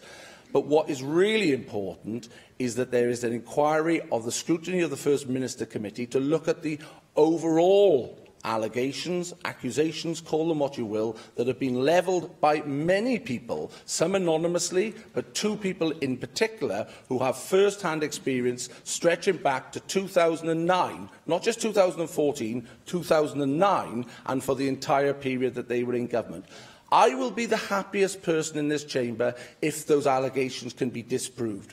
There is no one person in this chamber, surely, who stands for bullying, intimidation and any of the other accusations that have been levelled by individuals during their time in government. And I do draw members' attention to this fact that can you name another organisation that if you had heard in your role as an Assembly member, I'll take the intervention, Mick, if you heard of another organisation that where you sit on various committees, you scrutinise that organisation, you would not be bringing forward that organisation to be held to account about the accusations that have been levelled and take the witness statement from the people who have made those accusations. Can you just tell me what your view is as to what will be the most credible in the eyes of the public? A committee outcome of persons who are clearly members of political parties and political appointees, effectively, or an independent advisor? You've hit the nail on the head there, Mick, in fairness, because the independent advisers, I've said, and I haven't been corrected on this, will only be looking at the specific referral of the First Minister over the allegations that have come forward over the last 14 days. The allegations that are in the public domain about bullying and intimidation stretch back to 2009. And the point that my colleague Paul Davis made in his opening remarks was that each and every member of that committee is elected by the entire House. By the entire House, an important consideration. We could end up having a debate between ourselves. I will take another... The point was very clear in terms of the issue of public confidence in outcome. Which will have the most confidence, an independent advisor or, as you say, a committee of political appointees? I think both are important in the public's mind, because ultimately, if an important committee, the Premier Committee, I would suggest, of this Assembly, which is of all the chairs of the Assembly coming together and scrutinising the First Minister on allegations that have been made, cannot undertake that scrutiny, then there is something seriously wrong. I will take the intervention in a minute. And I do draw on Paul Davis's opening remarks. This committee is convened of the chairs of the Assembly that is voted on by the entire Assembly. It is not party appointees. It is not whipped, I assumed, like other committees potentially can be on certain votes. And as I said in my remarks, there will be no happier person in this chamber if these allegations can be disproved, because it is not a political priority or a political narrative to support bullying, intimidation and a toxic workplace environment. Surely none of us stand for that, and we need to get to the bottom of these allegations. I'm grateful that Leader of the Opposition to giving way just on this point, because one of the things that I think we've lost focus on in some of this debate is this public, holding a public parliamentary process by which key questions can be asked. One of the questions I would want to ask, which I will not get to ask now in such a public forum, it looks to me, because we're going to vote a certain way, is what is the definition of bullying used by the First Minister when he said no specific allegations have been put in and been made. Because the Welsh Government's own dignity at work policy makes it clear you don't need to allege bullying. It's a pattern of behaviour that should be investigated, and that's what we can do usefully in an open public arena. And we give assurances to the public, not only by having experts who vitally have the legal ability to scrutinise these things independently, but also by challenging that evidence in open public fora. And I couldn't agree more. I mean, it's about understanding whether the allegations in the first instance stack up, what actions was taken when the allegations were made to the First Minister, and above all, what actions were put in place to address the concerns if they stacked up when they were investigated. And importantly, who investigated them? Because none of us know the answers to any of those questions, and they have been made. And I ask this question again of the Labour benches. If you were sitting on a committee of an organisation you were scrutinising, and senior people within that organisation made these allegations, and I use the word allegations because that's what they are, allegations that need to either be stacked up and proved or disproved, wouldn't you have them before you? Wouldn't you have them before you to give the evidence? And likewise, the people involved in being accused of not doing the actions to address the concerns, wouldn't you have them to give their side of the argument? And that's what this motion's about. And I've heard what people have said about timing, and it is right. When would be the appropriate time to undertake this? We have put this motion before the Assembly today because, as I said, the investigation into the tragedy that flowed from the Cabinet reshuffle is an independent process that is going on by separate inquiry. There is now the investigation that the First Minister referred himself to, the independent person, that he announced last Thursday. I put my letter in asking him to do that on the 10th of November. This motion appeared on the order paper last Thursday. I just ask you to draw your own conclusions why that came out on the very same day. I do believe that the public will look unkindly on us as an institution that, in my view, is the Parliament of Wales and has the democratic representatives of Wales not having the opportunity to make inquiries and scrutinise the First Minister through the medium of the scrutiny of the First Minister Committee on allegations that are levelled directly at his office and his actions. And as I say again, I don't think that's an unreasonable proposition to ask members to vote for this afternoon. And I do hope that, on reflection, members will vote to support this motion, will allow the committee to undertake its work, and ultimately, I hope, disprove these allegations. But if they are proved, will offer the recommendations that we need to make sure that there isn't a corner anywhere in public life where such serious accusations can stack up and people feel that they are being neglected, abused and pushed to one side.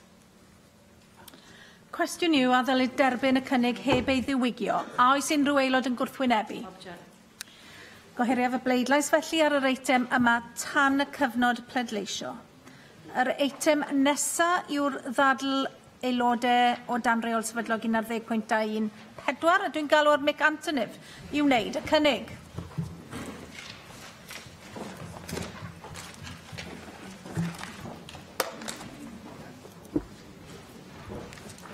Presiding Officer, as we approach the festive season, it is perhaps appropriate that we have a debate on an issue which, for those affected, could be fairly described as a pantomime, albeit one with a dark and sinister plot. The cavity wall insulation pantomime has few heroes but many villains. First, there are the energy companies, interested only with meeting UK government targets. They have little regard for the quantity of work carried out, or by extension, whether the intended environmental benefits are being realised. Then there are the rogue installation companies who target the poorest with aggressive cold calling techniques, using poorly trained staff who are paid on a commission-only basis. Next, we have SEGA, the so-called independent complaints body, set up by the industry and populated by the industry, and one might say for the industry. And finally, the UK government, who, by setting energy companies targets for fitting cavity wall insulation without first putting a robust oversight framework in place, has encouraged a laissez-faire culture which is characterised by a lack of accountability. Presiding Officer, cavity wall insulation mis-selling is no laughing matter for the thousands of people who are living with the consequences of inappropriately or badly installed CWI. The cavity wall insulation process is complex and entirely loaded against the consumer. It is routinely sold as government-backed, a key selling point for unscrupulous installation companies. It is not government-backed, and the UK government needs to act to make this clear.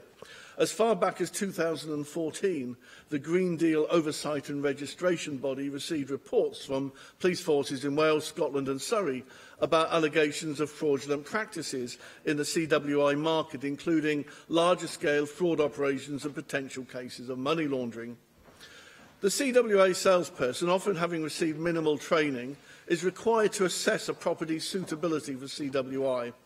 Many people have told me about how insubstantial this assessment is. A tick-box exercise is no substitute for an assessment by properly trained professionals. Incidentally, most people do not receive a copy of the assessment document, nor is it a mandatory component of SIGA's complaints process. A further glaring issue is the assessment appears to ignore the property's location. Almost all of Wales is located in a Category 4 area for wind-driven rain, that is to say, exposed to severe conditions. In such conditions, mineral fibre acts as a bridge for moisture to cross through the wall cavity. In 2015, Amber Rudd MP, the then Under-Secretary of State for Energy and Climate Change, was asked if cavity wall insulation should be used in Category 4 areas at all. In response, she said, "My recollection is that mostly it should not." So why does the UK government allow this situation to continue?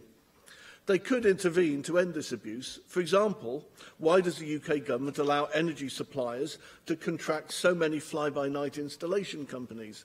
They create a mess, then fold, only to reappear in a different guise with the same directors in place. Why does the UK government ensure that energy suppliers and installation companies maintain an accurate register of homes where they have fitted CWI? At the moment, even Ofgem doesn't know the full extent of homes that have been fitted. So why doesn't the UK government insist on a testing regime that is fit for purpose?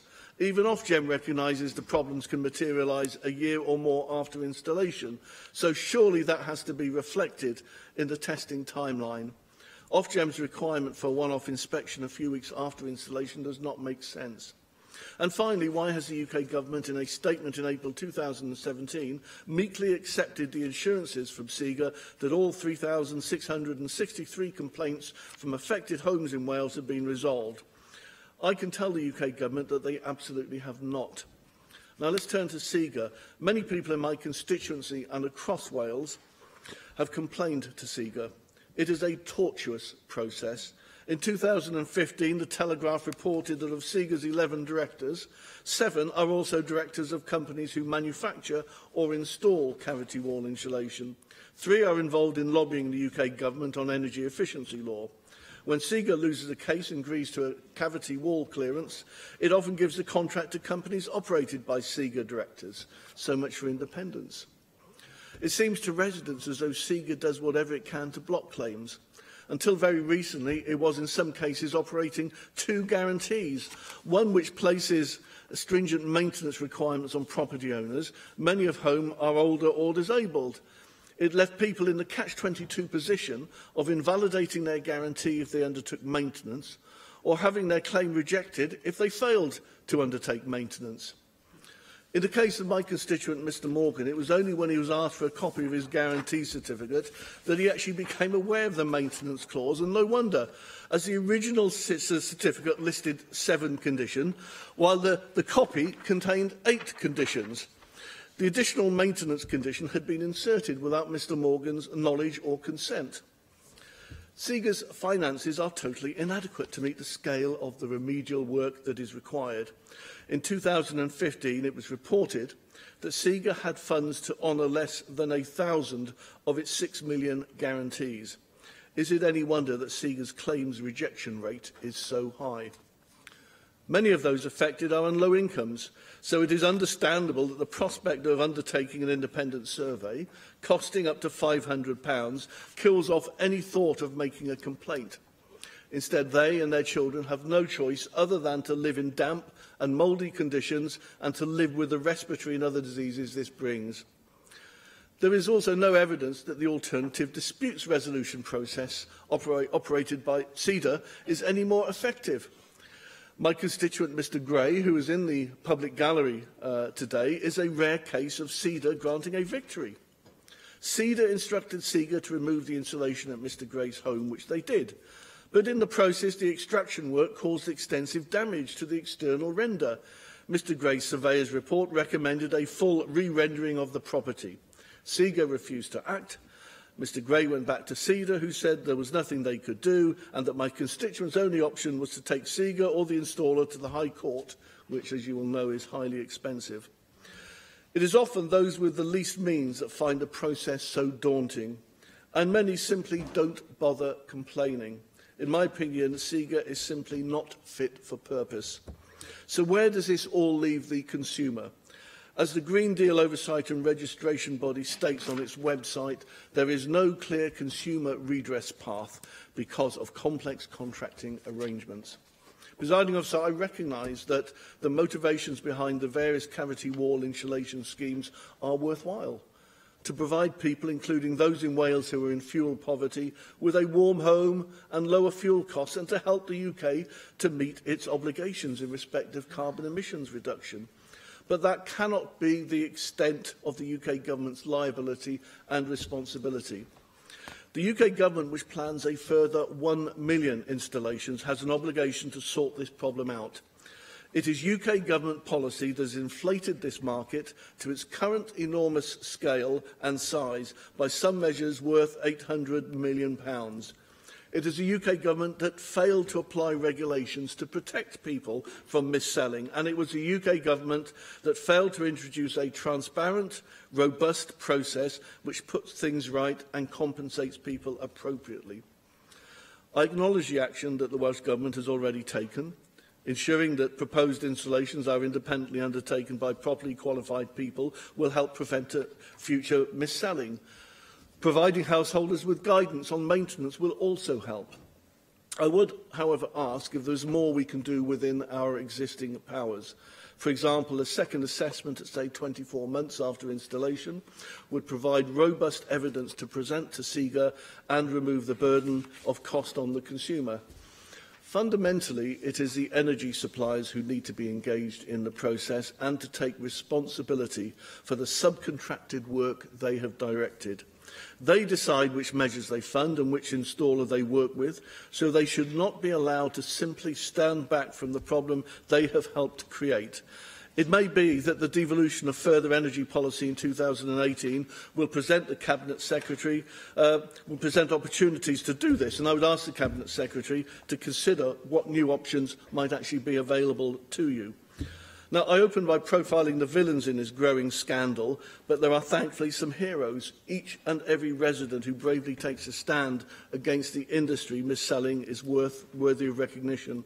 And I would like to make a special mention of Pauline Saunders and Sivali, the volunteer organisation that is standing up for victims of cavity wall mis-selling. Pauline and a number of victims of mis-selling are in the gallery today, and I pay tribute to you all for the work that you do as volunteers. But as I said at the beginning of my speech, the process is loaded against the individual. We must be unequivocally on the side of families whose lives have been blighted by this scandal. As a first step, the Welsh Government must establish the precise situation in Wales and publish an action plan. It must recognise that the Welsh Government's actions to date will not benefit those who have already been mis-sold. So it must include a demand that the UK Government undertakes a full review of the industry, including the regulation of sales, the role of SEGA, the need for a fair redress and compensation process, the role of Ofgem and the responsibilities of the energy companies. It appears to many that there may be a massive industry cover-up, either deliberately or by complacency. By supporting this motion, we recognise that cavity wall insulation mis-selling is a growing scandal, and we urge the Welsh Government to do all it can to help achieve justice for victims of mis-selling and justice for those who will discover themselves to be victims in the coming years. Thank you. David Melding. Thank you, Deputy Presiding Officer. We debate a very important subject this afternoon, and I was pleased to have the opportunity to co-table this motion, and I commend Mick Anthony for his initiative in raising this issue. I do want to say that cavity wall insulation does remain an important tool in fighting fuel poverty, but of course it has to be done where appropriate, and it has to be done effectively. But I would like just to say a few words about the latest estimates on fuel poverty from the Welsh Government are that 291,000 households, 23%, are living in fuel poverty.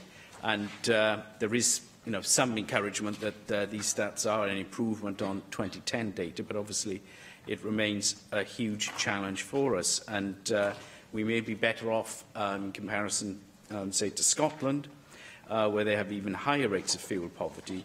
But there's a huge job of work to be done, and cavity wall insulation is part of the suite of measures that we do need to have.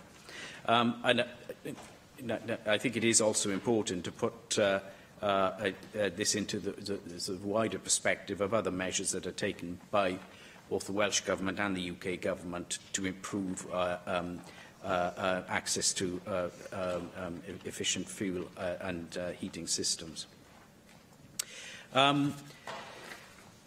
I think when you come to the actual facts of cavity wall insulation, we need to remember that it's been calculated that where it is appropriate, it can save up to £150 a year in heating bills just from the insulation effect. So, I mean, that's obviously the driver for using it where it is effective.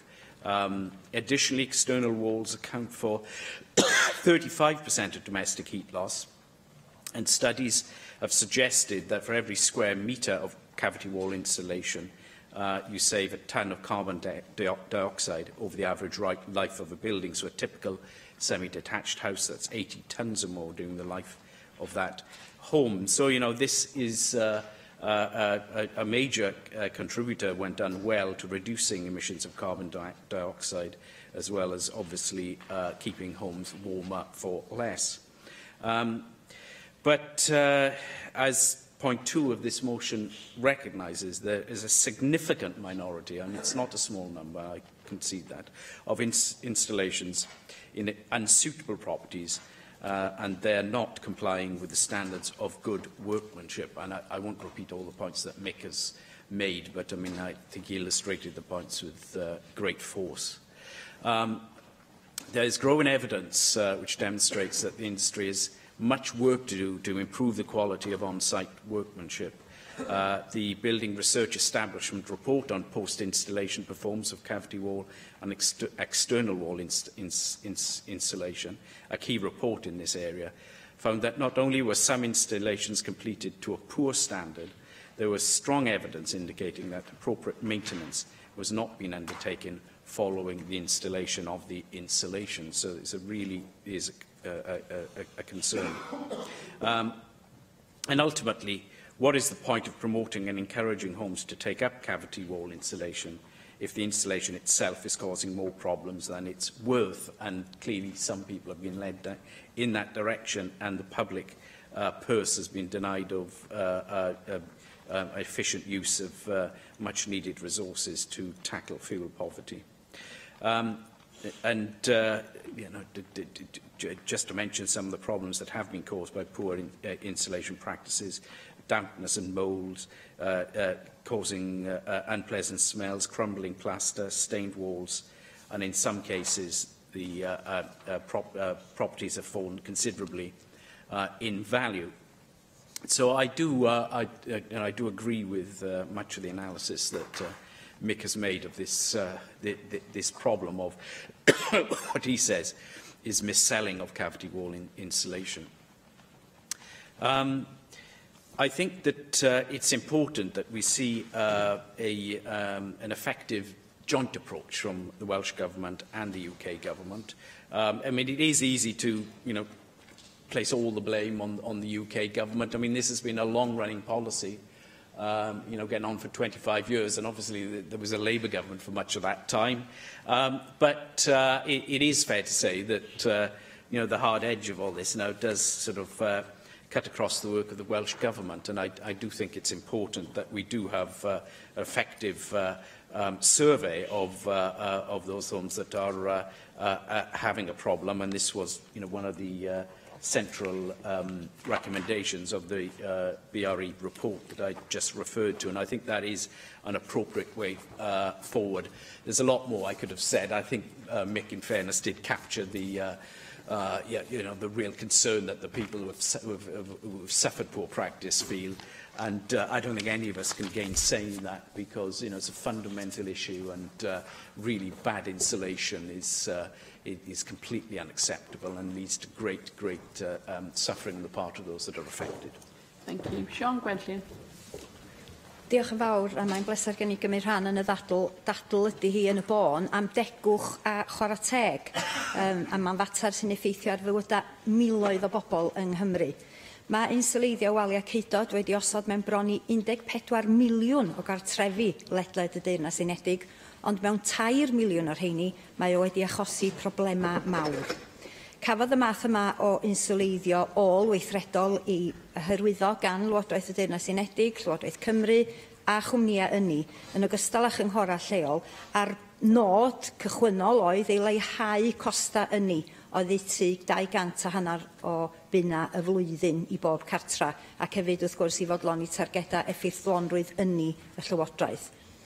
Mewn llawer o achosion yn fy etholaeth i yn Arfon, dydy inseleiddio waliau Ceudod ddim wedi cael y canlyniad yna, ond yn hytrach mae o wedi achosi problemau megis llwydni du, lleithder, pydru sych a difro diaddurniadau a dodrefn. Ac wedyn mae'r lleithder yn ei dro wedi achosi problemau iechyd, asma, problemau anadlu, heb sôn am straen a phryder. Ac i bod i'n broblem sylweddol, does a ddim ymchwil wedi cael ei wneud o unrhyw fath fedrwn ni alw'n sylweddol, na galwad cyhoeddus i bobl ddod ymlaen mwyn adnabod dioddefwyr a chynnig help iddyn nhw. Cafodd llawer o'r math yma o inseleiddio i osod gan gwmnïau ynni, neu gan eu contractwyr nhw, fel rhan o gynlluniau'r fargen werdd a eco Llywodraeth y Deyrnas Unedig. A llawer o ddefnyddwyr yn teimlo y bod nhw'n gallu ymddiried mewn cynllun oedd yn cael ei gefnogi gan y Llywodraeth, ac o'n nhw ddim yn cwestiynu addasrwydd ei heiddo ar gyfer y math yma o inseleiddio, nag yn cwestiynu gallu'r gosodwyr i'w osod yn gywir. Ac mae'n wir deud hyd yn hyn bydd broses iawndal drwy'r Cavity Insulation Guarantee Agency yn anfoddhaol, efo pobl bregus yn dal i ddiodda mewn cartrefi llaeth. Mae cynllun gwarantu'r diwydiant wedi siomi llawer o ddioddefwyr, ac mae'r gosodwyr a'r asiantaeth efo hanes o beidio chymryd y cwynion o ddifri, gwrthod cynnig mesura cywiro a gwrthod cynnig iawndal digonol. Mae yna ddiwylliant o osgoi ac anwybyddu ymoliadau cwsmeriaid, methiad darparu a atebion llawn i gwestiynau syml a gwadu cyfrifoldeb. Mae cwmnïau ynni megis Aon, SSE, N-Power a EDF yn dal i wthio inseleiddio waliau Ceudod, bod nwy Prydain wedi rhoi'r gorau gynnig hyn beth amser yn ôl. Ac fel y glywon ni, mae'n rhaglen nyth Llywodraeth Cymru, Llywodraeth yma, yn dal i annog pobl i gael inseleiddio waliau Ceudod wedi osod yn y wlad yma. Hyn fod y problemau yn parhau. Mae llawer o'r cwmnïau gyflawnodd y gosodiadau wedi mynd i'r wal erbyn hyn, ac felly dim ond yr asiantaeth gwarant sydd gan bobl ar ôl i droi ato fo. Mae dioddefwyr wedi beirniadu'r asiantaeth am fethu ymateb yn briodol i bryderon ynglŷn ag inseleiddio sydd wedi cael ei osod yn wael, neu inseleiddio sydd wedi osod mewn eiddo anaddas. Yn Arfon, mae Hywel Williams, aelod seneddol, wedi bod yn hynod weithgar yn ceisio cefnogi etholwyr. Da ni wedi gweld hyd yma 80 a mwy o achosion, ac yn yr achosion yna, does gan neb gopi o'r adroddiad cyn osod a ddyla fod wedi cael ei gwblhau gan y gosodwr cyn cychwyn gwaith inseleiddio. Ac mae hyn gweitha'r ffaith bod SIGA yn parhau i ddatgan y cynhalwyd asesiadau cyn osod ar gyfer pob eiddo, ac na fydda'r inseleiddio wedi cael ei osod os nad oedd yr eiddo yn addos. Mae'n ddrwg iawn gen i, ond nid dyna'r profiad da ni wedi gael yn Arfon. Mae un etholwr yn Arfon wedi bod yn brwydro efo'r problemau am bron i 4 blynedd. Ath y cwmni gosod gwreiddiol i'r wal, ac mae'r asiantaeth wedi gwrthod cyfrifoldeb ers dros 2 flynedd. O'r diwedd, mae nhw wedi cynnig tynnu y deunydd inswleiddio allan o un wal. Ond dwi'n deall gan arbenigwyr yn y maes echdynnu bod tynnu inswleiddio allan o un wal yn creu manna oer ac yn debygol o weithygu'r broblem yn y tymor hir. Felly di hynna ddim yn foddhaol o gwbl. Mae Hywel Williams wedi bod yn gweithredu ers blynyddoedd i ddarganfod atebion a sicrhau tegwch i etholwyr Arfon a Chymru, a dwi'n gwybod fod na eraill wedi helpu llawer yng Nghymru sydd wedi dioddef, ac ia, dwi hefyd yn diolch i Pauline Saunders a Sifali am ei gwaith pwysig yn y maes yma. Mae'n hen bryd i'r miloedd sydd wedi cael profiadau hollol anerbyniol yn sgil inswleiddio waliau ceudod gael chwarae teg. A dwi'n diolch yn fawr iawn i Mic a Mike a'r gweddill yn ddod ar ddadl yma ger bron. Thank you. John Bowden. Deputy Presiding Officer. And first of all, can I thank Mick for the very detailed background to and analysis of actually the issues leading to the tabling of this motion. So I personally just want to add a few comments of my own to support what Mick has already said, and particularly in relation to the impact on some of my constituents. What became apparent to me very early on in my tenure as AM was that I started to see a pattern emerging in my casework and in some of the correspondence that I was receiving from constituents. And it's a pattern that actually continues today, relating to people who've had cavity wall insulation work undertaken in their homes. And the pattern has become relatively familiar. So we get the promotion of insulation works, we get householders taking up the offers of insulation work, only to find that at some point after that, problems such as damp start arising. And it becomes quickly apparent that the cases coming to my attention were not isolated, which I didn't realise at that time, but formed part of a much wider pattern. And I'm very grateful to Assembly colleagues as we've researched and worked together to establish the nature and extent of these problems. And I'm sorry to say that it doesn't seem to be that there is an easy solution. This is going to be an easy situation or solution to resolve. There are a mix of issues in this whole problem which range from the lack of preparatory surveys, which we've heard Shan and Mick talk about, by suitably qualified staff, leading to inappropriate work being undertaken on the homes, and inappropriate work then being undertaken in social housing stock without the knowledge of landlords, and those landlords now having to pay to remove some of the insulation work that's been completed. A complete lack of accountability or accreditation on the part of contractors who've undertaken the insulation work, and the weakness of the guarantee that Mick was talking about in the sector. In truth, the Cavity Insulation Guarantee Agency does not appear to be fit for purpose. Indeed, it appears overwhelmed by the scale of the issues that it's facing. And that's why I chose to add my name to this motion. And it allows me to report on cases like the elderly constituent who had cavity wall insulation installed almost 2 years ago via a government scheme. And as a result, she's now experiencing major damp problems throughout her property. The constituent has approached the contractor, and the contractor has stated that, in their opinion, the damp is related to condensation, and that there's nothing further that they can do. Luckily, in this case, the contractor is still trading, and the constituent is now in the process of starting a claim with SIGA, as she has a 25-year guarantee. Unfortunately, for many others, where the contractor is no longer in business, taking such a case is not always straightforward, leaving some owners facing huge bills as they have to rectify the work themselves. And this motion supports the cause of constituents like this, facing inconvenience and costs after defective insulation work has been carried out. In almost every case, these costs were not anticipated or budgeted for, and in many cases are eating into valuable pension monies or savings, and in the worst cases are putting people into debt when they have to borrow money to rectify the work. And then there are the costs for social landlords, where they're having to spend money on corrections to their properties, money that cannot now be spent on expanding or improving their housing stock.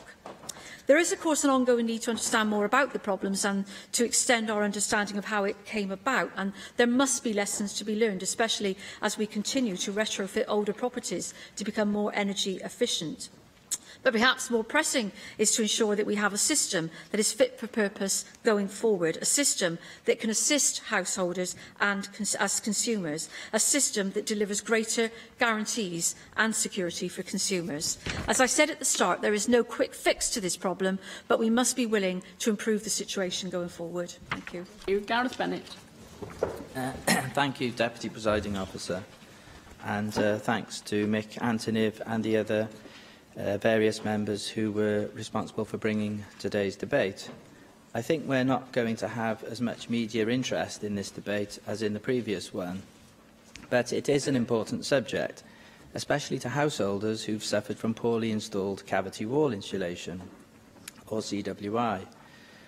Now, Mick, in his well-researched speech which opened today's debate, highlighted many of the problems in securing compensation for poor installations, partly because of the lack of teeth of SEGA, and he hinted at possible conflicts of interest with SEGA and its connections to the industry in general. Sian Gwenllian was talking about the consequent health issues which can arise with poorly installed CWI. So I think that there is a case for us to try and push here for anything that would help redress this situation. So there is a case for greater consumer protection and for better standards across the industry.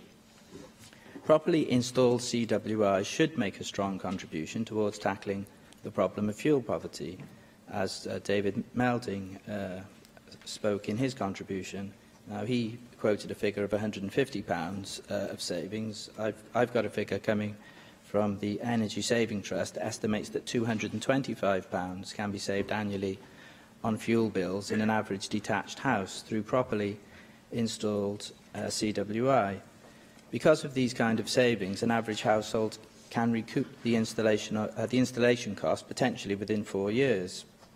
We are keen in UKIP to deal effectively with fuel poverty, so this is a positive measure that we could back, and we do. Another major benefit is in cutting down on CO2 emissions, so an improvement in the CWI industry would also have a positive effect on the environment. And as you'll all be aware, UKIP is always keen on policies that benefit the environment, so we support today's motion. Thank you. Russell George. Thank you, Deputy Presiding Officer. I'm also pleased to take part in this debate. I thank Mick Anthony and other members for bringing this forward. And it's encouraging to a point that other members are experiencing. I've got constituents that have experienced the same issues as mine. I don't feel alone. I think Dawn Bowden alluded to that as well. In my contribution, I would like to highlight the plight of one of my elderly constituents. Her only income is a state pension, and she now lives in a damp 1950s property on an exposed hilltop location in Montgomeryshire.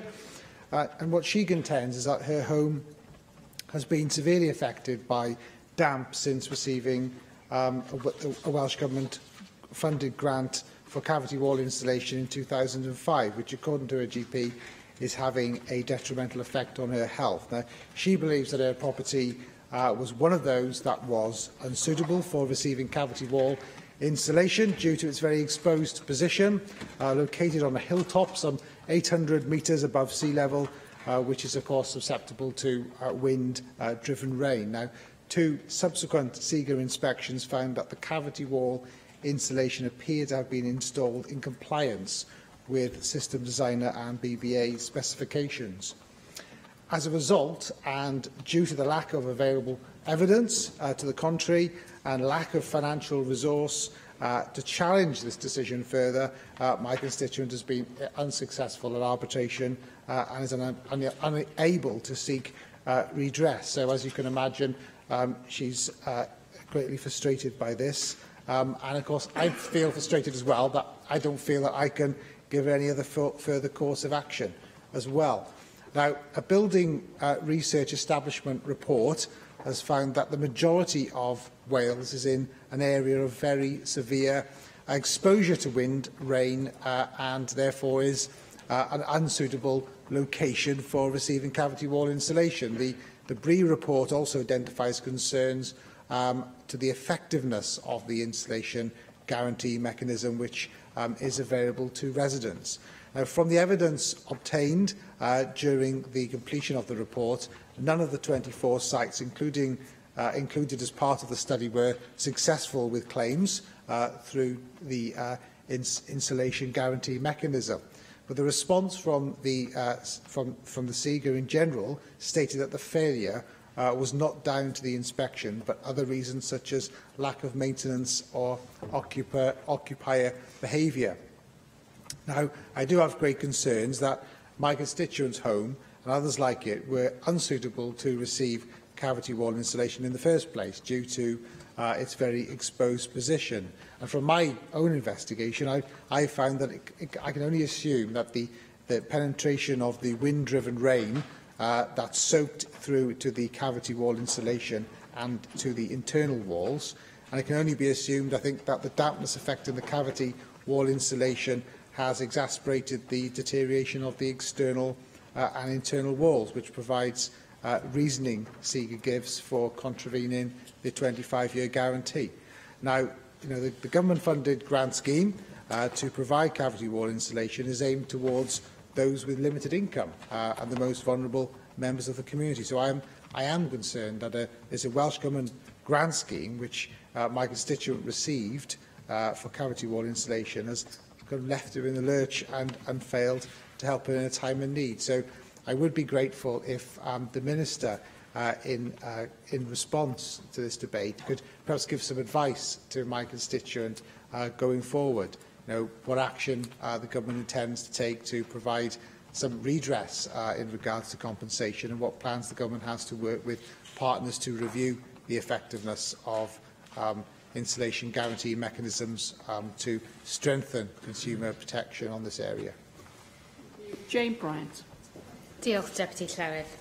I'm very pleased to see this motion being debated in the Chamber today, and I'd like to thank the members for bringing this forward.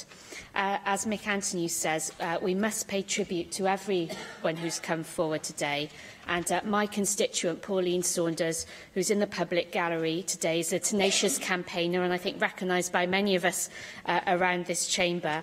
And I'd like to commend Pauline for all her work that she has done on behalf of many people in Wales and the UK. As we've heard, thousands of people have been adversely affected by the poor installation of cavity wall insulation, and today I'm going to focus on Pauline's experience. Pauline's semi-detached home had always been free from damp, but shortly after the cavity wall insulation, the wallpaper began to bubble and wood panelling became mouldy with wood walls damp to the touch.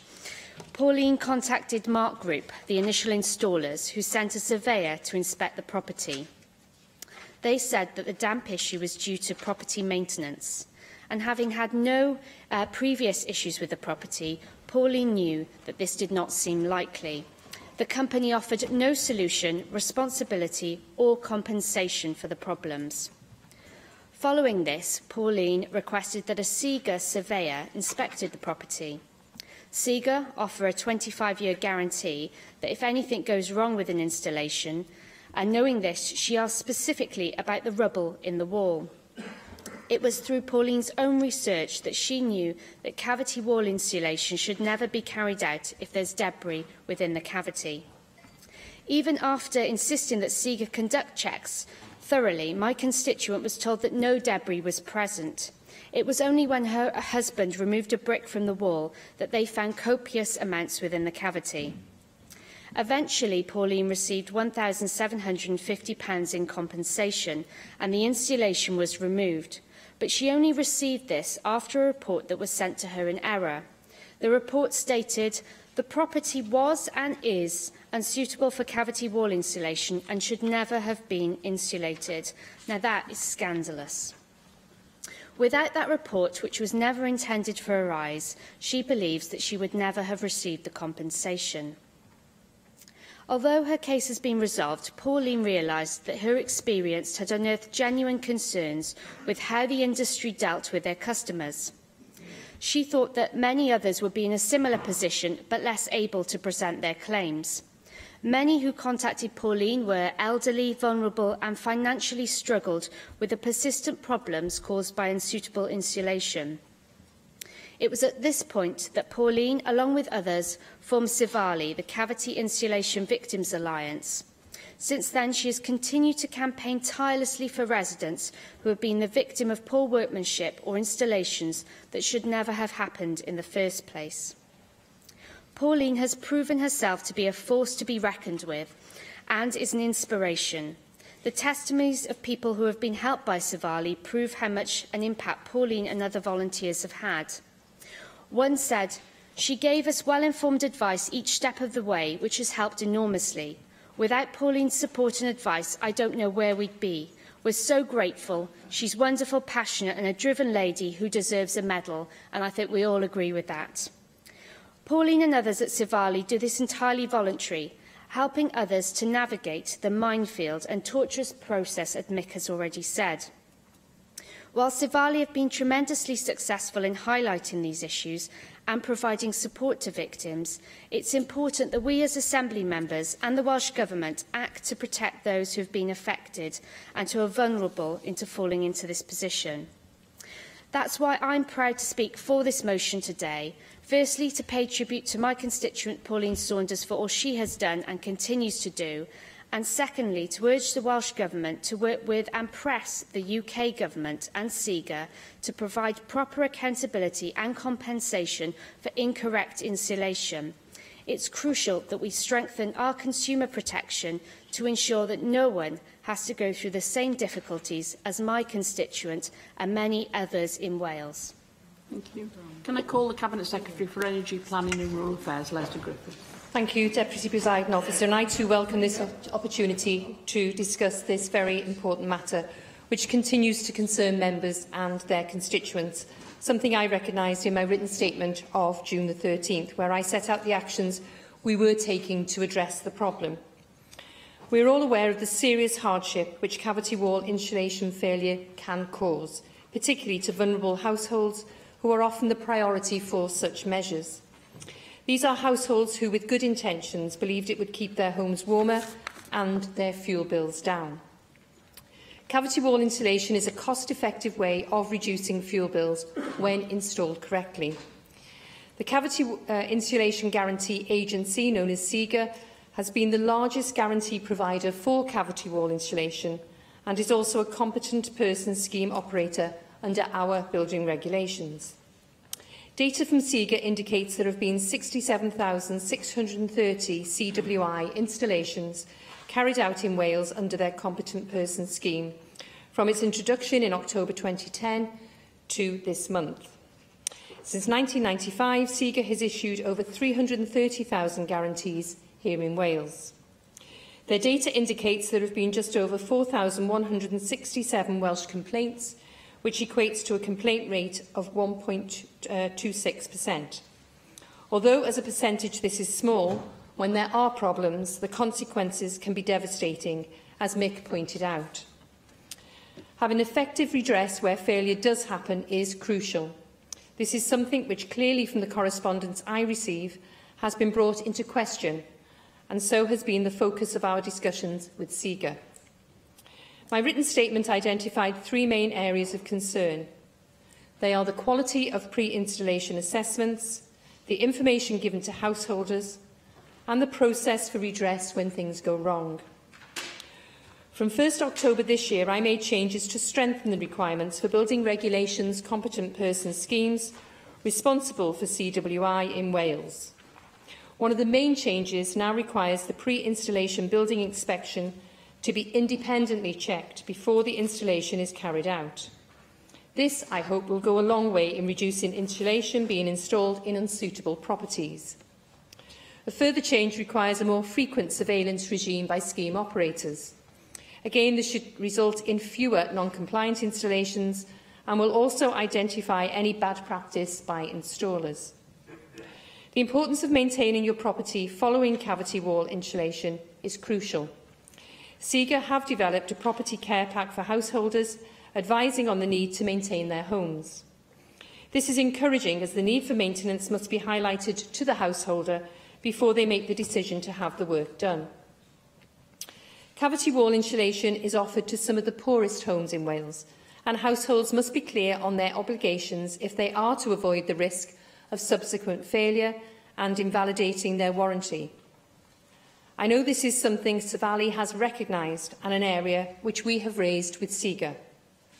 As I mentioned Safali, like others, I too want to take this opportunity to pay tribute to Pauline Saunders and the work she and her group have done over the years in raising awareness and helping households, and I'm very pleased she and others have joined us in the public gallery today.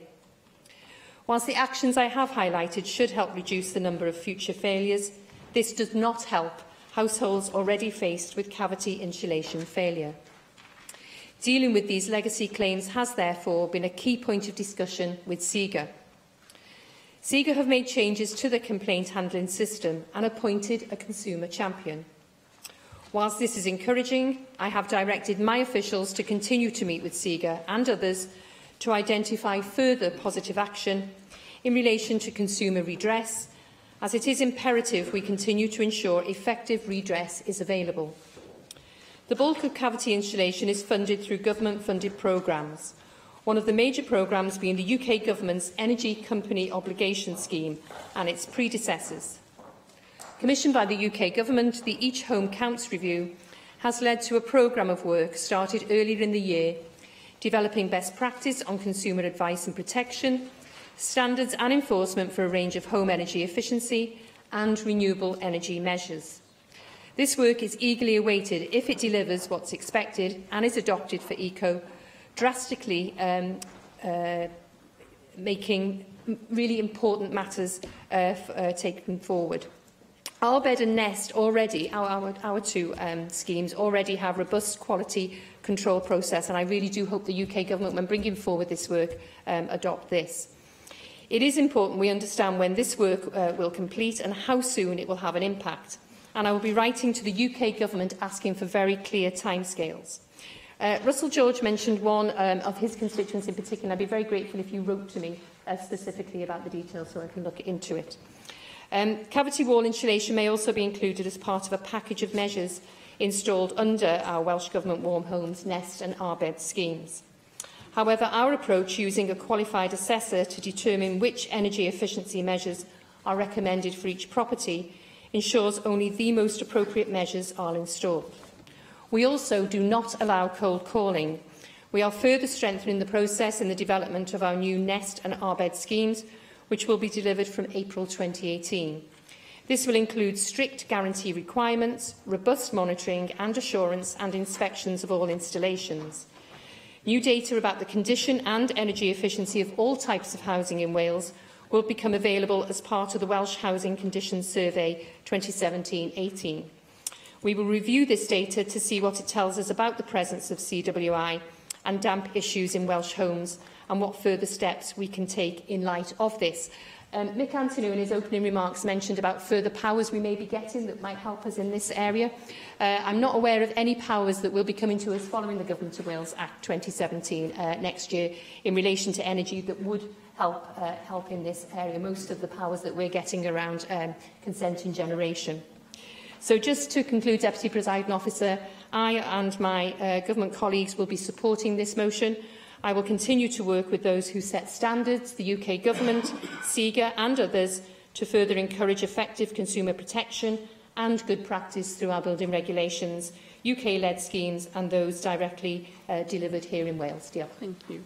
Can I call on Mike Hedges to reply to the debate? Thank you, Deputy Presiding Officer. Well, we know this stretches the length and breadth of Wales. We've had Sean Gwenllian from the north, we've had Jean Bryant from east, we've had Dawn Bowden, Mick Antonu and David Melding from South Wales Central. We've had Russell George from Mid Wales and me from Swansea. It is a problem throughout the whole of Wales, and I think that's a point that we've managed to get across. And we had Gareth Bennett also from South Wales Central. And I think that it really is important that we've got cross-party support for it. Every one of us as Assembly members does our best for our constituents. And we might disagree on major policies, but we all try and do our best for our constituents. And every single one of us has been upset when we see people with mould coming through in their house, where they're a crumbling plaster, wood panelling coming off the wall, damp in the property, they drop in the property's value, dry rot, and the health effects. I mean, you have people with asthma, anxiety, which was mentioned. I think one thing people didn't mention, which I'm sure we've all come across, is the tears. The absolute upset when people have their home in a state which they thought was wonderful and they enjoyed, seeing it now no longer as it was. And people who tend to be suffering, often the poor, often the elderly, who seem to be targeted, as Mick Anthony outlined. And I think it really is serious, and it falls on all of us to try and do our utmost to try and get something done. And this, I think, is the Assembly. If the last debate may not have been the Assembly at its best, I think this is the Assembly at its best, where we're all trying to work for our own constituents who are all suffering exactly the same problems. And I and Mick Anthony don't share the confidence of the Cabinet Secretary and Seeger. Of what I've seen of them when I've had to deal with them, and Mick Anthony outlined, they seem to be very good at trying to get out of making payments. And I congratulate the constituent of Jane Bryant actually getting money, because I didn't think anybody ever had. But that's the first time I've actually met anybody who's managed to get it. I know people who have spent lots of time, lots of effort, and people have mentioned that right through the debate of trying to take it up. And I find that only 4,167 complaints. I don't think that equates the number of problems. I think an awful lot of people aren't sure how to complain. A lot of elderly people aren't good at complaining.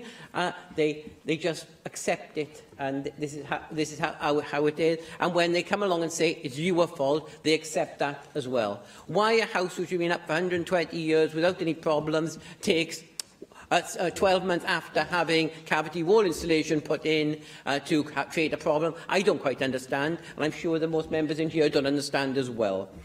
It really is something which I'm very pleased that we're going to, and hope we'll get unanimous support for. I mean, the UK government has an obligation to sort this out. This is something, it's not massively expensive for them in the way they deal with billions here, but it is having such a serious effect, as everybody's outlined, on the lives of individuals, on how in many cases, how people spend their last few years of their life. I think it really is important that something is done. I mean, David Melding is absolutely right. It is of benefit when done in appropriate places and done correctly.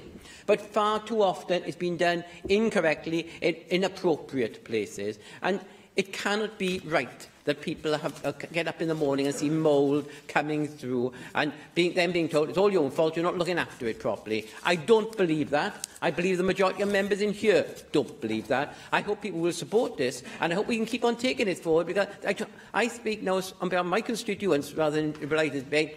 I'm not giving up. I'm going to continue fighting it, and I hope other members in here will keep on doing so as well. Thank you. Thank you very much. The proposal is to agree the motion. Does any member object? No, therefore the motion is agreed in accordance with Standing Order 12.36.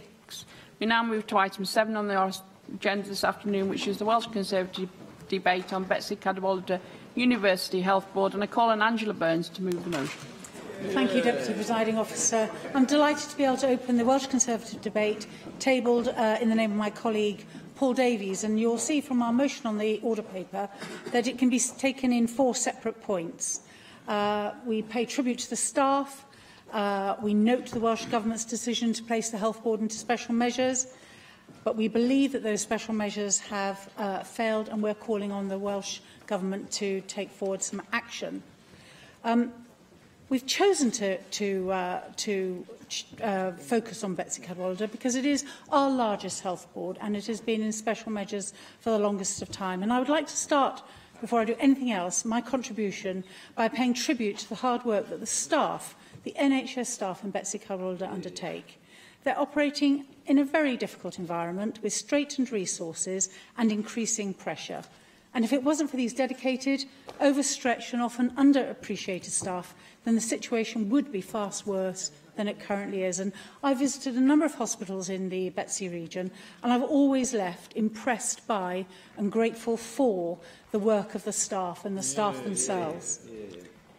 Now, we should remind ourselves briefly of the scale of the challenge, because the Betsy Cadwallader University Health Board is the largest in Wales. It provides services for close to 700,000 people, employs some 16,500. The size of the board's estate is massive. Oh. Could I just ask through you that the Cabinet Secretary stops what he's doing and actually listens to the debate? The size of the board's estate is massive. Covers 3 district hospitals, 22 other community and acute hospitals, 90 medical centres and 121 GP practices. And, as I've known when I've driven up there, it's in a geographically pretty diverse area, and it can take literally hours to get from one side to the other. However, we should also remind ourselves that while recognising the challenges that an organisation of this size faces, the Health Board has been in special measures for nearly 2.5 years now, since June 2015. This was a decision taken by the Welsh Government, and today I'm calling on the Welsh Government to provide a comprehensive update on where this Health Board status currently stands, for the sake of its staff and the patients, as well as the public of North Wales. We must know how close we are to seeing the board move out of special measures and what tangible improvements there are since special measures were imposed 29 months ago. And this is important because, despite being in the highest form of Welsh Government control, Betsy Cadwallader still trails behind Wales's other 6 health boards on a number of major performance indicators.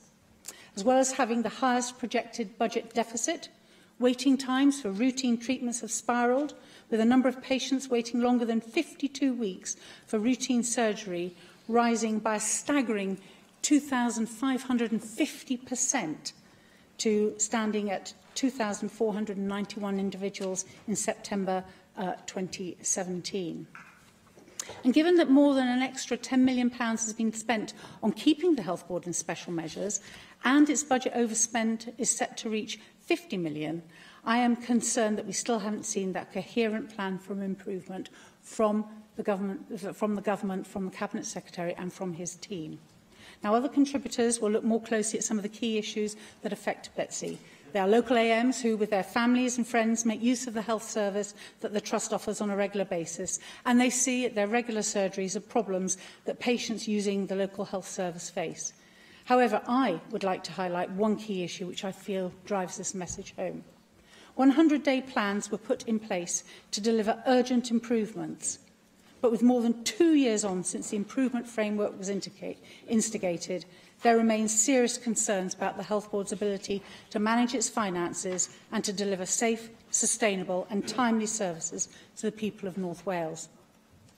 Coupled with the fact that since being placed in special measures, Welsh Government ministers have held more than 90 meetings or discussions with the Health Board, in addition to those held with Welsh Government officials, yet the Board's de-escalation out of special measures seems to be lacking in a coherent, overarching strategic direction. And it's not just Betsy Cadwallader, obviously, that's under this cloud. I surely do not need to remind members that the 3 other boards are working under the targeted intervention level of government support, those of Cardiff and Vale, Abertawe Bro Morgannwg and Howth University Health Boards. So we talk about special measures and targeted interventions, but what do these terms actually mean for the people on the ground?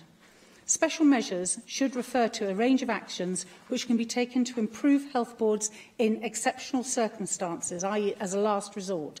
And it happens when a health board or a trust is not making the improvements expected and there are concerns that the leadership and management require external support. Targeted intervention sits one level below special measures and means that the Welsh Government may take actions which include arranging mentoring for individual board or executive team members and appointing experienced individuals with the necessary clinical and/or governance skills onto the board for a finite period. And the Welsh Government's NHS Wales Escalation and Intervention Arrangements document produced in 2014 outlines the ways that interventions can be de-escalated.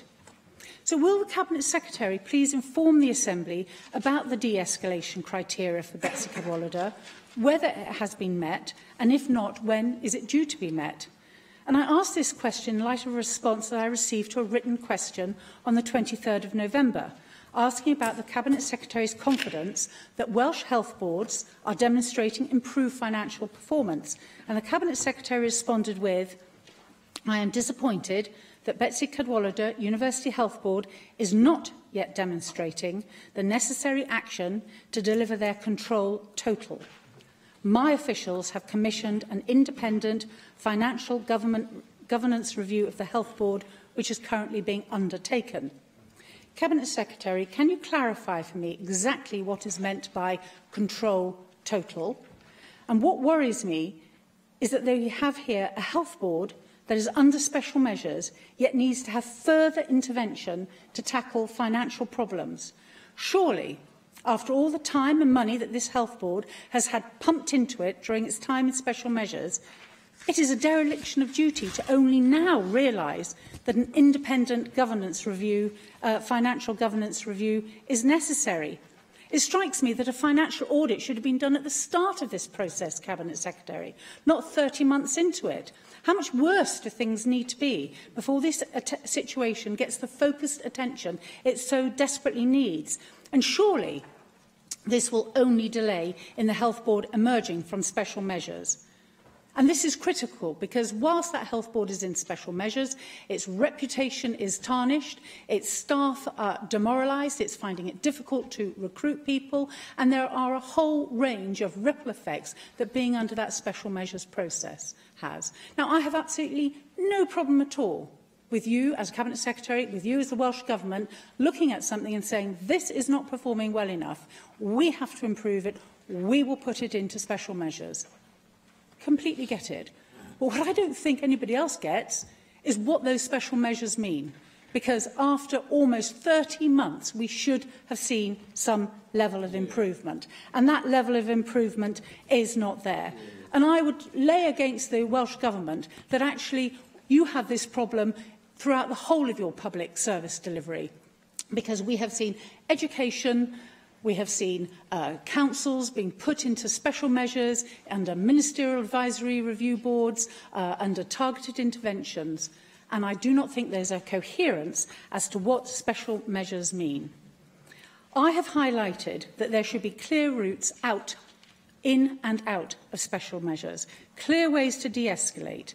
And such a lack of clarity leads to real confusion for people in Wales and, in this instance, for the people of North Wales. I think that you are paying lip service to intervention. I think there needs to be a common approach across departments, a clear and definable understanding as what constitutes the top intervention in a health board. I think special measures should be the final option. It should mean boots on the ground, a thorough review of all aspects of a health board, not, reviewing aspects when you're halfway in or, in this case, 30 months in.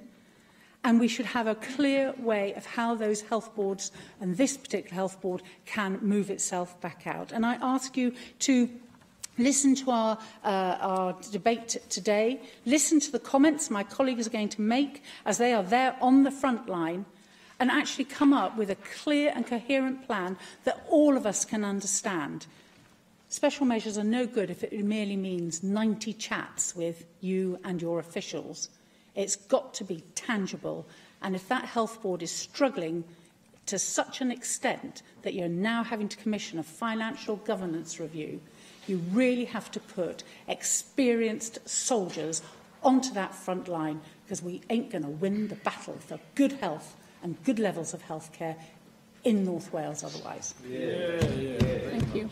I have selected the 2 amendments to the motion. I call on the Cabinet Secretary of Health and Social Services to formally move Amendment 1 tabled in the name of Julie James. Formally. Thank you. Can I call on Rhyn ap Iorwerth to move Amendment 2 tabled in his name? Rhyn. Diolch, Dirprwy Lywydd, a dwi'n siarad fel ysgrifennydd cysgodol Plaid Cymru dros iechyd, ond dwi'n siarad hefyd fel nifer sylweddol o aelodau eraill yma fel cynrychiolydd etholaeth sy'n Rhanbarth, Betty Cadwaladr, a dwi'n siŵr mod i'n siarad ar ran sawl un o'r heini pan dwi'n deud bod cyfathrebiaeth gan etholwyr, bod yn hyswll efo etholwyr, yn dangos y tu hwnt i amheuaeth y straen sydd ar y bwrdd hwnnw a trafferthion y bwrdd hwnnw i ddilifrio y gwasanaeth iechyd a ni'n ei ddisgwyl ar hyn o bryd. Mae yna dros 2 flynedd erbyn hyn, ers i Betty Cadwaladr gael ei roi mewn mesura arbennig. Da ni'n gwybod beth da ni'n ddisgwyl pan mae bwrdd yn mynd i fesura arbennig. Da ni'n disgwyl gwelliant. Da ni'n disgwyl bod perfformiad yn gwella. Ond tra ddim am eiliad yn amau dymuniad y Llywodraeth i wella perfformiad, tra ddim yn amau dymuniad rheolwyr i droi cornel, a tra yn talu teyrnged fwyaf diffiant allai i'r staff sy'n gweithio mor galed ar y rheng flaen. Mae yna lawer gormod o dystiolaeth mae gen I ofn bod hwn yn fwrdd iechyd sy'n dal i wynebu problemau arffwysol. A dydy hynny ddim i anwybyddu y pethau yna sy'n cael ei gwneud yn dda o fewn Betty Cadwaladr, a dwi'n ddiolchgar iawn i'r Prifweithredwr am gysylltu efo fi ag aelodau eraill o'i yn pwysleisio yr ardaloedd hynny o waith lle mae'r bwrdd yn gwneud yn dda. Ond mae gweithwyr iechyd meddwl yn deud wrthai mor anodd ydy iddyn nhw ateb gofynion pobl y gogledd. A hynny'n cynnwys gofal i blant a phobl ifanc. Ddoi mi nes I sôn yn y siambr yma am glaf yn methu cael gwely acute iechyd meddwl ac yn gorfod cael ei gludo dros nos I ddwyrain Lloegr. Mae gofal ophthalmeg yn amlwg dan straen yn ôl fy inbox I. Mae diffyg meddygon teulu yn argyfwng pan dyn nhw ddim yn tynnu danedd, mae deintyddion yn tynnu'r gwallt o'i penna oherwydd y straen maen nhw yn wynebu ar hyn o bryd. Mae orthopedics yn parhau yn broblem ddifrifol iawn. Mae llif cyson o gleifion a restra aros yn dod i'n weld I, falle'n aros am glin neu ben glin mwyn gwneud yn siŵr I bod nhw'n gallu parhau I fyw bywyd bywiog a iach, ac mae'n gwbl anerbyniol I bod nhw'n cael clywed bod amseroedd aros am lawdriniaeth frys mewn rhai achosion yn 106 o wythnosau. A da ni'n gwybod ar ôl profiad y Gaea diwetha, pan oedd capacity llawdriniaethau orthopedic yn cael ei dorri oherwydd pwysau'r Gaea, medden nhw wrthyn ni, mae wedi mynd yn waith mae rhestra aros. Mae aros dros 2 flynedd am drin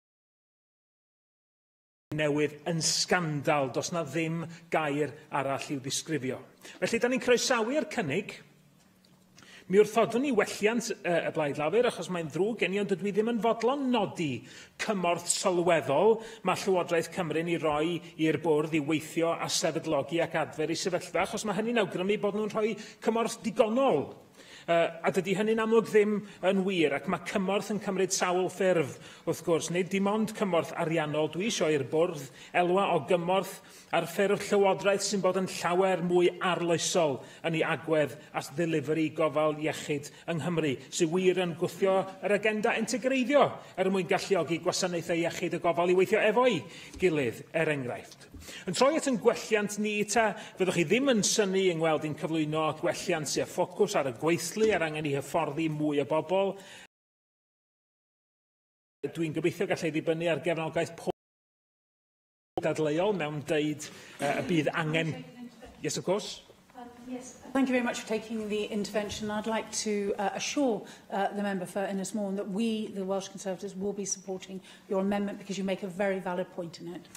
Thank you. I appreciate that support. Does na ddim byd, wrth gwrs, yn dadleuol mewn galw am gynyddu lefelau hyfforddiant. Lle mae'n anghytuno rhyngthon ni a'r Llywodraeth ydy ar sut I ddarparu y capacity newydd yna. Mae yna chelgais I ddatblygu Prifysgol Bangor ganddo ni fel canolfan, neu mae yna chelgais gyffredinol, dweud I gwir, yw I ddatblygu'r Brifysgol fel canolfan ragoriaeth y maes ymchwil a hyfforddiant gofal iechyd.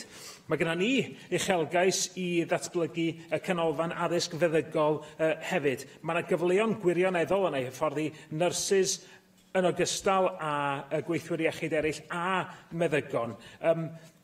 Ac wrth hynny, dwi'n golygu hyfforddi myfyrwyr israddedig o'r flwyddyn gyntaf, nid dim ond sicrhau bod myfyrwyr o golega meddygol eraill yn treulio rhagor o amser yn y gogledd, er nad oes ddim byd o'i le ar wneud hynny. A mae yna lot i ddeud am uchelgais, a mae yna risg o iawn o adael i bobl eraill ddangos uchelgais a peidio trio dal i fyny. Mae Prifysgol Caer yn y broses o sefydlu ysgol feddygol. Mae yna bryder go iawn ynglŷn â'r effaith alla hynny gael ar Brifysgol Bangor, oni bai bod yna ymdrech go iawn yn cael ei wneud i ddod ag addysg feddygol yno hefyd. Mi na i gloi. Mae cofrestr risg Betsy Cadwaladr yn deud hyn. There's a risk that the Health Board is unable to meet its statutory responsibilities to provide a primary care service for the population of North Wales. There's a risk that the Health Board will have difficulty recruiting and retaining high-quality staff in certain areas. I'm concerned about that. We really need to see this government that's in charge of Betsy Cadwaladr start planning for the workforce that Betsy Cadwaladr and all our other health boards need for the future. With innovation, otherwise the current workforce will continue to be asked to do the impossible, and both they and their patients deserve better. Janet Finch-Saunders. Thank you, Deputy Presiding Officer. The performance, be it good or otherwise, of Betsy Cadwaladr University Health Board affects very directly my own constituents in Aberconwy and is currently making up for a great deal of casework. It is worthy of note that within this board, the MRSA and MSSA case rates are the lowest in Wales, and red ambulance call-out times and cancer treatment within 31 days are the second best in Wales. And where we see good practice, we want to celebrate that and we applaud it.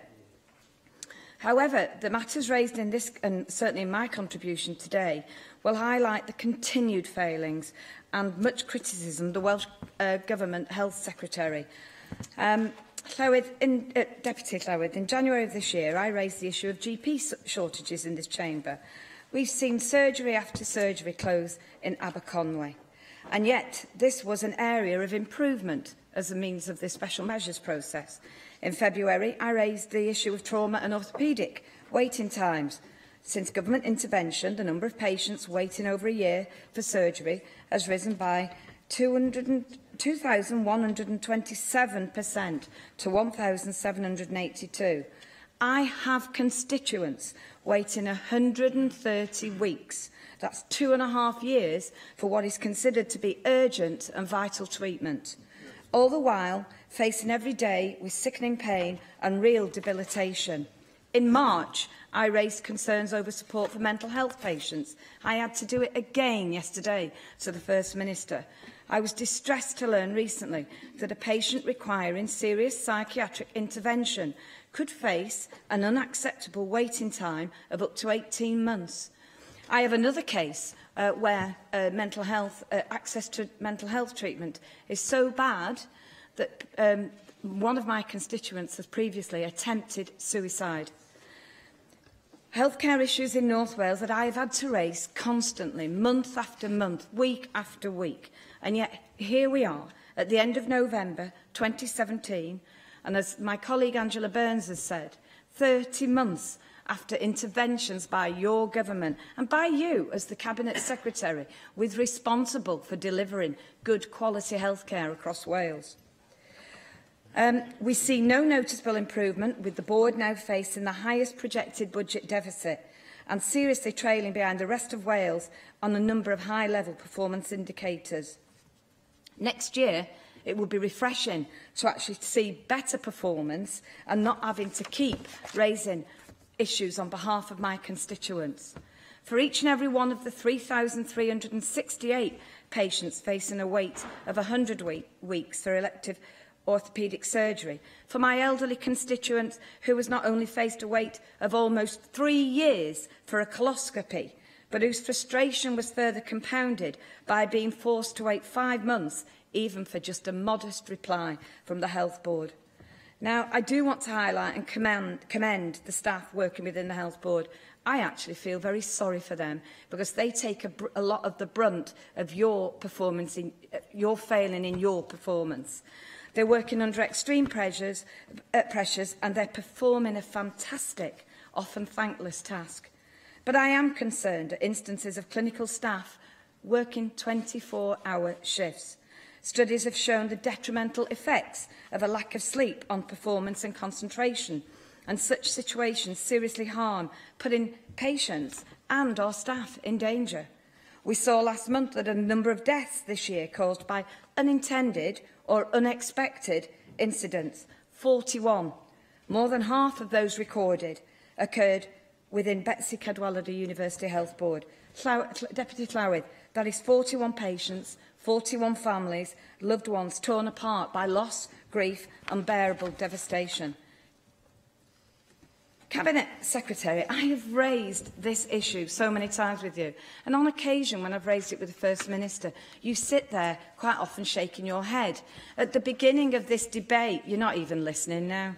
At the beginning of this debate, you even hadn't the courtesy to listen to my colleague, our opposition spokesperson. Frankly, I'm not sure how seriously you take your role. It has been unclear from the start just how the Welsh Government is managing the board under special measures. So we are calling today for you to outline with some clarity what steps you are taking to ensure the financial uncertainty at Betsy Board does not undermine the delivery of services, to publish a clear action plan for returning the Health Board to its normal status. The situation as it stands is unsustainable and is actually quite unacceptable. We look across the board and we see so much better performance. Why should there be a postcode lottery? Why should my constituents and any other constituent living in North Wales have to suffer poor practice and a very, very poor Cabinet Health Secretary who, frankly, in my opinion, isn't on top of his job? Michelle Brown. Thank you, Deputy Presiding Officer. The self-proclaimed party of the NHS really doesn't seem up to the job. Even using the excuse that it takes a while to turn around a health system once it's in special measures doesn't cut it. Since Labour have been governing Wales for 2 decades now, and Betsy Cadwallader got into its current state on their watch. Blaming Westminster is also tenuous at best, as Labour make a great play of wanting matters devolved to this place so that the Welsh Government can run them. All the recent argument over a potential Brexit power grab, and here we have an example of how this government fails when it is given control of one of the most important public services. Labour keeps saying more should be devolved, but then, when they're shown up as not competent to run a service, as in the case of Betsy Cadwallader, they try to find a way to blame Westminster. Well, this is the Welsh Government's fault, fair and square. The government has been banging on about all the things it's going to try and improve the Betsy Cadwallader University Health Board, and unsurprisingly silent on the things it isn't doing. Nowhere has Labour suggested making the members of the health boards more accountable. UKIP campaigned for elected health boards so that they would be accountable to the people of Wales. Accountability that is on a single issue and can't be fudged, which is probably why Labour argued against the progressive idea. Whilst it is obvious that the Labour government doesn't have the will to get rid of incompetence, I'm absolutely confident that the Welsh public do have the will, and elected health boards will enable that to happen. Nothing the government has done is working, so why should we continue to let them try? The waiting lists aren't just statistics. They represent the pain and suffering of the people on those waiting lists, and the stress imposed on patients, their family and frontline staff. The waiting lists are getting worse, staff morale is going down, health outcomes are taking a hit, but none of the health board have been given their marching orders and none of the mega-salaried NHS managers have been sacked. And there is the impact that is far wider reaching than the health concerns of the patient. Frontline staff must be feeling incredible pressure, having to work even harder than our dedicated NHS staff already do to make up for the incompetence of senior managers and Welsh Government. Labour are also the self-proclaimed party of the workers. Are they happy with the pressure they're putting these public sector workers under? This is about a lot more than a public sector pay freeze. This is about valuing staff and their welfare. Labour also try to say that they're the party of equality. But where is the equality for those whose accident of postcode means they have to wait far longer for treatment than another Welsh or UK citizen?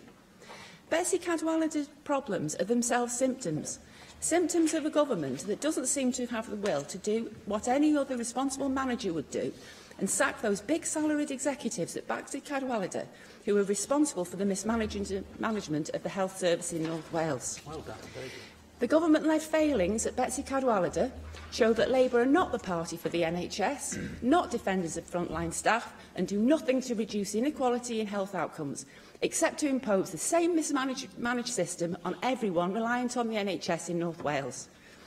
I believe previous calls for a full public inquiry have been made, and I think they have a lot of merit. And if they were to be proposed, I would be prepared to support it. The Welsh NHS is ill, and unfortunately for the people of Wales, the waiting list for treatment when this government in Cardiff can be replaced is 3 years. Thank you. Mark Isherwood. Diolch. Well, our North Wales Betsy Cadwallader University Health Board is in special measures and overspent because Labour Welsh Government dismissed our warnings over many years. On each occasion, Labour ministers dodged responsibility by instead accusing us of talking down our NHS, when we were speaking up because staff, patients and families had asked us to do so. The board was only put into special measures in June 2015 after an external investigation revealed that patients had suffered institutional abuse in Glencryd Hospital's Ablett Acute Mental Health Unit. The then Health Minister finally admitted that this decision reflected, quote, serious and outstanding concerns about the leadership, governance and progress in the Health Board over some time. The Health Board stated that it was alerted to serious concerns regarding patient care on the Tylvan ward in the Ablett unit in December 2013, but concerns about this ward went back a lot further. For example, in 2009, I represented a constituent who said that the treatment received by her husband there nearly killed him, that 3 other patients admitted around the same time as her husband had similar experiences, and that she was now worried about the treatment others may receive in this unit. Of course, there have been some positives since special measures. Further to my intervention on behalf of the Neurotherapy Centre in Flintshire, where Health Board funding had fallen to just £65 per person compared to £500 from commissioners in West Cheshire, the Health Board Chief Executive confirmed a framework on going forward. When I visited fantastic staff at Wrexham Myler Hospital this summer with the Hepatitis C Trust, they told me that there were now comprehensive treatment options. They added, however, that to do what the Welsh Government required would need between 6 and 9 extra hepatology specialist nurses across the Health Board. We've seen patients waiting months for pain management treatment. Only this afternoon, the Health Board announced yet another GP surgery closure. Although special measures saw some move from risk-averse complaints handling to problem-solving via direct engagement with complainants, progress has stalled. Typical of this was a recent response to a complaint regarding a patient who died whilst receiving treatment from the Health Board. Although this apologised and stated that the complaint had been investigated in accordance with regulations, it coldly concluded that there was, quote, no qualifying liability on this occasion. The bereaved family were deeply distressed and told me that the response included several factual errors. Betsy Cadwallader is the only health board in Wales which does not commission services from the Bobath Children's Therapy Centre, which provides specialist physiotherapy, occupational therapy and speech and language therapy to children all over Wales who have cerebral palsy. The cost to the remainder is negligible and the savings massive. Together with the centre and a North Wales parent whose daughter had received its support, I met the Health Board twice to seek a way forward. They produced a draft report and copied it to us for comment. We each responded on the clear understanding that wider family engagement would only follow after our comments had been incorporated into the draft report. Instead, the unamended draft report was issued to parents with a questionnaire unfairly biased towards internal provision of services rather than the provision available from Bobath at a standard beyond which the Health Board can deliver. Denied autism assessment. The parents of several daughters told me statutory bodies don't understand that thinking has changed, that autism presents differently in girls. Although forced to pay for private autism assessment, a 2017 letter from the Health Board said that Flintshire CAMHS had raised concerns about the rigour and conclusions in a number of private assessments and in some cases didn't accept the diagnosis, and that there was a requirement for these to be in line with NICE guidance. However, when I referred this to the clinical psychologist who had carried out these assessments, she confirmed that not only was she and her team NICE compliant, but also that she was a contributor to NICE guidelines.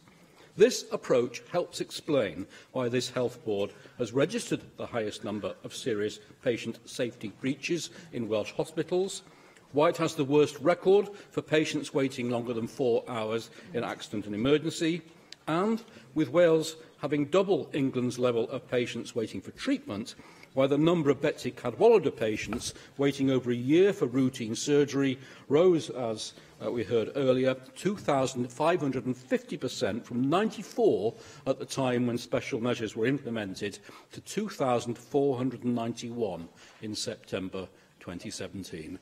This can't go on. Neil Hamilton. Presiding Officer. Well, we've listened to a number of very powerful speeches illustrating the catastrophe which is the Betsy Cadwallader Health Board, over which the current Cabinet Secretary and the previous one, who's temporarily left the chamber, presided now for many, many years. The Labour Party is accustomed to saying that the National Health Service is the envy of the world. Well, as far as Betsy Cadwallader is concerned, I don't know which world they're thinking of. It must be the planet Pluto, because it certainly isn't the envy of anybody in this world of planet Earth. Michelle Brown raised a very important point in her speech earlier on, and that is the unresponsiveness of the Betsy Cadwallader Health Board towards its patients with the complaints that they've made. We've had a massive number of individual examples that have been trotted out here this afternoon, and I make no apology for returning to a theme which I have raised in the Chamber on several occasions since I was elected.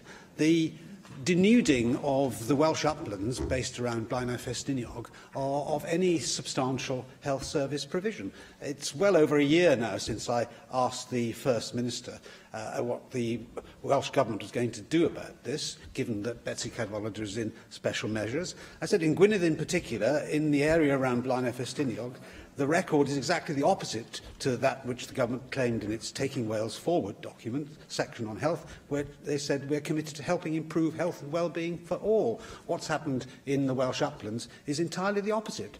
In the 7 well-being areas defined by Gwynedd, there is a community hub hospital in every one apart from Blaenau Ffestiniog, because their 24-hour service was closed several years ago and downgraded to a 10-hour health centre, downgraded again since then.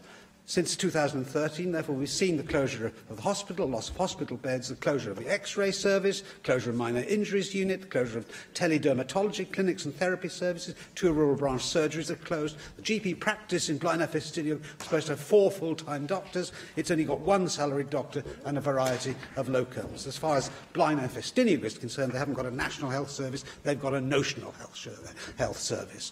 And in the 14 months since I made that indictment to the First Minister, absolutely nothing has changed despite the special measures, and something has got to be done about it. Now, we all know, of course, that areas like Blaenau Ffestiniog and its surrounding district pose problems. There's always going to be a tension with the provision of health services in sparsely populated rural areas. But the models which have been chosen are more related to what is appropriate for urban areas rather than rural areas.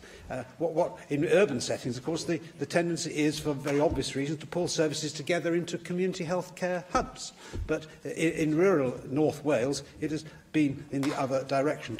What we should be doing is pushing services into rural areas to gain the patient outcomes without too great a loss of financial efficiency. What we have seen is a very substantial expenditure of money in Blaenau recently, well over £1 million, I believe, but not a single bed is created. We've created dozens and dozens of desks for National Health Service pen pushers instead. So they closed the Memorial Hospital and replaced it with an office block. Now, that is not what we expect from a health service, and the poor residents of Blaenau and district deserve a great deal better than that.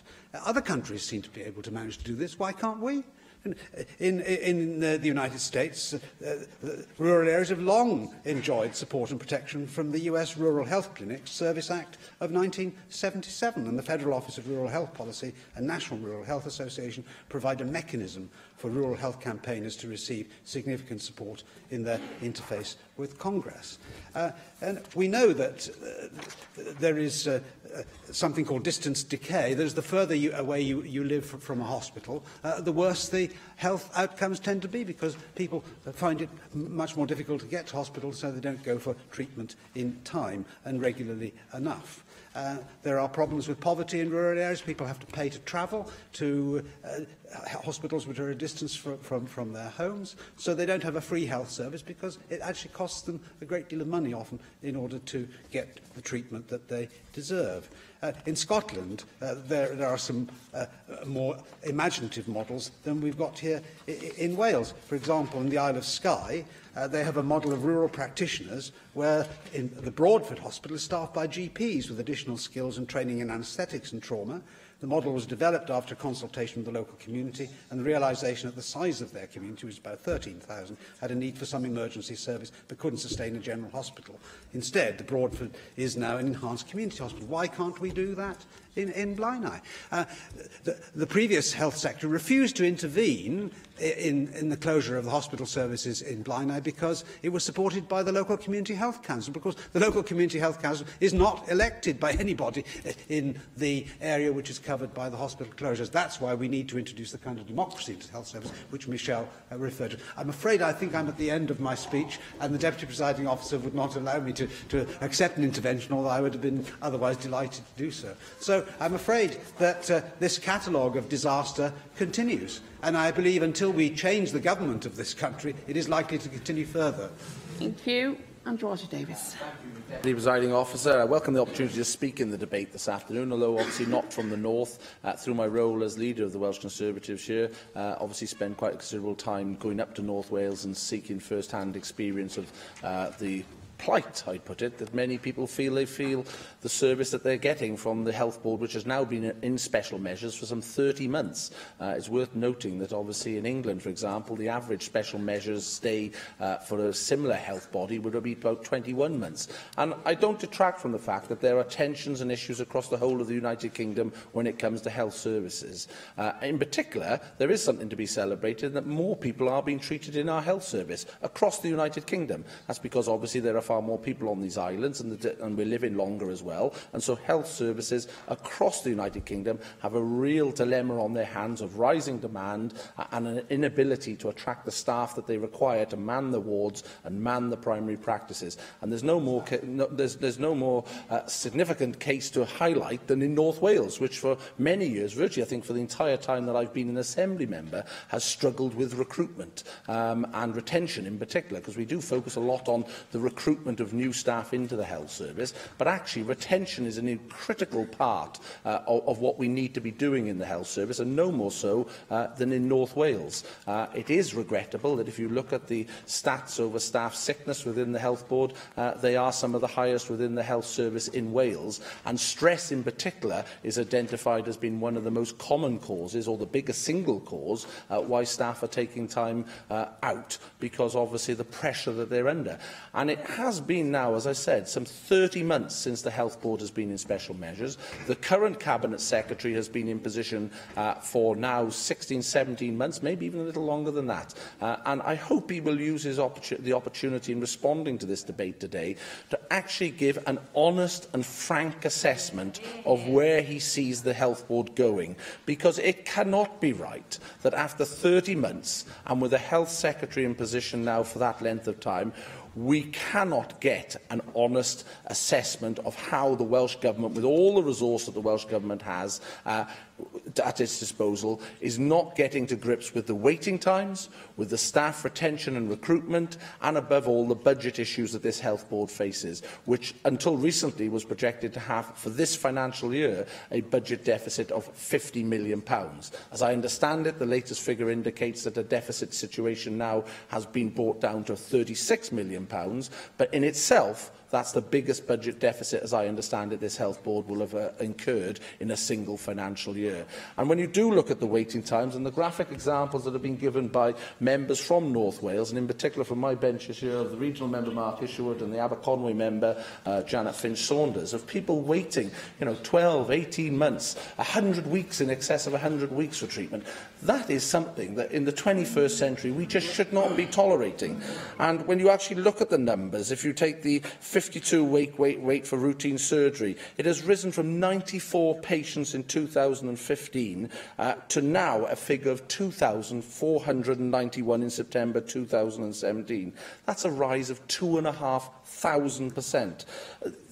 Those sort of figures, for most people, just are incomprehensible. And for most people, all they want, they don't expect instant treatment, but they expect a reasonable time for that treatment to be provided. And I do hope that the Cabinet Secretary will give us something hard and tangible that we'll be able to hang on this debate to say that the waiting time situation that is in the Betsy Health Board area is being grasped by the Cabinet Secretary and his officers in Cathays Park, along with the Health Board, to address these spiralling waits. A&E, for example, is another area of huge concern. My colleague Darren Miller has highlighted in First Minister's questions, and I believe in questions to your good self, Cabinet Secretary, of the appalling waiting times that people are having to face in Glenclwyd, in his own hospital, which serves his constituents, where under 70% of people are being seen within the 4-hour target, your own target. I mean, surely you do not agree with that situation being allowed in a major hospital here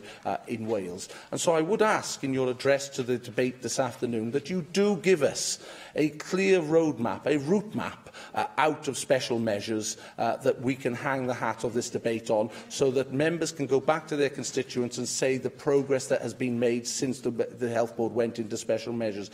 I do hope that you will clarify the budget situation that the Health Board finds itself in, because this is your opportunity to do that. And above all, I do hope that you will give us something meaningful on staff recruitment and retention, because without the staff on the front line within our Health Board, whether that be in a primary or secondary environment, there is no health service. And as Angela Burns touched on, they are the backbone, they are the blood that makes our health service work. And it is incumbent on you, with the levers at your disposal, to be able to offer a significant and substantial package of measures that addresses the chronic understaffing that the Betsy Health Board faces, both in primary and secondary care. Thank you. Can I now call the Cabinet Secretary for Health and Social Services, Vaughan Gething? Thank you, Deputy Presiding Officer. I'd like to thank members for a spirited and difficult debate with lots of criticism, but that is to be expected. I recognise at the outset the Government will support Amendment 2, as we do recognise the workforce challenges faced by the issue. We might have worded it differently, but I think it's wrong to try and dance on a pin about individual wording in the amendment. We recognise the central challenge that is made and recognise in the amendment. Following special measures in June 2015, areas outlined for immediate action at the time were governance, leadership and oversight, mental health services, the most significant area of concern, maternity services at Ysbyty Glenclwyd, reconnecting with the public, and GP and primary care out-of-hours services. Now, special measures themselves do not amount to the Welsh Government taking direct control and running the Health Board. They are the highest level of intervention, but the Health Board are still in place and running services. There's no one directly in Cathays Park making choices about how to run the organisation. The intervention in place has worked alongside the board and staff to try and make progress and improve services, and to significantly increase our oversight and the accountability arrangements. And I, of course, value the hard work of our staff in delivering services and supporting patients right across North Wales.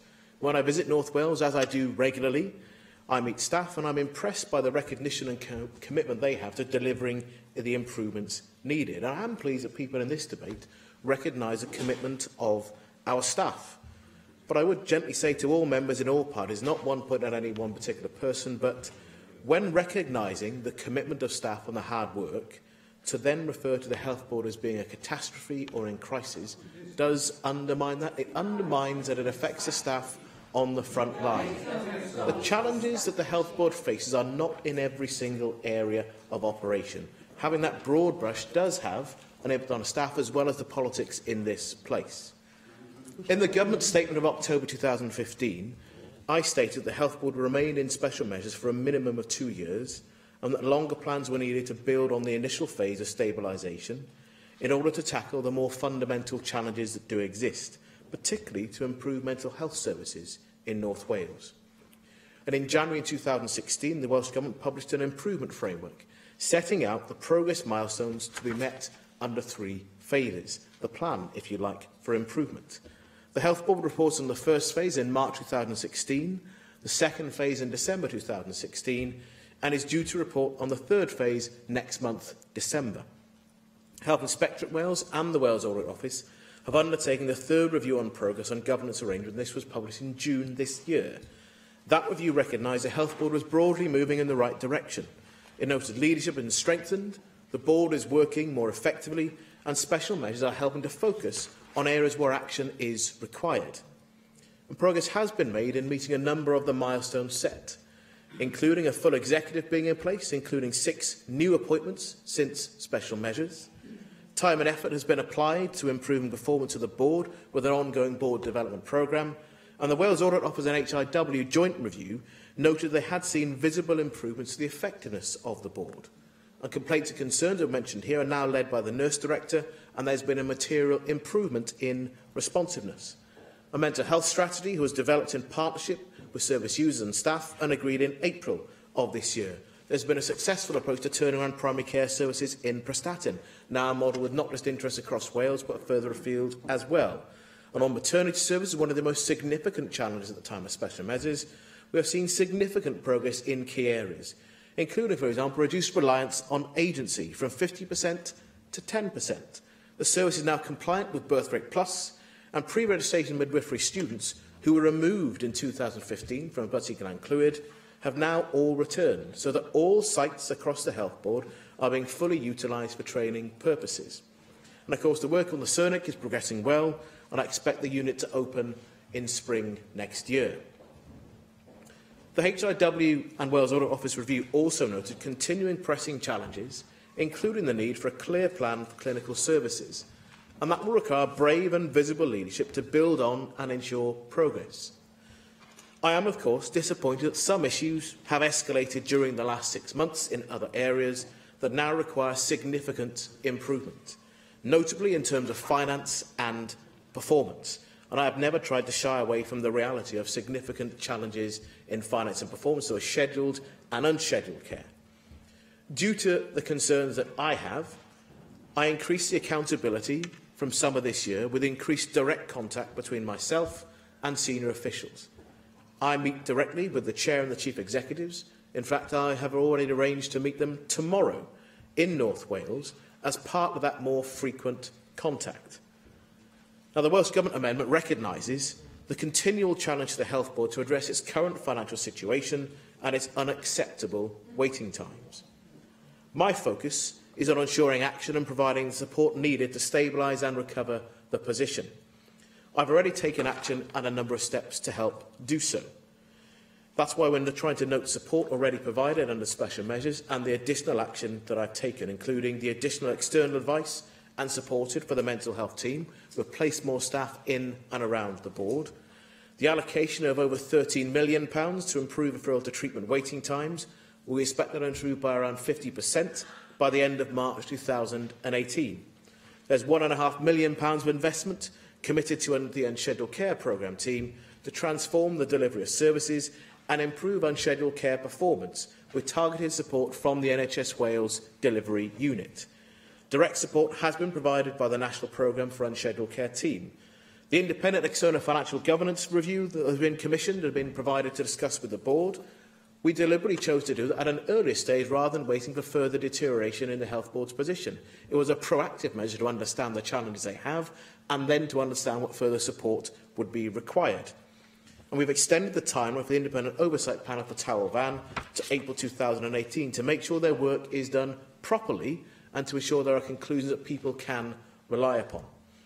And I have this week agreed further support for the Health Board with David Jenkins, an external experienced former chair of Aneurin Bevan University Health Board, one of our more successful health boards in Wales, and he will now undertake an advisory role to support both the chair and the Chief Executive on the work to stabilise and recover that is required, and who will not just work with the Chair and Chief Executive, who will obviously report back to myself with his findings. I will, of course, be reviewing the Phase 3 report from the Health Board on progress and taking on board the views of the regulators in early December. I recognise the calls that are made in this debate for a route map out of special measures, and I will gently remind people what we said at the time when this Health Board went into special measures. It went in based on the advice we received, the serious, concerning advice from the Chief Executive of NHS Wales, from the Wales Audit Office, and also from Health Inspectorate Wales. So putting this organisation into special measures was not an act of political convenience for ministers. Coming out of special measures should not be a politically designed route map. There will be the obvious suspicion that would simply be a matter of convenience for myself or this government. I will, of course, receive and act upon the objective advice that I receive about what to do and when is the right time to do it. I will, of course, review the progress against the current improvement plan and see what further is required. My objective is to strengthen the work we are already taking to support a turnaround approach to ensure the Health Board makes the required improvements. There is no disguising the seriousness of the situation, or indeed the seriousness with which I approach the task. I know very well that questions will and should be asked until there is sustained improvement in the areas where this Health Board has fallen behind. I will continue to report back honestly and transparently on the progress that has been made and the progress required. I will, of course, update members before Christmas, following the review processes, on any additional action to be taken. Thank you very much. And I call on Darren Miller to reply to the debate. Thank you, Deputy Presiding Officer. And can I thank the Minister for his response to the debate, which I thought did acknowledge, in a greater way than has been the case before, that there's still a serious need to improve things in the Betsy Cadwaladr University Health Board. You've heard the comments from Assembly members from all parties this afternoon, which have spelt out in very clear terms the areas where this particular health board is failing. And I think what is very concerning from our perspective is that these things have further deteriorated, many of them, since the board went into special measures. And that ought to be a concern. I'm sure it is a concern of yours. You suggested that the Welsh Government was not in direct control of the board, but of course, in the immediate aftermath of special measures, you did appoint the Deputy Chief Executive of the department for which you are now responsible to run the Health Board. So to suggest that the Welsh Government was not running the Health Board, frankly, seems a little bit bizarre. And of course, we shouldn't forget either that the journey into special measures was a difficult one. We had been calling for a long time for that board to go into special measures, but it wasn't until the publication of the Tawel Van report that the balance was finally tipped on the scales and that the Welsh Government decided to put that board into special measures. Yet, the publication of that report was some 6 months after it had been shared with the Welsh Government and actually shared with that health board. The Tawel Van report that was done by Donna Ockenden, which spelt out the horrendous treatment, the completely unacceptable treatment and the shortcomings in care on the Tawel Van ward, was given to the Health Board in September of 2014, and yet it still took until June of 2015, which I have to say was shortly after a general election, before that report was published in the public domain and this government decided to take some action. So I do think there are some serious questions to ask about why the special measures that this board has been placed in have not worked to date, and why you're now having to, how can I say, take more of a personal interest in turning that ship around that is Betsy Cadwaladr. We've already heard they're in financial turmoil. When they went into special measures, their deficit was for 2014 was 26 million. It's going to be 36 million now. Worse performance, in spite of the fact that financial performance was one of the issues it was put into special measures for. You've already heard that more people are waiting longer for their operations than ever before in the Betsy Cadwaladr University Health Board. Some people in excess of 2 years from referral to treatment, particularly for their orthopaedic operations. It's completely unacceptable. And it is the worst performing health board when it comes to access to emergency departments. And this is a health board which is supposed to be under much more careful scrutiny than any of the other health boards in Wales. So if that's what very careful scrutiny does to a health board, perhaps you'd have been better off not getting involved at all, because it clearly hasn't been working. Now, GP services, the crisis seems to be getting worse and worse and worse. 5 GP practices this year so far, 6, if I'm to believe what Mark Isherwood has shared with the Chamber today, have so far decided to hand back their contract to the Health Board because they're not able to sustain and deliver that contract. It's got the highest number of GP practices that are regarded as hotspots by the British Medical Association, which suggests that things are getting even worse in the future. So the problems seem to be accelerating on the GP and primary care services front as well. Janet Finch-Saunders made references to the patient safety issues in the Health Board, which no doubt you will tell us is because they're more honestly reporting these things these days. But to have more than half of all of the recorded deaths as a result of mistakes in that one health board, which does not account for half of the population of Wales, is irregular. It's not right. It shows that there's something more problematic which is taking place there. And quite rightly, we heard about some of the staffing pressures which that particular health board has faced. And I'll be the first to praise the staff of that health board. They do a fine and fantastic job in the face of significant pressure on the front line. But there aren't enough of them. I visited 2 mental health units just last week, and they were telling me that they're having to rely on agency staff all of the time. And that means that you have people who do not know the patients from one day to the next. They're not regular people, and as a result of that, that causes pressure within those working teams. So what's been happening to date isn't working. We've got to see some significant change in that health board. The Towel Van families deserve to have that situation in the mental health services in particular turned around. They're not going to see any outcomes in terms of the follow-up work that has been commissioned until at least March of next year. I think all of those things suggest that the Welsh Government has failed completely to date to deal with the challenges in this health board, and that we need a significant change of track if we're going to get this right. Thank you. The proposal is to agree the motion without amendment. Does any member object? Therefore, we defer voting under this item until voting time. We're going to move on now to item 8 on our agenda, which is the Plaid Cymru debate on the UK Government budget and Wales. And I call on Adam Price to move the motion. Thank you, Deputy Presiding Officer. And I was going to say it's a pleasure to rise to introduce this debate. But actually, if we look at the substance of what we're discussing, then pleasure is anything but what one must feel. I mean, I was struck when I was in the part of the Wales Live debate on the budget the BBC held, and they did a montage, actually, of sort of television reports from BBC Wales News going back over decades in response to the budget, and vox pops all over Wales. And, you could see the historical continuity, the contours of Welsh economic history kind of opening up in front of you, because nothing in it for Wales was basically on the lips of, people in sepia-tinted pictures in the 1960s right through to today. Nothing in it for Wales. And I think, that's not just a kind of a kind of neat Plaid Cymru press release headline. I think that is the lived experience, actually, of most of our people, going back over generations, because of the centripetal nature of the political forces in these islands that is reproduced time after time after time in the economic priorities. There is nothing in it for Wales. And so, yes, it can't have come as a surprise. It came as a huge disappointment that this golden opportunity with the tidal lagoon, that we have to be there.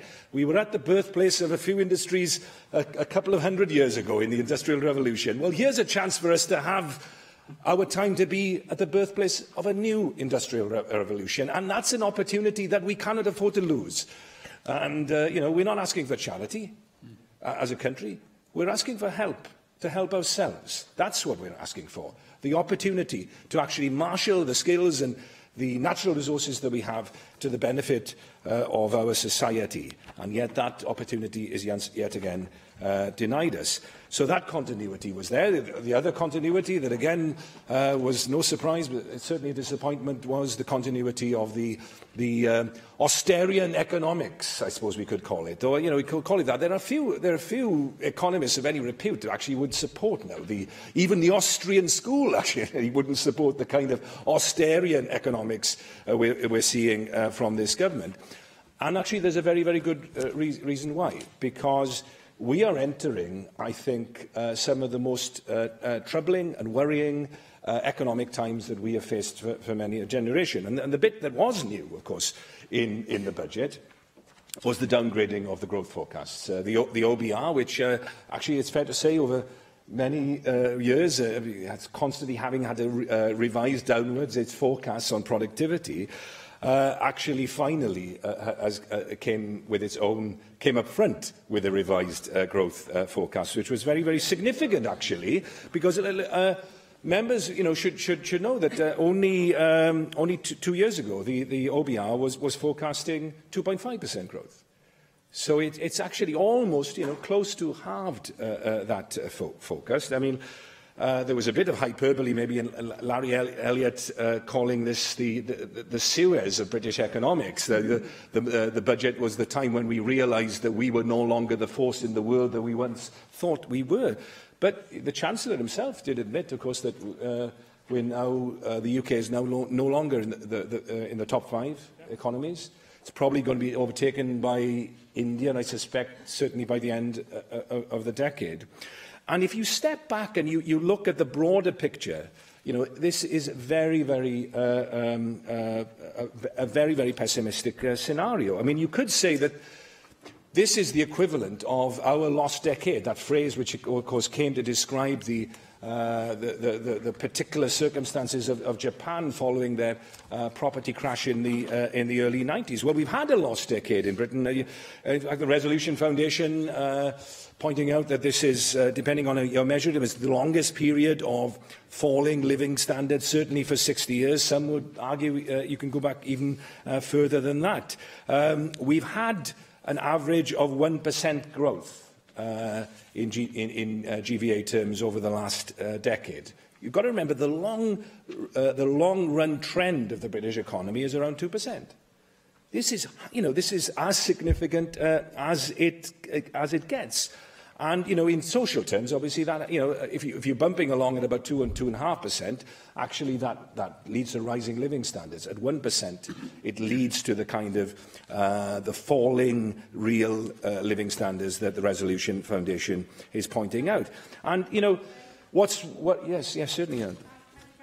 I noted, of course, that the economists in the International Monetary Fund last year warned that austerity policies will do more harm than good.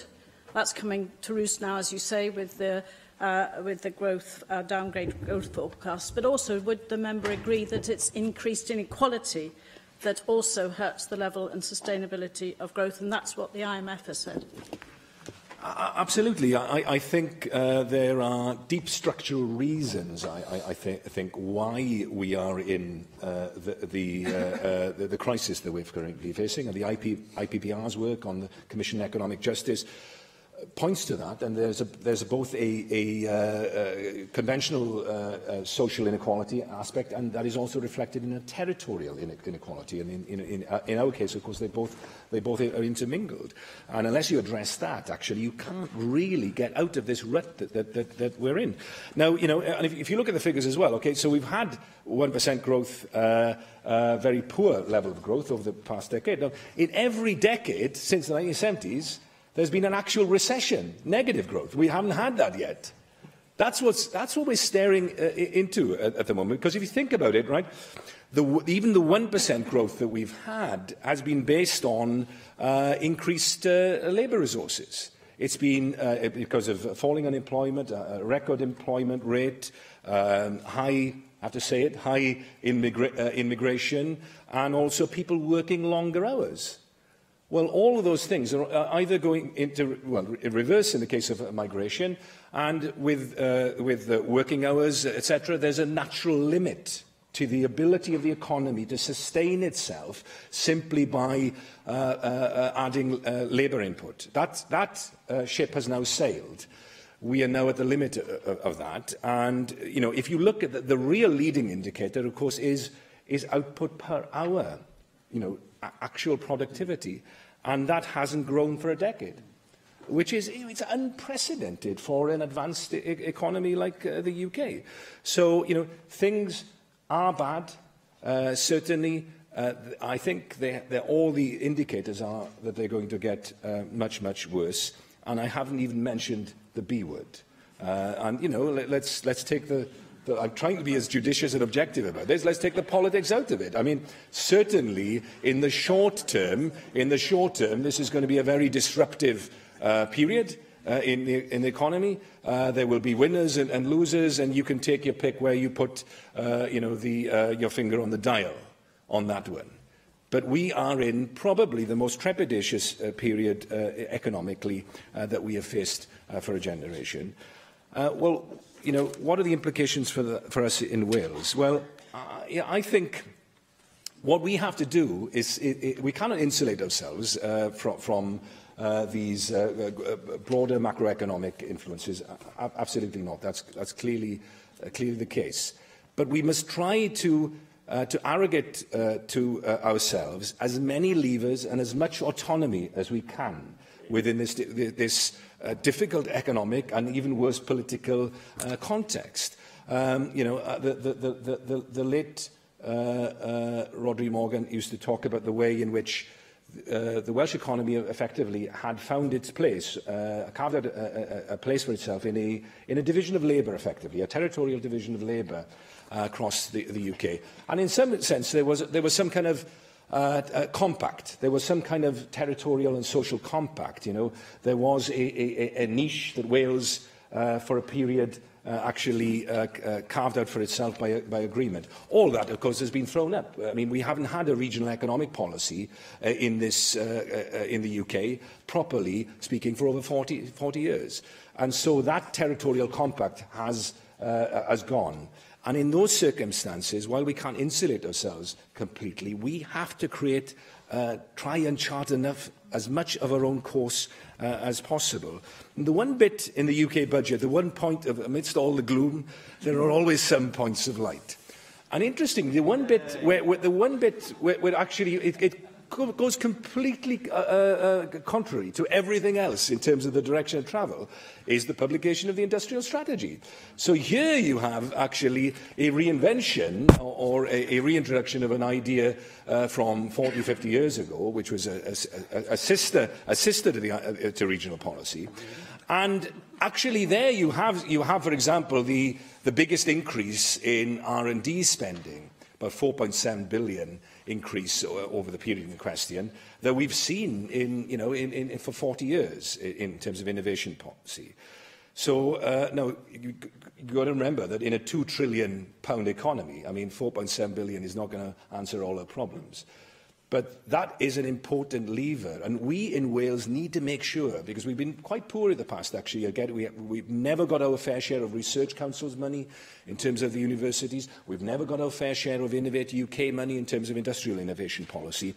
We have to be far smarter at actually making sure that we can take advantage of those few positive opportunities that there are on the horizon, and also make sure that we have the structures and the levers in place that we can use that money in the smartest and most intelligent way. And I have to say to the Welsh Government as well, at a time when the UK Government, the one thing it is doing that I do agree with, which is vastly increasing the investment in innovation and in other areas of productivity enhancement, we are slashing our innovation budget. The innovation bell, the budget line in the Welsh Government's draft budget, is being cut, capital and revenue together, by 78%. You know, that is surely madness, economic idiocy, at a time when we have to reinvent ourselves for the very reasons that I've set out, because we are entering very, very uncertain times indeed. Rwyf wedi dethol y ddau welliant i'r cynnig os derbynu'r gwelliant 1 cyff gwelliant 2 ei ddadfethol. Galwafar Nick Ramsey, gynnig gwelliant 1 a gyflwynwyd yn enw Paul Davies. Nick Ramsey. Diolch. Adam. I must say, I enjoyed your speech a little bit more than the motion itself. You did at least get to the glimmer of light at the end, which made it worthwhile me getting up in the morning, I suppose, and coming to work. But and you did mention the budget at the end. Look, just referring to the motion itself, I do like to be positive about some aspects of motions, and there wasn't much positive in this motion, to be fair. I don't think this UK government would proclaim to be the best thing since sliced bread, but I do think it does deserve a little bit more credit than you gave for there, and in this at least, and in this motion. And it's not my job to come here and defend the UK government, even though it's my party that is in power there. And it's my job to come here and represent my constituents in the National Assembly for Wales and to talk about what we can do here in this chamber. And that's why I was a little disappointed by the tone of this motion, because I do think it rather dwells on the negative and doesn't talk about the positive. What we can do, if I can just, if we can just turn to the amendments, our amendments, we wish to note the 1.2 billion. You'll get mentioned in a bit, Simon, don't worry. We wish to note the £1.2 billion increase in the Welsh budget over 4 years as a result of this budget. Now, I know I'm going to anticipate the Finance Secretary's response later in saying that a proportion of that money is financial transaction capital. This was mentioned by the Chair of the Finance Committee in the session we had earlier. It's a term that's reared its head, and I'm not sure it is the talk of breakfast tables up and down Wales, but as the Finance Secretary will probably tell us, it does make it more difficult to deploy. But, as I'm sure the Finance Secretary would recognise, it is at least more money coming to us than we did have before. And that's key to this budget. There is additional money coming to Wales, so it is not all doom and gloom. And we must, of course, welcome the proportion of that additional finance that is coming to Wales as a direct result of the hard-fought fiscal framework negotiated between the Welsh Government and the UK Government. And as the Cabinet Secretary has said, very fairly, it's not an enormous sum of money in terms of the budget, the Welsh budget as a whole, but it is additional money that would not have happened without this agreement, and I pay credit to him in those negotiations, and indeed the UK Government, and I'm pleased that I had a small role as well along the way in helping with that process. I'm not even saying we should shut the door on future Barnett reform. I think there is still a case, which we don't tend to talk about anymore, but there is still a long-term case, I think, to review the mechanisms that fund Wales overall, and perhaps that can be done in conjunction with the fiscal framework, because I think all of us here would want to have the best deal for Wales possible, and over time financing mechanisms do become out of date. So hopefully that can be discussed in future when we're looking at UK's budget allocations. And of course our amendment also notes progress that has been made with the North Wales growth deal. We've called for that for a long time. It's in this budget, so it's good news. I didn't hear it get a mention, I might have missed it. Didn't seem to get a mention in Adam Price's comments. It didn't seem to be mentioned in the motion either. How many times do members in this chamber, particularly members from the north of Wales, stand up and say in debates that we don't think that there's enough going to the north of the country, that there's not enough going to rural parts of Wales? So here is an example where there is a focus on a part of Wales which, Adam Price is quite right, parts of Wales have been neglected in the past, and here there is an attempt to at least in some way rectify that. I heard what you said on the progress or lack of progress, as you saw it, with the Swansea Bay Tidal Lagoon, and we will continue to call for that. We believe that the Tidal Lagoon is a very important piece of infrastructure for the Welsh economy. And, OK, it might not have been prevalent in this budget, but it is well known that we are still calling for that tidal lagoon. Not just this party, of course, the party opposite, the party of government, and it's very important to it's close to Mike Hedges' heart as well, I know. So we will continue to look for progress on that. Of course, we are getting electrification of the Great Western Railway line to Cardiff, I admit, before you jump up. The 7 tolls are being scrapped. How long have we been calling for that? That's good news, isn't it? So that's another glimmer of light at the end of the tunnel, if you pardon at the end of the bridge, pardon the pun.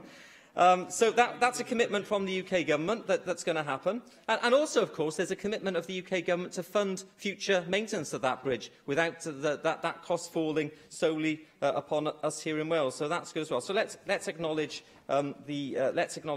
the positives. If I can just mention the Welsh Government amendment very briefly, I was rather bemused that it deletes point 4 of the motion and then reinstates it in a reworded format that basically says the same thing, but tries to blame the UK Government instead of blaming the Welsh Government. But I won't intervene in private grief between Plaid and Labour on that. Adam Price, you made some very good points, as you always do, to be fair, but I do think you could have been a little bit more upbeat about the prospects of our economy. I'm grateful you didn't mention the B word, because I think we've all had enough of that over the last few weeks being mentioned.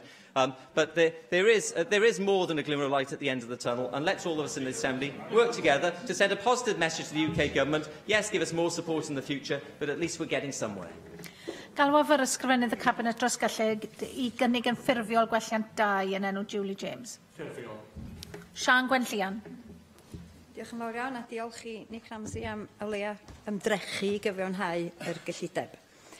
Ond yn y barn ni, mae Cymru ar ei cholled yn dilyn cyhoeddi y gyllideb, oedd wedi dylunio I dyfu economi de-ddwyrain Lloegr ar draul pob rhan arall o'r deyrnas gyfunol. Cyllideb o gynni oedd hon ym mhob ystyr.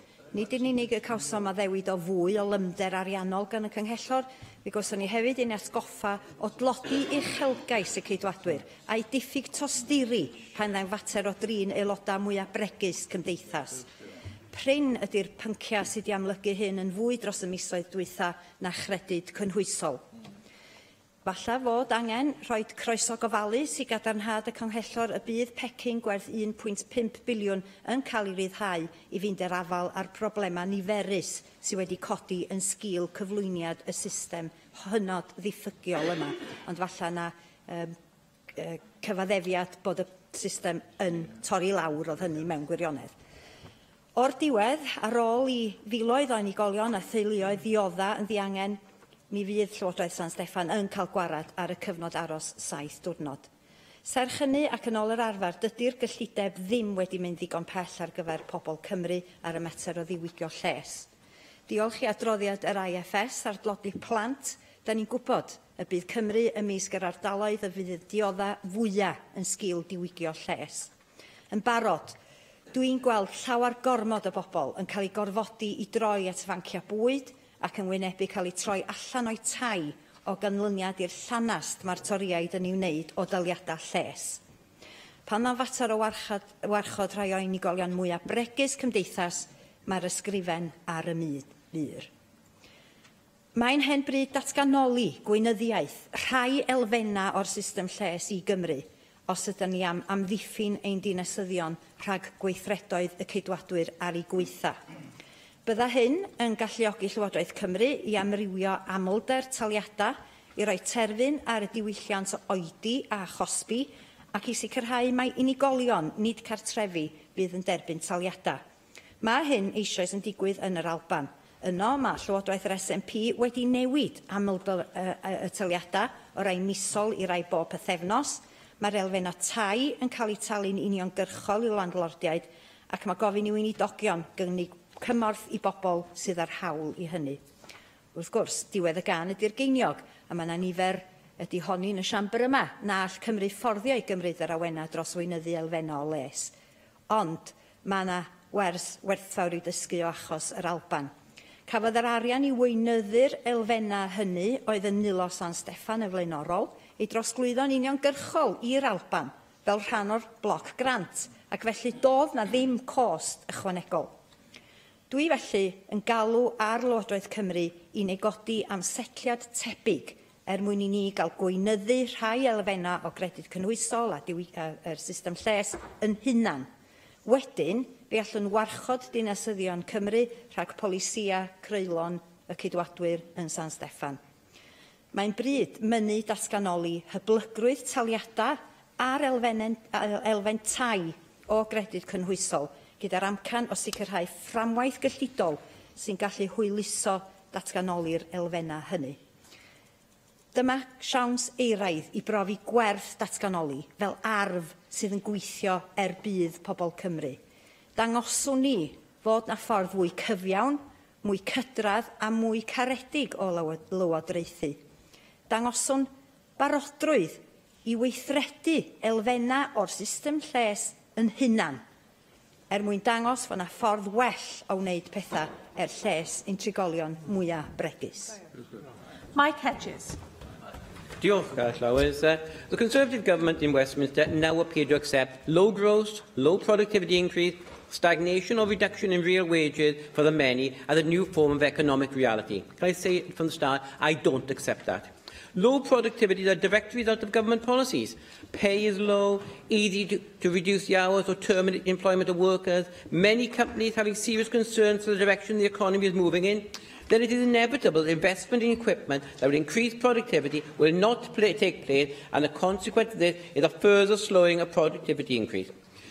It would be churlish not to welcome the additional money. £1.2 billion is a large figure. And the revenue budget will increase by £215 million, and the capital budget will increase by approximately £1 billion over 4 years, equating to just under £54 million of extra revenue a year, or, as Andrew R.T. Davis just described it, enough to get Betsy Cadwallader out of trouble. Whilst welcome, this is not the sort of amount to end austerity. It's certainly not economy-changing. Of the £1 billion capital, £650 million of additional capital funding is in a form of funding which must be paid back to the UK Treasury, and there are tight restrictions on what it can be spent on. So that leaves £350 million, or just under £90 million a year. When you actually take it down to what it actually comes down to, you discover it's nowhere near as mouth-watering as the government tried to make it. However, even with this additional funding, the Welsh Government's budget was 5% lower in real terms in 2019-20 than it was in 2010-11. When the Conservatives are following the same failed policies of Herbert Hoover in 1930s America, where he managed to turn a recession into a depression. And just remember this, as Adam Price said earlier, we haven't had the downturn of our economy yet, which comes every 10 years or so. We are waiting that. And despite that, we're still doing very badly as we move along the bottom. The recession is yet to come. It took the New Deal of Franklin Roosevelt to get the American economy outgrowing. It will take the New Deal of Jeremy Corbyn to get the British and Welsh economies moving. The Conservatives used to say they were running the economy like a household runs theirs. If household follows their policies, then no one will ever buy a larger house or increase their mortgage. I agree with that part of the motion that we should regret the UK government budget did nothing to commit to Swansea Tidal Lagoon. You have to invest in new technology. We know that tidal lagoons are reliable in terms of electricity production. We know they are renewable energy. In fact, somebody can tell me what the tides will be in 100 years' time. This is a technology which, by the tidal bore of the Severn, gives us in Swansea a huge advantage, where the tidal range is the second highest in the world, reaching a maximum of 50 feet. We have an advantage as a country. We need to use it. Tidal lagoons will be built. One will be built in Swansea. The question is when. If we are the first, then we develop the technology, we develop the supply chain, and become an exporter of the technology. If we're number 20, become an importer. That's what happened with wind turbines. And the wind turbines are now designed and made in Denmark and Germany, because they were there at the very beginning. You need to be at the beginning to develop an industry. Where the design skills exist there. They build up the supply chain. They get all the advantages. That's why we see, when we have wind turbines coming in, we see them coming in by boat and then being transported to wherever they're going by either very big lorries or back by boat out to sea. But we know that they got the advantage because they were there first. And it's really important that we are there first. Public sector workers are paying the price for the banking crisis and the Tory failing austerity measures. Plaid Cymru calls on the Welsh Government to take steps to lift the public sector cap. What they have forgot to add was, and more redundancies in the Welsh public sector. As the Welsh Government has basically a fixed income, with only small amounts due to its tax policy and any income it gets in, then every penny it spends on something has to come off something else. Sorry. Given your comment about the banking crisis, how would you respond to the January 2009 IFS publication, which said that Labour entered the current crisis with one of the largest structural budget deficits in the industrial world and a bigger debt than most OECD countries, having done less to reduce debt and in particular borrowing than most since 1997. In other words, it broke the Keynesian economic cycle and bequeathed austerity. Well, that's not true, is it? I don't think anybody believes that. The bequeathing austerity bit, I mean... That's the IFRS. That meant... Sorry. Mention me as well. Just on the public sector pay cap, a point in Plaid Cymru really is quite simple. You made a pledge in your election manifesto earlier this year to get rid of the public sector pay cap. You are in a position in Welsh Government here to get rid of it. Whether you think it's possible or affordable or not is neither here nor there. You said you would do it, and you're not. But you said you would do it. You have the option to do it. You're not. It was a general election manifesto, and if we'd won the general election, it would have been raised. It would have been raised in England, Wales, Scotland, and Ireland. That's the point. Because if we do it, you can bring redundancy. I think the Welsh Government have got it absolutely right in asking for support that it should be raised and the money should come from Westminster. We were going to... Sorry, comment.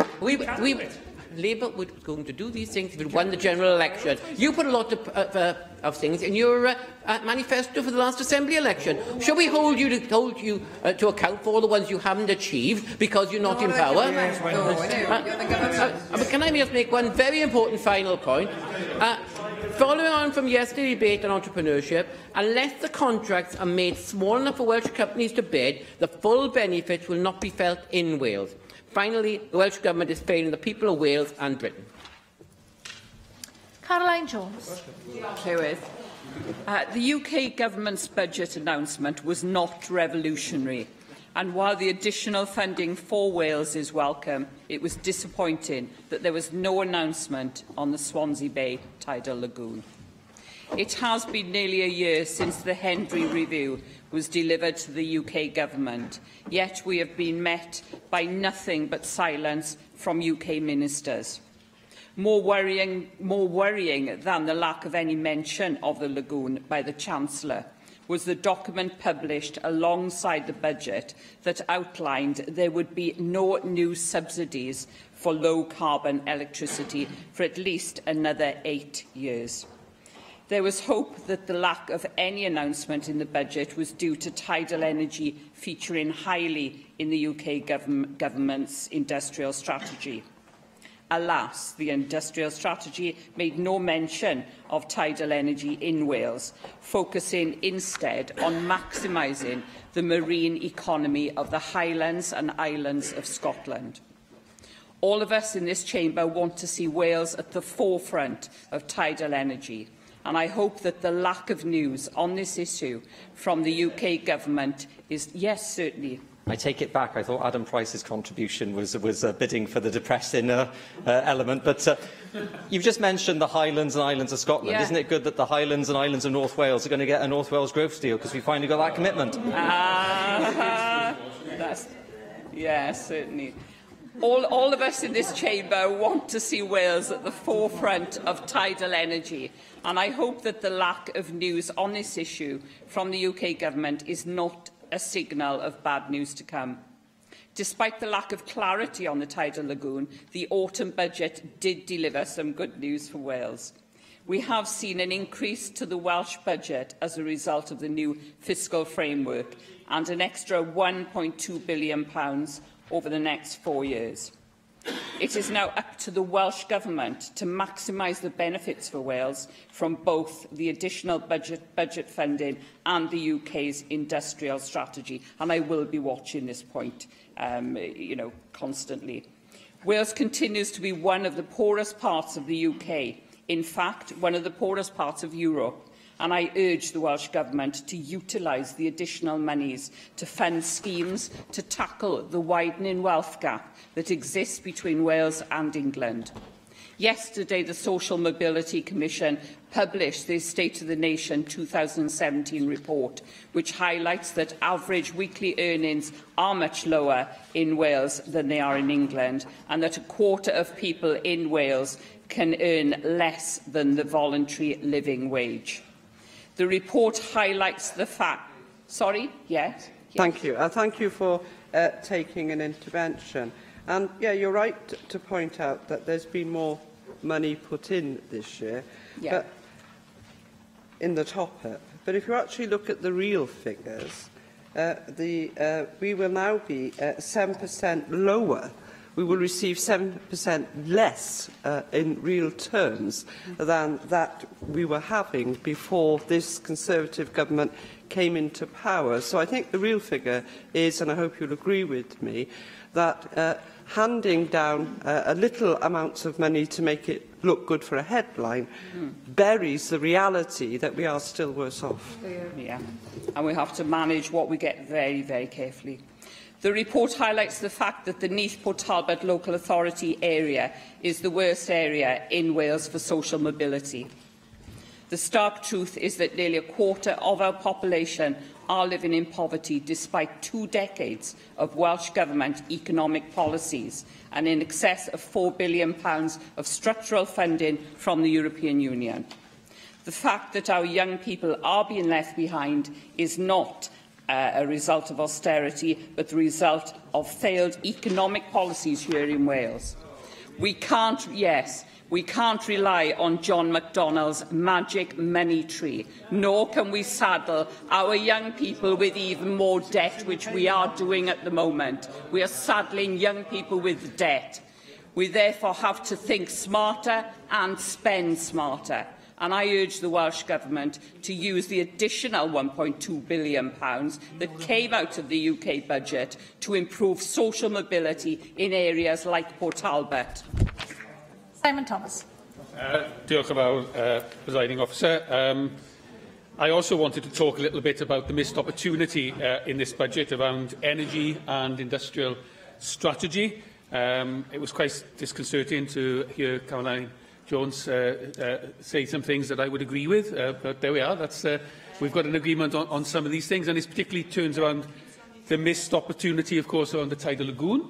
And at the beginning of my remarks, I'd state very clearly I'm a community shareholder, as hundreds of people are in the Swansea Bay area, in the tidal lagoon, because people want to see this development move forward and take place.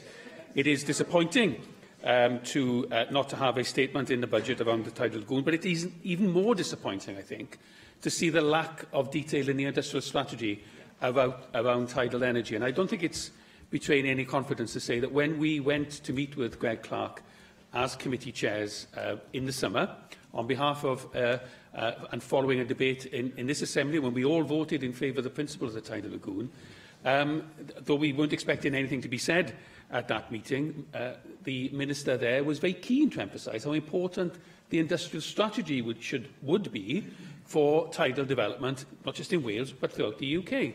And what we end up with is an industrial strategy that virtually doesn't talk about tidal lagoons at all, doesn't talk about tidal development in Wales, does talk about Scotland, and I'm concerned there because it leaves us in a situation where the already tidal development that we are seeing in Wales, which is off Pembrokeshire and Anglesey, in a number of wave and tidal developments which the Welsh Government has invested in, seems to be completely ignored by a UK-wide industrial strategy. So there's a huge, complex issue to be addressed in this budget around support for new green technologies or decarbonising our economy.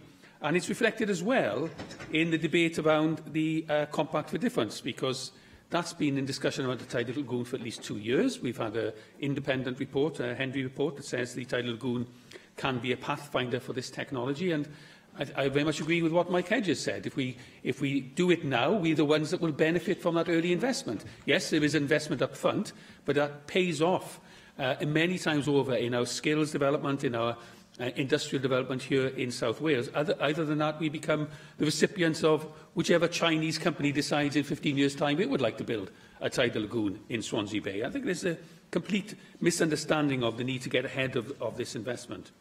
Now, it has been said that and it is true that the Treasury in the budget and the papers around the budget says there's no new low-carbon electricity levies or compact to difference likely before 2025. That's been mentioned already. However, there is still about £500 million in bays for low-carbon technologies, and I still think there's an opportunity for the Welsh Government to press for that to be utilised for the Welsh projects as well. And I'll give way. Does that mean Hinkley Point? Well, you put your finger on it. It could mean lots of technologies. It's not yet identified for which technology, but I think it's reasonable for the government, on our behalf of everyone in Wales, to press for that to be accessible for a technology such as the tidal lagoon. We also got today a very interesting, and I fully support it, a position paper on onshore wind and solar, which the government launched with the support of numerous organisations, including community co-ops, National Trust, Renewable UK, CLA Cymru, talking about the need for investment in, forget about tidal lagoons, what about the investment in renewables of wind and solar that we can do tomorrow? And setting out, some of the incredible, to reiterate Adam Price's earlier points, the incredible difference between investment made in England, Scotland and Wales on renewable technology. So wind projects, for example, in the most recent allocation of UK government renewables investment, 2.3 thousand megawatt capacity installed in England with UK government support, 1,000 megawatt capacity installed in Scotland, and 0.05 megawatt installed in Wales as a result of UK government support. And that's reflected in the UK industrial strategy. Those are figures from the Welsh Government's own statement today, which I think just underlines, if we had control over our own resources, we wouldn't just be going ahead with the tidal lagoon. I think we'd be really motoring ahead with solar and wind onshore and offshore, and decarbonising the wider economy with transport systems, and going beyond electrification to Swansea, which we never got, a broken promise, but going direct perhaps to hydrogen trains and a real exciting offer for the Metro in South Wales. The final thing that I just want to mention is there is mention of a North Wales growth zone. There's also mention of a Mid Wales growth deal. And we need to understand, before we can celebrate this, I have to say, let's understand what it is. Is it an extra train to Newtown, or is it a genuine investment in Mid Wales? And a growth deal for Mid Wales or North Wales, we have to understand what it is, what we need to work with. It's part of something that I think we need to understand. This Welsh Government, I hope they look at the financial transaction capital. It's an awkward tool, but if we can make that work for investment in things like electric vehicles, where there's a payback and you can use the loans as well as retrofitting on warm homes, if it can be used to support our rural communities facing the challenges of Brexit, there I have said the B word, then let's use that. Let's be creative about that. But before we celebrate what the Mid Wales growth deal might be, let's understand what it is and what it really will try and achieve. Mark Reckless. Diolch, Cliff. And I agree with Nick Ramsey. I think we should all cheer up. I think Adam Price looked a little too much on the negative forecast that we had from the Office for Budget Responsibility. The Plaid motion refers to the UK government budget announcement of downward revisions for economic growth and productivity. But of course it's the independent OBR that's come up with those changes to its economic forecast, and I think the Chancellor in his budget speech was rather more optimistic as to what was going to be happening to productivity and growth in the UK. And we should, I think, look at what's been happening to the deficit this year. It's been falling quite a lot faster than had been expected. And the only reason that isn't projected to continue is having projected for the last 10 years that productivity was going to go back to its previous trend. The OBR seems to have thought, we haven't quite been right on that for the last 10 years, so let's sort of change it and assume actually it's not going to be very good at all.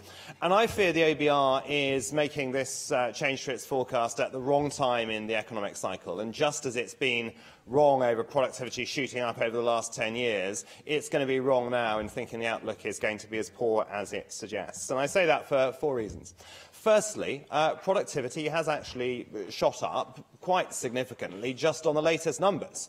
The OBR signalled, I think, a month or two ago that it was going to be revising down its estimates, and has continued with that, notwithstanding, at least, I don't want to put too much emphasis on one quarter's data, but it was a very sharp rise we saw in the third quarter. And if we do see that continue even for another quarter or two, it will make it very difficult to get to the OBR's numbers for the next year or two. I'd also emphasise that the last 10 years we've had very, very strong employment growth, which in many ways is to be welcome, but it's also been associated with record levels of immigration. And at the same time, we've seen a shift in the employment base, with growth being highest in some low-wage and relatively low productivity sectors, as we had large numbers of people come to the country, often from the non-EU, with certain skills tests for some of the areas of immigration, but for the EU migration without a requirement for a minimal skill level, and very often people with very, very good qualifications actually in their home countries coming, but then working in industries where they're not applying those qualifications in quite low-skilled areas with relatively low wages and low productivity. We've already begun to see those record rates of immigration begin to fall, and as we post a B word again, likely have at least some restrictions on the level of immigration that we haven't had before from the EU, we wouldn't expect to see that large increase in relatively unskilled jobs that have in large amount been met by higher levels of immigration coming into the country. So usually as you get into the latter part of economic cycle, you begin to see wages rise as unemployment comes down. We haven't seen that, and at least one key reason we haven't seen that is we have had very high rates of immigration with people coming in from countries where wage rates are a lot lower than they are here. As that comes to an end, we would expect to see more of our growth rate made up by productivity and less by that employment growth driven by migration. We also have seen very, very low interest rates now for coming up to 10 years. And one thing that interest rates usually do is they prevent companies that aren't returning above that interest rate in their capital from expanding or, in many cases, continuing in business. And in an economy where workers move from one company or one sector to another, as companies that aren't doing terribly well, aren't growing their productivity very quickly, as they don't expand or in some cases go out of business, workers are absorbed into other companies that are showing stronger productivity growth and growing more quickly. And it's really the interest rate that is one of the key drivers of shifting resources into the higher growing and higher productivity companies and parts of the economy. And that hasn't been happening for the last decade as it did before. As we see interest rates rise, I think there's a good prospect we could again see that begin to turn and productivity respond. Finally, the OBR forecasts there'll be no GDP growth at all from net trade. And I think given what's happened to the exchange rate, I just don't think that is a plausible position for them to take. I think partly when they and perhaps some of the other sort of people, I don't know whether in a Remainer mindset or it's just a certain way of forecasting. But if you say leaving the EU, well, that's going to make trade sort of much less open economy, and therefore that's going to lead to productivity, then that pulls through sort of automatically to their numbers because of their assumption. But I don't share that, because I think we'll retain relatively frictionless trade with the EU. Two, we will have free trade deals with other countries. But even if there were some reduction in trading opportunities with the EU, the fact is we have a huge deficit in goods, and it's the tradable goods sector where you see the highest growth in productivity rates. So simply the effect of the import substitution of our producing more of those goods at home would greatly outweigh the productivity impact on the other side. And for all those reasons, I think the OBR has got this wrong. We're going to see stronger productivity growth and, over time, the opportunity for greater government spending or reduced government taxes compared to as set out. Leanne Wood. There's agreement amongst most of us in this chamber that the public sector pay cap is beyond its sell-by date. Now, in recent years, we've seen a deliberate strategy rolled out of pitting public sector workers against private sector workers. And while I'm speaking to the Plaid Cymru amendment on lifting the public sector pay cap, I want to recognise from the outset that there is a real need in this country for better private sector wages, for better skills and for more career opportunities in the productive economy. But at the same time, Plaid Cymru wants to see the unjust public sector pay cap brought to an end, starting in the Welsh NHS. Doing that would release money into the economy, it would help workers and their families deal with inflation, something which is hitting Wales harder than most other parts of the UK. And it would help with recruitment, retention and morale in Welsh public services. We can't avoid the perception that wages at the top of public services haven't been subject to the same restraint as the rank-and-file workforce.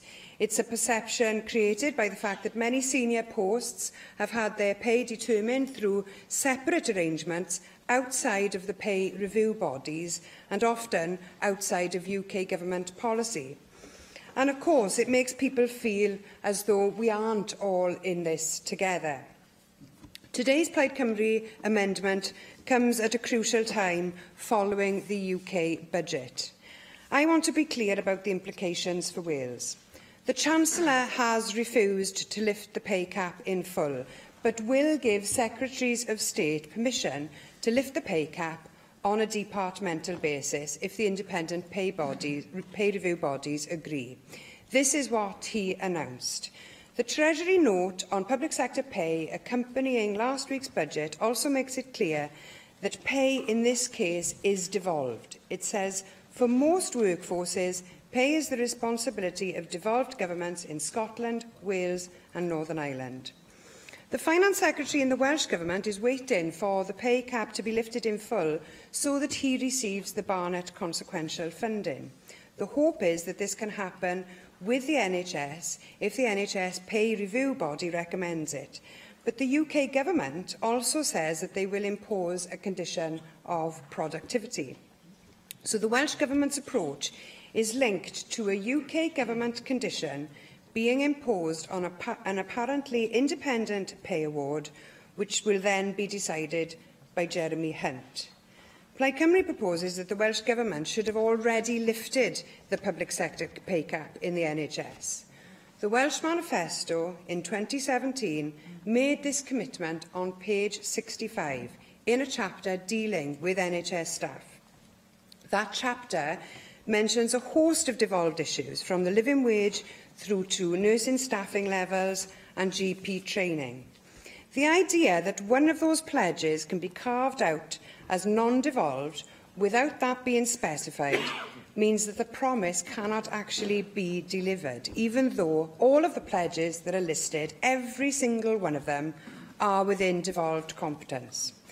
The cost of an NHS pay rise of 2.3% would be an additional £40 million. Now, the Government is already committed to 1%, so that £40 million is the additional cost. Now, I accept that resources are strained. I would accept, for example, that local governments simply cannot afford to do this. Austerity is very real. But while it shouldn't be up to the opposition parties to say how the Government should pay for its own promises, there are options available to the Labour Government if the Chancellor doesn't lift the pay cap.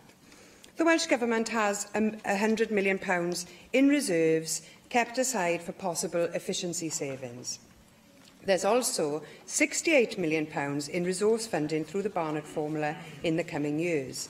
And a Plaid Cymru Government would have saved £40 million through reforming NHS agency work, creating a non-profit medical staff agency. The fact that the Labour Welsh Government hasn't taken any of these steps isn't Plaid Cymru's problem. It's your own fault and you need to take responsibility.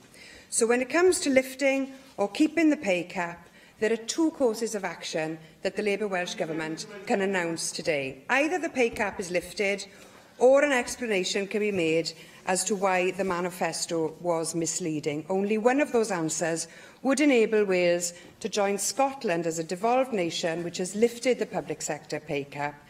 The other will leave our nurses and frontline NHS staff facing real-term cuts to their wages. I'm out of time. With your permission, Presiding Officer, I'll take an intervention. Oh, she is taking... Just a clarity, as a matter of principle, are you for or against regional pay? I'm for us here being able to adequately pay our public sector workers, and I am for this Government delivering on its manifesto pledges. So yes, we are for pay being decided here for Welsh public sector workers.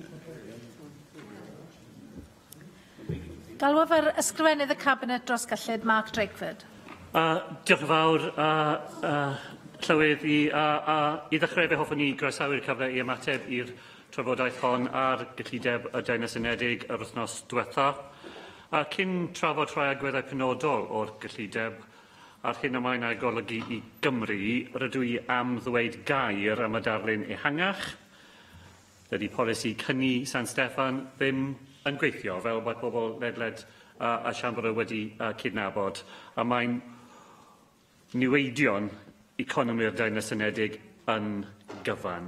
By 2022, Llywydd, it is estimated that the economy of the United Kingdom will be £41 billion smaller than in the OBR's last estimates back in March. That is practically the production of the whole of the Welsh economy disappeared in 6 months in the way that the UK economy has been managed. I don't want to repeat a great deal of what has been said.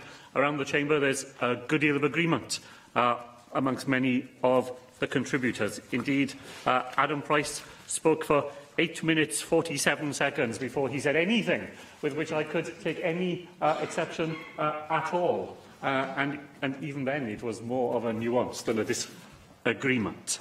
What we've heard is the truth of the impact of austerity on living standards here in Wales. The economy is going through its biggest crisis of our lifetimes as far as living standards is concerned. The Resolution Foundation estimating that average pay will not recover to its pre-crisis levels until 2025, a full 17 years after that began, and with all the lost opportunities in the meantime.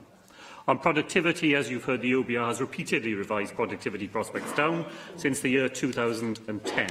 Last week's revision was the largest yet no one should be surprised. The deliberate suppression of wage levels leads to a collapse in productivity. Adam suggested that we may be at the limits of Labour-induced growth in the economy, but that is certainly the case when the share in the UK economy taken by Labour is falling at the same time. That's the point that Jane Hutt made about the way that rising inequality combines with wage suppression to have its impact both on productivity prospects but on growth as well. So here we have an economy which the OBR says will fall in its potential to grow in every year of the coming period, down to a level where we are so far below trend growth that the economy is barely self-sustaining. We had two very different analyses, I felt, from our Conservative contributors here this afternoon. We had the I Say Buck Up School of Economics offered to us by Mark Reckless. If we all just pulled our socks up and sang a bit louder, things would be a lot better. I enjoyed more, I think, Nick Ramsey's contribution, more biblical in its tone, I thought, an approach to the future of the economy, which offered us to lead kindly light amid the encircling gloom. At least he was willing to offer us a way forward. His slogan for the next election, the Conservative Party's next election, vote Conservative, not the best thing since sliced bread. I thought that was a slogan that even those who advise Mrs May might have thought twice about adopting, but it's a contribution to political... What I actually said was that the UK government would not describe itself as the best thing sliced bread, because I was pointing out they're modest. I genuinely hadn't realised, Nick, that was the import of your remark. I think the slogan works very well, and I hope it will be very seriously considered amongst those set in authority over you. Now, look, we have said time and time again, austerity is a flawed and failed policy. The most obvious tool the Chancellor had at his disposal to boost both demand and supply is public investment. Interest rates are at this historic low. Now really was the opportunity to put right the deliberate real terms reduction of more than 30% in UK investment, which this UK government carried out between 2010 and 2017. I wrote to the Chief Secretary to the Treasury, head of the UK budget, urging the UK government to listen to the IMF and the OECD and members, indeed, of its own cabinet and to invest in infrastructure. Like many other people here, I detailed specific projects like the Swansea Bay Tidal Lagoon, which both Mike Hedges and Simon Thomas set out the case for that so clearly this afternoon.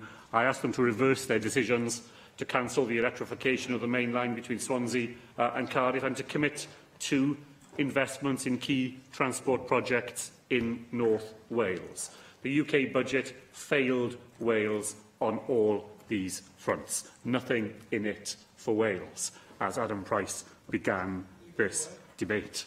Yes. Purely in the context of North Wales and the budget, at the end of September, the chief executive leaders of all the 6 North Wales councils wrote to each council inviting them to participate in a committee to develop the bid to go to the UK government, the growth bid to go to the UK government. Surely, as a government minister, you appreciate governments can't respond to things until they've received them. So there are a small number of things in the budget which I do want to welcome. So I'll do that now. I welcome the fact that the fiscal framework is, we begin to see the emerging impact of the fiscal framework in this budget. I welcome the fact that there is a commitment to North Wales and Mid Wales growth deals. I welcome the fact that there's an industrial strategy to go alongside it, albeit with the limitations that others have pointed out this afternoon.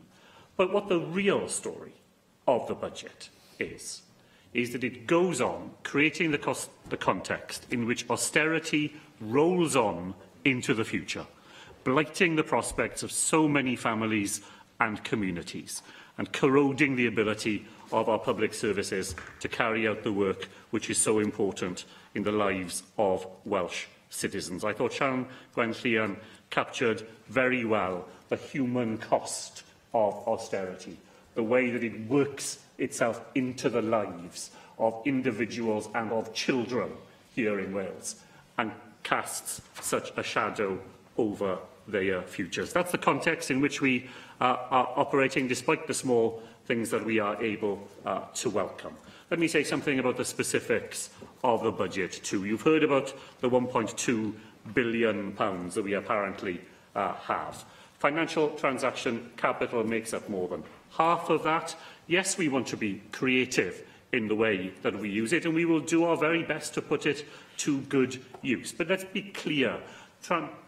Financial transaction capital comes for purposes identified by the UK government, with rules set by the Treasury, and has to be handed back to the Treasury when we've made that use of it. It is not money in the sense that we are normally able to deploy it for Welsh purposes against Welsh priorities in ways that this Assembly is able to take a leading part in shaping.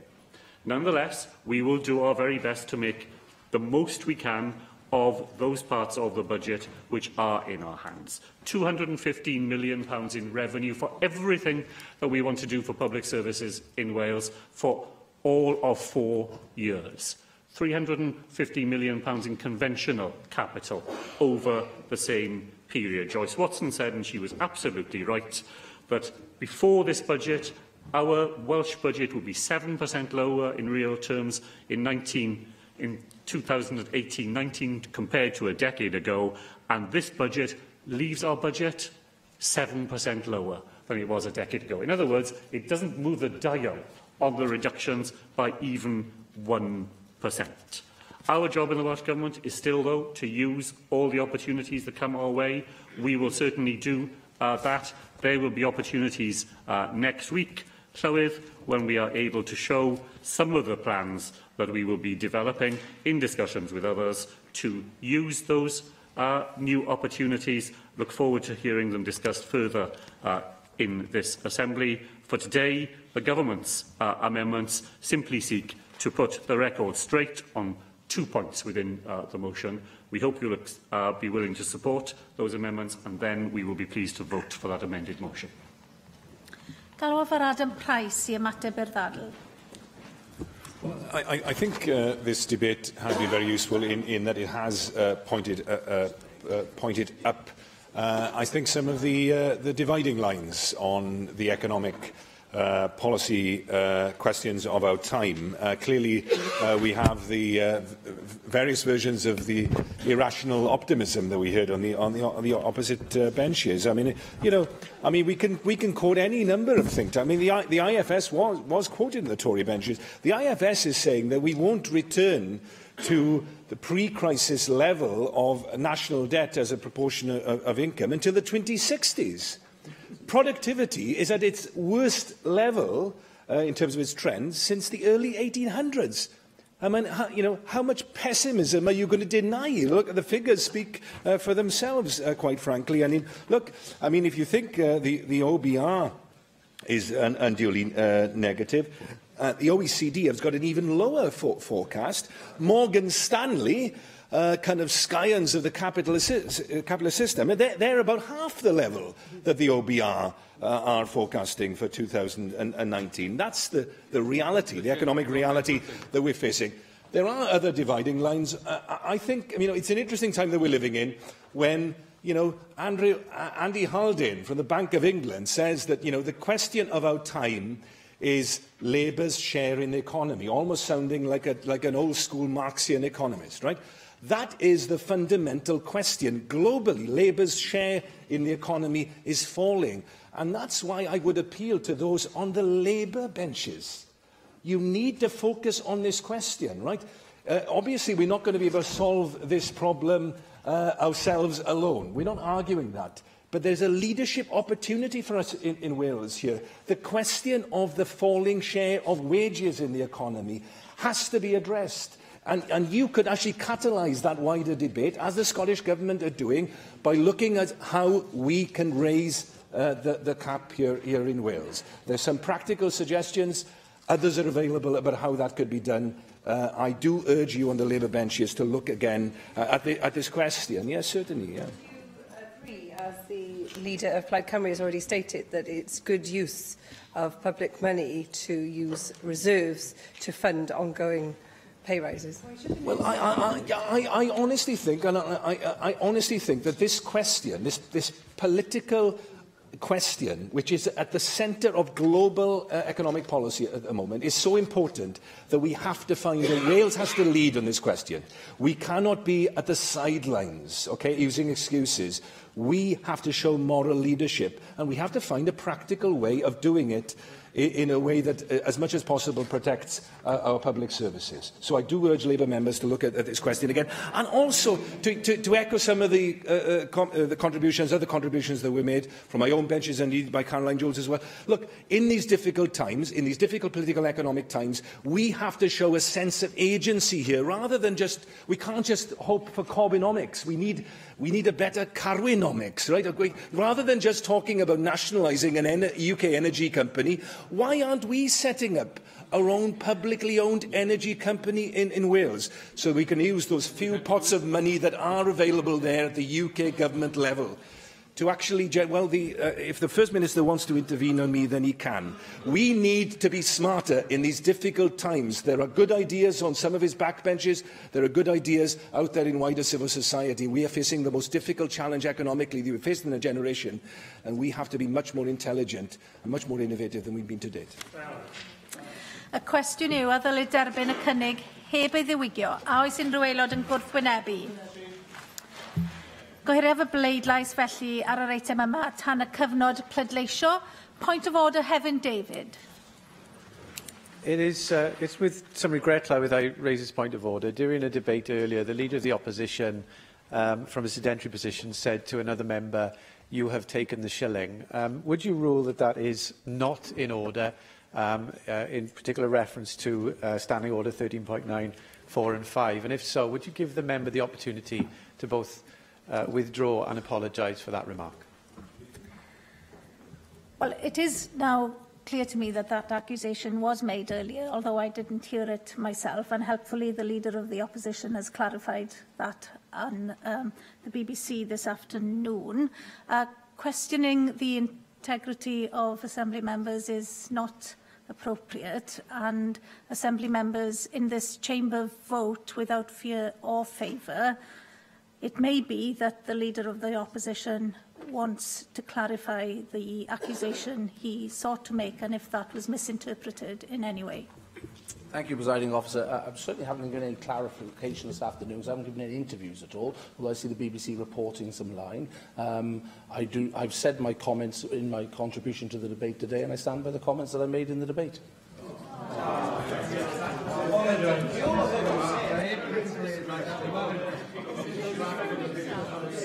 I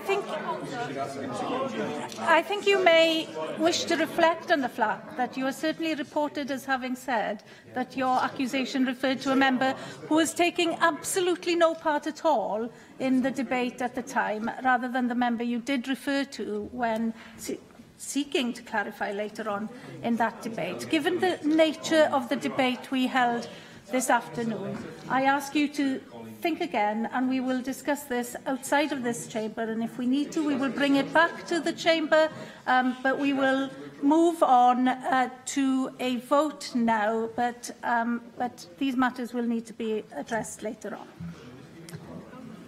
Felly, i ni yn cyrraedd cyfnod pleidleisio. Ac oni bai fod 3 aelod yn dymuno i fi ganu'r gloch, dwi'n symud yn syth i'r cyfnod pleidleisio. Ac os gai sylw, pawb i'r cyfnod pleidleisio yna'r bleidlais gyntaf yw'r bleidlais ar y ddadl o dan reol sefydlog 17.2 i roi cyfarwyddiadau'r Pwyllgor Craffu ar waith y Prif Weinidog, a dwi'n galw am bleidlais ar y cynnig a gyflwynwyd yn enw Paul Davies. Agor y bleidlais.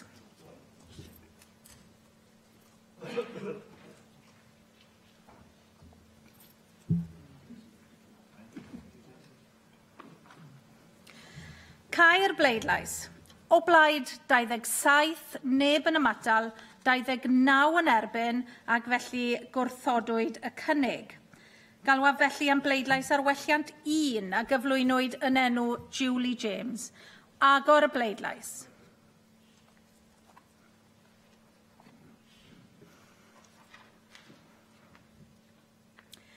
Cau'r bleidlais. O blaid 29, neb yn ymatal, 27 yn erbyn, ac felly derbyniwyd gwelliant 1. Y bleidlais nesaf felly ar y cynnig wedi ei ddiwygio. Agor y bleidlais.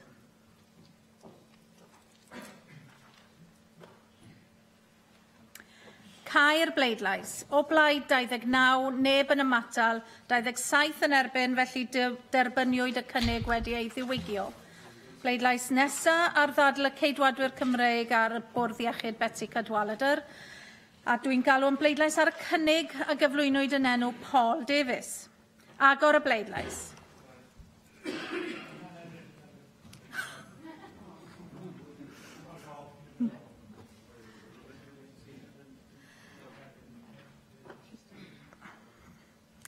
Cau'r bleidlais. O blaid 17, neb yn ymatal, 39 yn erbyn, ac felly gwrthodwyd y cynnig. Galwaf am bleidlais arwelliant 1 a gyflwynwyd yn enw Julie James. Agor y bleidlais.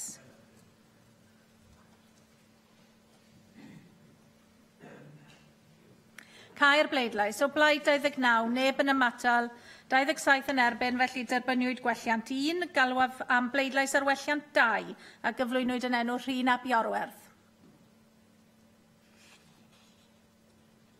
Agor y bleidlais. Dramatic pause.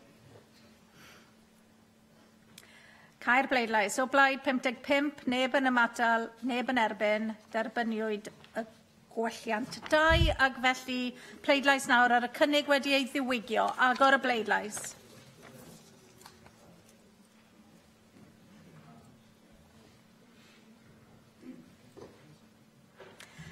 Cau'r bleidlais. O blaid 32, neb yn ymatal, 23 yn erbyn, ac felly derbyniwyd y cynnig wedi ei ddiwygio. Y bleidlais nesaf ar ddadl Plaid Cymru ar gyllideb Llywodraeth y Deyrnas Unedig. Galwaf am bleidlais ar y cynnig a gyflwynwyd yn enw Rhun ap Iorwerth. Agor y bleidlais.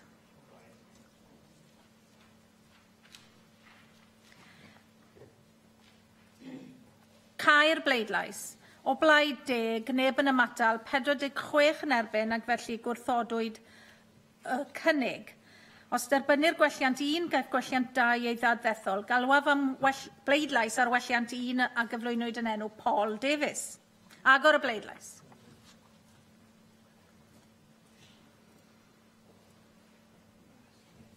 Cau'r bleidlais. O blaid 17, neb yn ymatal, 39 yn erbyn, felly mae gwelliant 1 wedi ei wrthod. Galwaf am bleidlais ar welliant 2 a gyflwynwyd yn enw Julie James. Agor y bleidlais.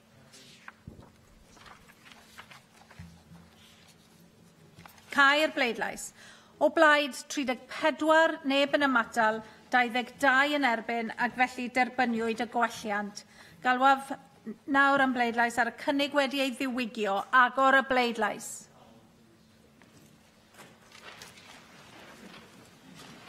Cau'r bleidlais. O blaid 34, 10 yn ymatal, 12 yn erbyn ac felly mae'r cynnig wedi ei ddiwygio wedi ei dderbyn.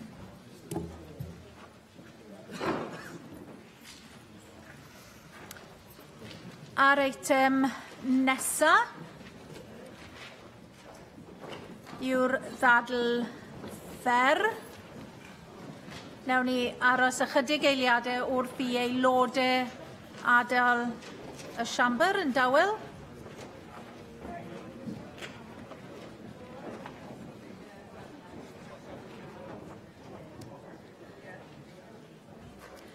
Y ddadl fer felly ar broblem anweledig Cymru, effaith gymdeithasol hap chwarae. Dwi'n galw ar Jane Bryant. Diolch, Llywydd. I've agreed to allow Mick Anthony and Jane Hutt to have a minute each in this debate. Gambling has a long history. Most of us have gambled in one form or another at some point in our lives. Last year, over half the UK population aged 16 and over gambled. From a game of bingo and a flutter in the bookmakers to the National Lottery and betting online, it's now easier than ever to gamble. For the majority of people, gambling is likely to be infrequent, fun, social activity, a form of entertainment played with reasonable boundaries and limitations. Increasingly, however, this is a fine line, and some groups are at risk of developing hazardous gambling behaviour, potentially leading to more harmful gambling addiction. With less than a month to go before Christmas, problem gambling might not be something we associate with the festive season. But while it is a happy time, it can be anxious and stressful for many. Christmas can put financial strains on individuals and families, particularly in our credit-orientated, buy now, pay later consumer culture. Worryingly, the Children's Society have estimated that 43% of families in Wales are expected to borrow more money to pay for Christmas, the highest proportion of all regions in the UK. Gambling can present an attractive escape route for those desperately seeking to pay off debt accrued during the Christmas period. For many, the painful financial effect of Christmas won't be felt until the new year. February always shows a huge spike in gambling rates, with the arrival of credit bills for several months earlier. Individuals facing critical financial pressures are more likely to think that they have nothing to lose when placing a bet. Experts in problem gambling, Newport Citizens Advice in my constituency, provide one of the few face-to-face services for people struggling, specifically with gambling addiction. Their knowledge and expertise on the issue of problem gambling in Wales is invaluable, and I would like to take this opportunity to commend them to the Cabinet Secretary. Problem gambling can be defined as a situation in which gambling disrupts or damages personal, family or recreational pursuits.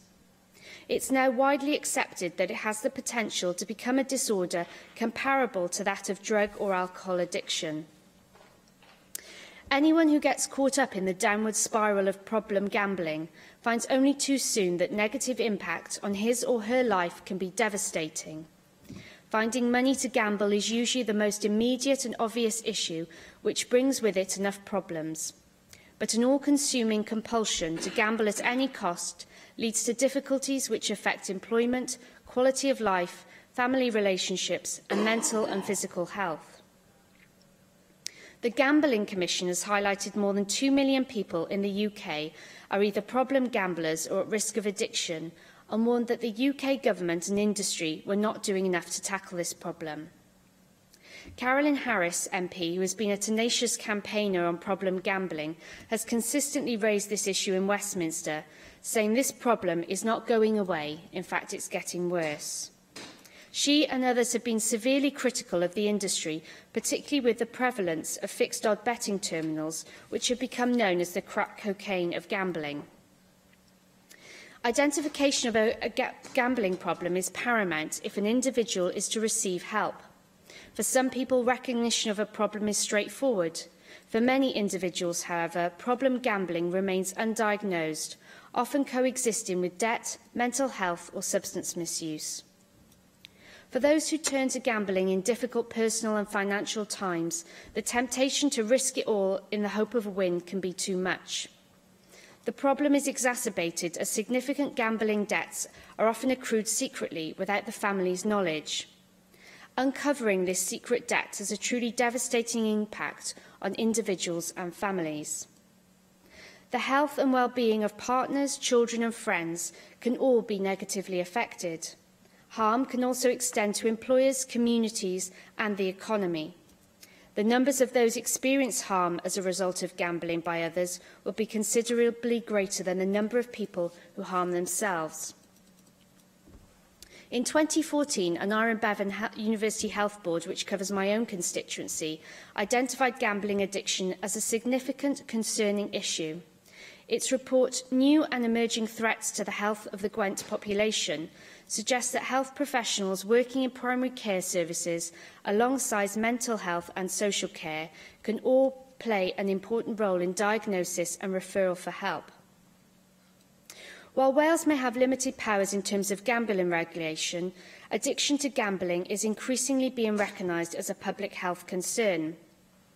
It's for this reason that myself and several fellow Assembly members became interested in finding out more about problem gambling in Wales. We decided to commission the University of South Wales to undertake an investigation into the social impacts of problem gambling, as very little Wales-specific data exists. By focusing on Newport, Pontypridd, Wrexham, Vale of Glamorgan, Clwyd South, the report gives us a snapshot of the impact of problem gambling across the country. As Assembly members, we were concerned at the anecdotal evidence from constituents relating to problem gambling. We felt that it was an ever-increasing problem that led to personal struggles, alcohol dependency, poor health, family breakdown, debt, poverty and homelessness. Earlier this month, Mick Anthony and myself launched a report entitled An Investigation into the Social Impact of Problem Gambling in Wales, here in the Senedd with the University of South Wales. The academics involved came from a variety of disciplines, which gave the report extra depth. And I'd like to put on record my thanks to the University of South Wales and all those who worked on it. I'd commend you all to read it, but I will make a couple of key points on the report. The findings of the report highlighted the scale of potential gambling addiction in Wales is much higher than previous studies have indicated. The report noted that over a quarter of the Welsh population were potentially at risk of impaired gambling behaviour. This was a significant increase on a 2015 Gambling Commission report, which suggested that 5% of the population were at high risk. Online gambling was also found to be much higher compared to the same 2015 study, 11% to 5%, and the same trend was uncovered for fixed-odd betting terminals.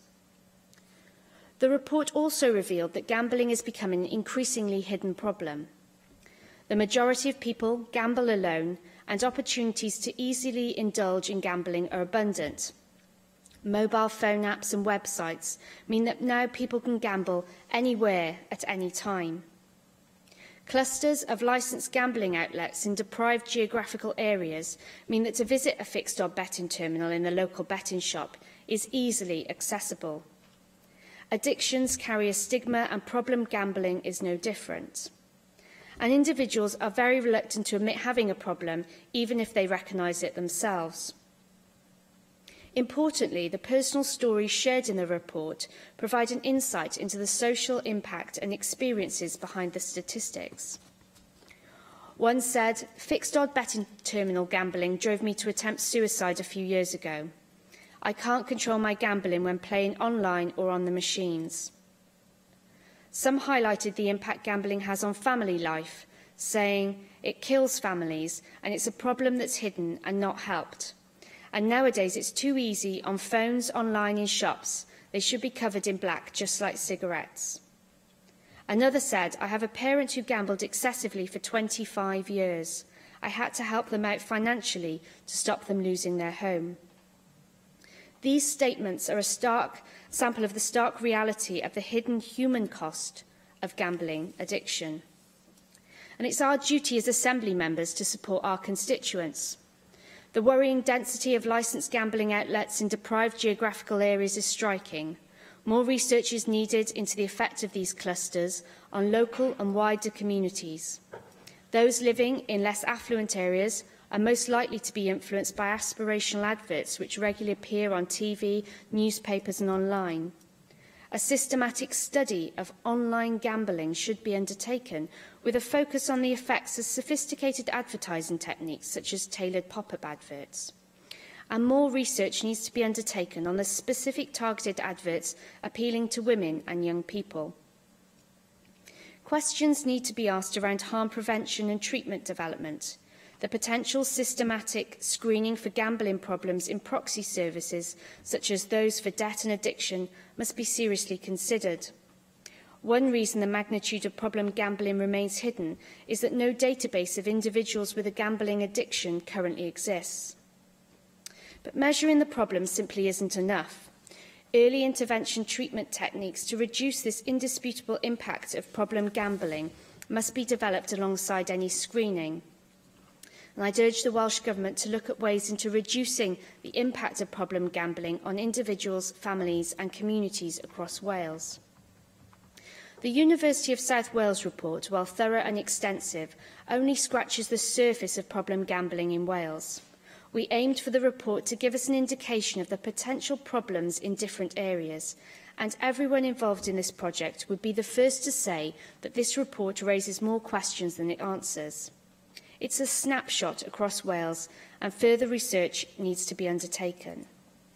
It does, however, say for certain that there is a problem in Wales, a growing one, with a devastating impact. My hope is that this report is a wake-up call for all of us to this invisible problem. Already our health and social services are picking up the pieces of lives that have already been devastated by the impact of gambling. A public health approach to gambling needs to address its effects on young and vulnerable people, on families and close associates of gamblers, and on the wider community, as well on those who suffer harm from their own gambling. Now is the time to act. Okay, thank you for that really important short debate. I'll just make a couple of points. One, I'm glad you mentioned the report, which is the first really new evidence we've got specifically focused on communities in Wales. The second thing is to draw attention to the fact that we are all now being lobbied by an industry that's getting concerned, a £37 billion industry, and we need to be very alert. This is very similar to what happened with the tobacco industry, and we will have similar sorts of representations lobbying about. It's really about fair lobbying, just like in America, it's all about, fair gun control and so on. So that's important. Our concern is, of course, that we've got to deal with this issue because it's too late to deal with it once it becomes an epidemic. And can I just make a point then very quickly to the Cabinet Secretary?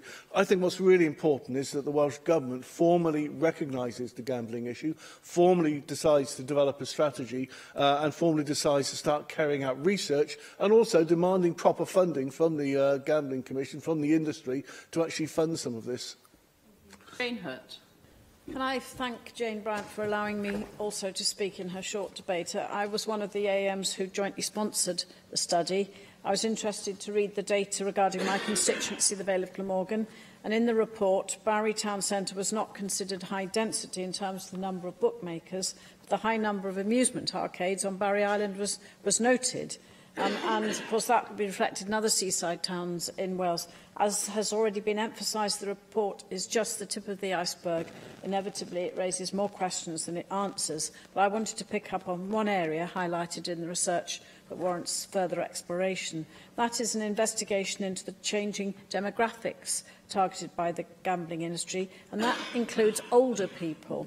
The report states that younger people tend to be more affected by gambling, especially online gambling via phones and tablets, but we know that an increasing number of older people are using social media and engaging with new technology, and how vulnerable to aggressive gambling advertising will this group of people be in the future. But furthermore, from casework, anecdotal evidence suggests that when facing loneliness and isolation, older people can be more susceptible to scammers and gambling promotions. And we've heard this afternoon, gambling is a hidden problem, and those who live alone and feel isolated may be particularly vulnerable and desperate to engage. Perhaps further research into the potential future risks for the elderly in relation to gambling would help answer some of the questions raised in this report. Thank you very much. And can I call on the Cabinet Secretary for Health and Social Services to reply to the debate? Yes, thank you, Deputy Presiding Officer. I'd like to thank Jane Bryant for bringing forward this debate today, for a very thoughtful contribution, and equally to both Mick Anthony and Jane Hutt for adding to that with particular points as well. And I do welcome this opportunity for dialogue and engagement in the Chamber to discuss issues relating to the social and health impact of problem gambling. And I'm pleased to see, because I recognise there is cross-party support for addressing this issue, and I'm pleased to see that the chair of the committee has stayed in the chamber for the debate. Because we do know that many people, as Jane Bryant set out, participate in gambling activities without any apparent problems.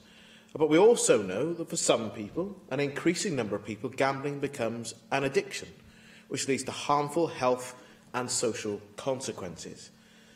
As many of us know, the prevalence of problematic gambling in Wales is relatively low, but the health and social impact is significant.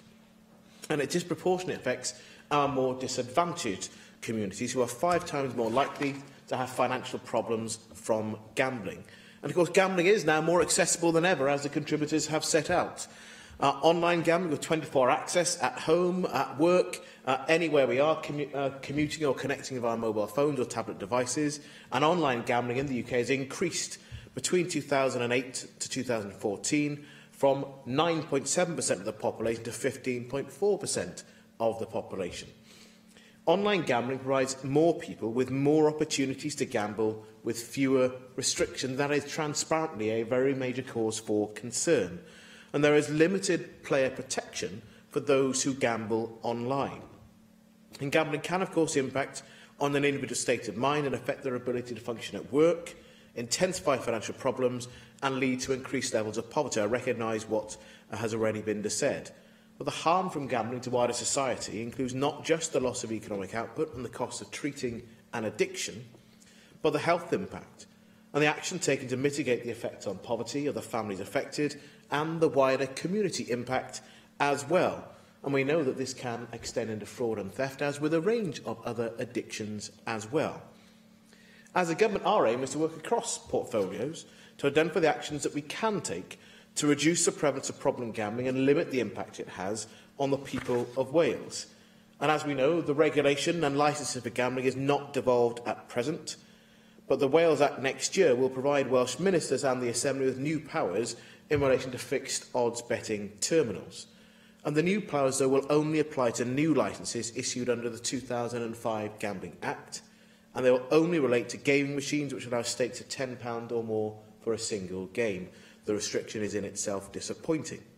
They will not apply to betting premises licences in respect of a track, so that doesn't cover horse or dog racetracks or any other place at which a race or other sporting event takes place. Fixed odds betting has, of course, been the focus of much media attention in recent months, and I was pleased to hear Jane Bryant reference Carolyn Harris and her work in Parliament. So the UK Government has now just launched a consultation on proposals for changes to gaming machines and social responsibility measures, with calls for greater regulation, including for fixed odds betting stakes to be reduced to £2. That consultation closes on 23rd of January next year, but in the meantime we look at options on how we can use our new powers in the future to reduce any identified harms from this type of gambling, whilst we await with interest the final outcome of the UK Government consultation. Now, I would make clear that it is the view of this Government that we should have our powers regularised. If anything is going to change the gambling architecture and the powers available, those powers should be transferred to Wales as well, rather than having an artificial divide in measures that this Government could take and other measures where the UK Government must act or no action will take place at all in Wales. It would be a highly undesirable outcome to the consultation, and what I hope will be action from the UK Government, because this is not a party political issue. The Welsh Government recognises the need to act now to address the determinants of gambling-related harm with the powers that are devolved to us. And in Wales, we have a number of interventions and policies in place. And these include the Cabinet Secretary for Energy, Planning and Rural Affairs. She's already commissioned a review to look at changes of land use permitted without the need for a planning application. And she'll consult on proposed changes in the new year. Now, that review will also consider whether changes, as part of it, whether changes are needed to prevent the over-concentration of betting shops, considered both health issues and the need to sustain the vibrancy, viability and attractiveness of established retail and commercial centres. And it does go neatly back to the point that Jane Hutt made. When you think about some of our centres, and actually where there is already a concentration of this activity, and to understand the form and the impact that that has on that community, and not simply as a form of tourist activity. Public Health Wales has commissioned research to map out all of the gambling venues across Wales. That should help and dovetail with the work commissioned by the Cabinet Secretary for Planning. Now, Public Health Wales work should include a visual heat map showing the density of gambling venues geographically, which will highlight areas where gambling venues are concentrated, and that will certainly aid our discussion on this issue and any steps we might then choose to take. Now, I know there's no specific medical intervention for gambling, but in some cases, psychological interventions can help to motivate individuals to change their behaviour. In Together for Mental Health, we've agreed a plan with the NHS to expand psychological therapy services for both adults and children, and we've provided an additional £4 million a year to help deliver the plan. Although patients can discuss anything with their GP, for those affected by pathological or problematic gambling addiction, there are also other services outside the health service, like Gamblers Anonymous or Game Care, who can provide information and support. And it's worth noting that actually, in terms of a range of the gaming opportunities that exist, many of them have in-app purchases and are a range of challenges that are not dissimilar to some of the problems that we recognise in gambling. And of course, there are many, many gambling games that are available on mobile devices. Other organisations across Wales provide information and advice, such as Citizen Advice Bureau. For example, the Newport CAB is undertaking some work to support gambling-related harm, funded by Gamble Aware, and they're delivering a gambling harm minimisation project in Wales that aims to tackle gambling-related harm at its root through education and awareness with young people and other vulnerable groups. And I do want to recognise the point that Mick Anton have made about our ongoing conversation with the industry and the reality of needing to be socially responsible as far as possible. And that is an unfinished conversation. I suspect that as we move closer to having some powers in this area, we're more likely to have a more productive conversation with the industry.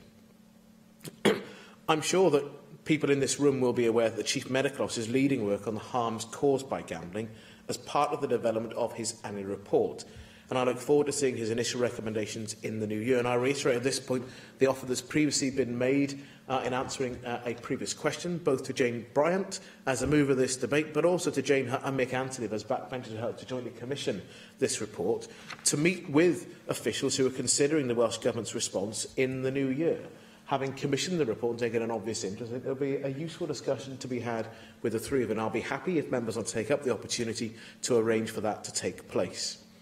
But it is clear from the contributions today that there's agreement that we need to work and not simply to wait for the problem to escalate. And that work must take place across portfolios within government, but also with partners outside government. This is not an issue that one sector can tackle successfully alone.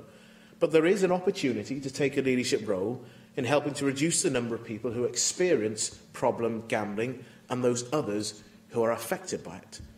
A multi-partner approach has the potential to reduce the prevalence of problem gambling and the impact it has on the health of the people of Wales and the wider societal impact. As part of that work, I reiterate again that I urge the UK government to do more to tackle concerns around gambling advertising, to improve consumer protection, and to maximise the various options available to address the issue of problem gambling and to protect people from gambling-related harm, including the powers that we could and should have available here in Wales, and to reflect my commitment to work in partnership with members in this chamber and outside to do all that we could and should do here in Wales. Thank you very much, and that brings today's proceedings to a close. Thank you.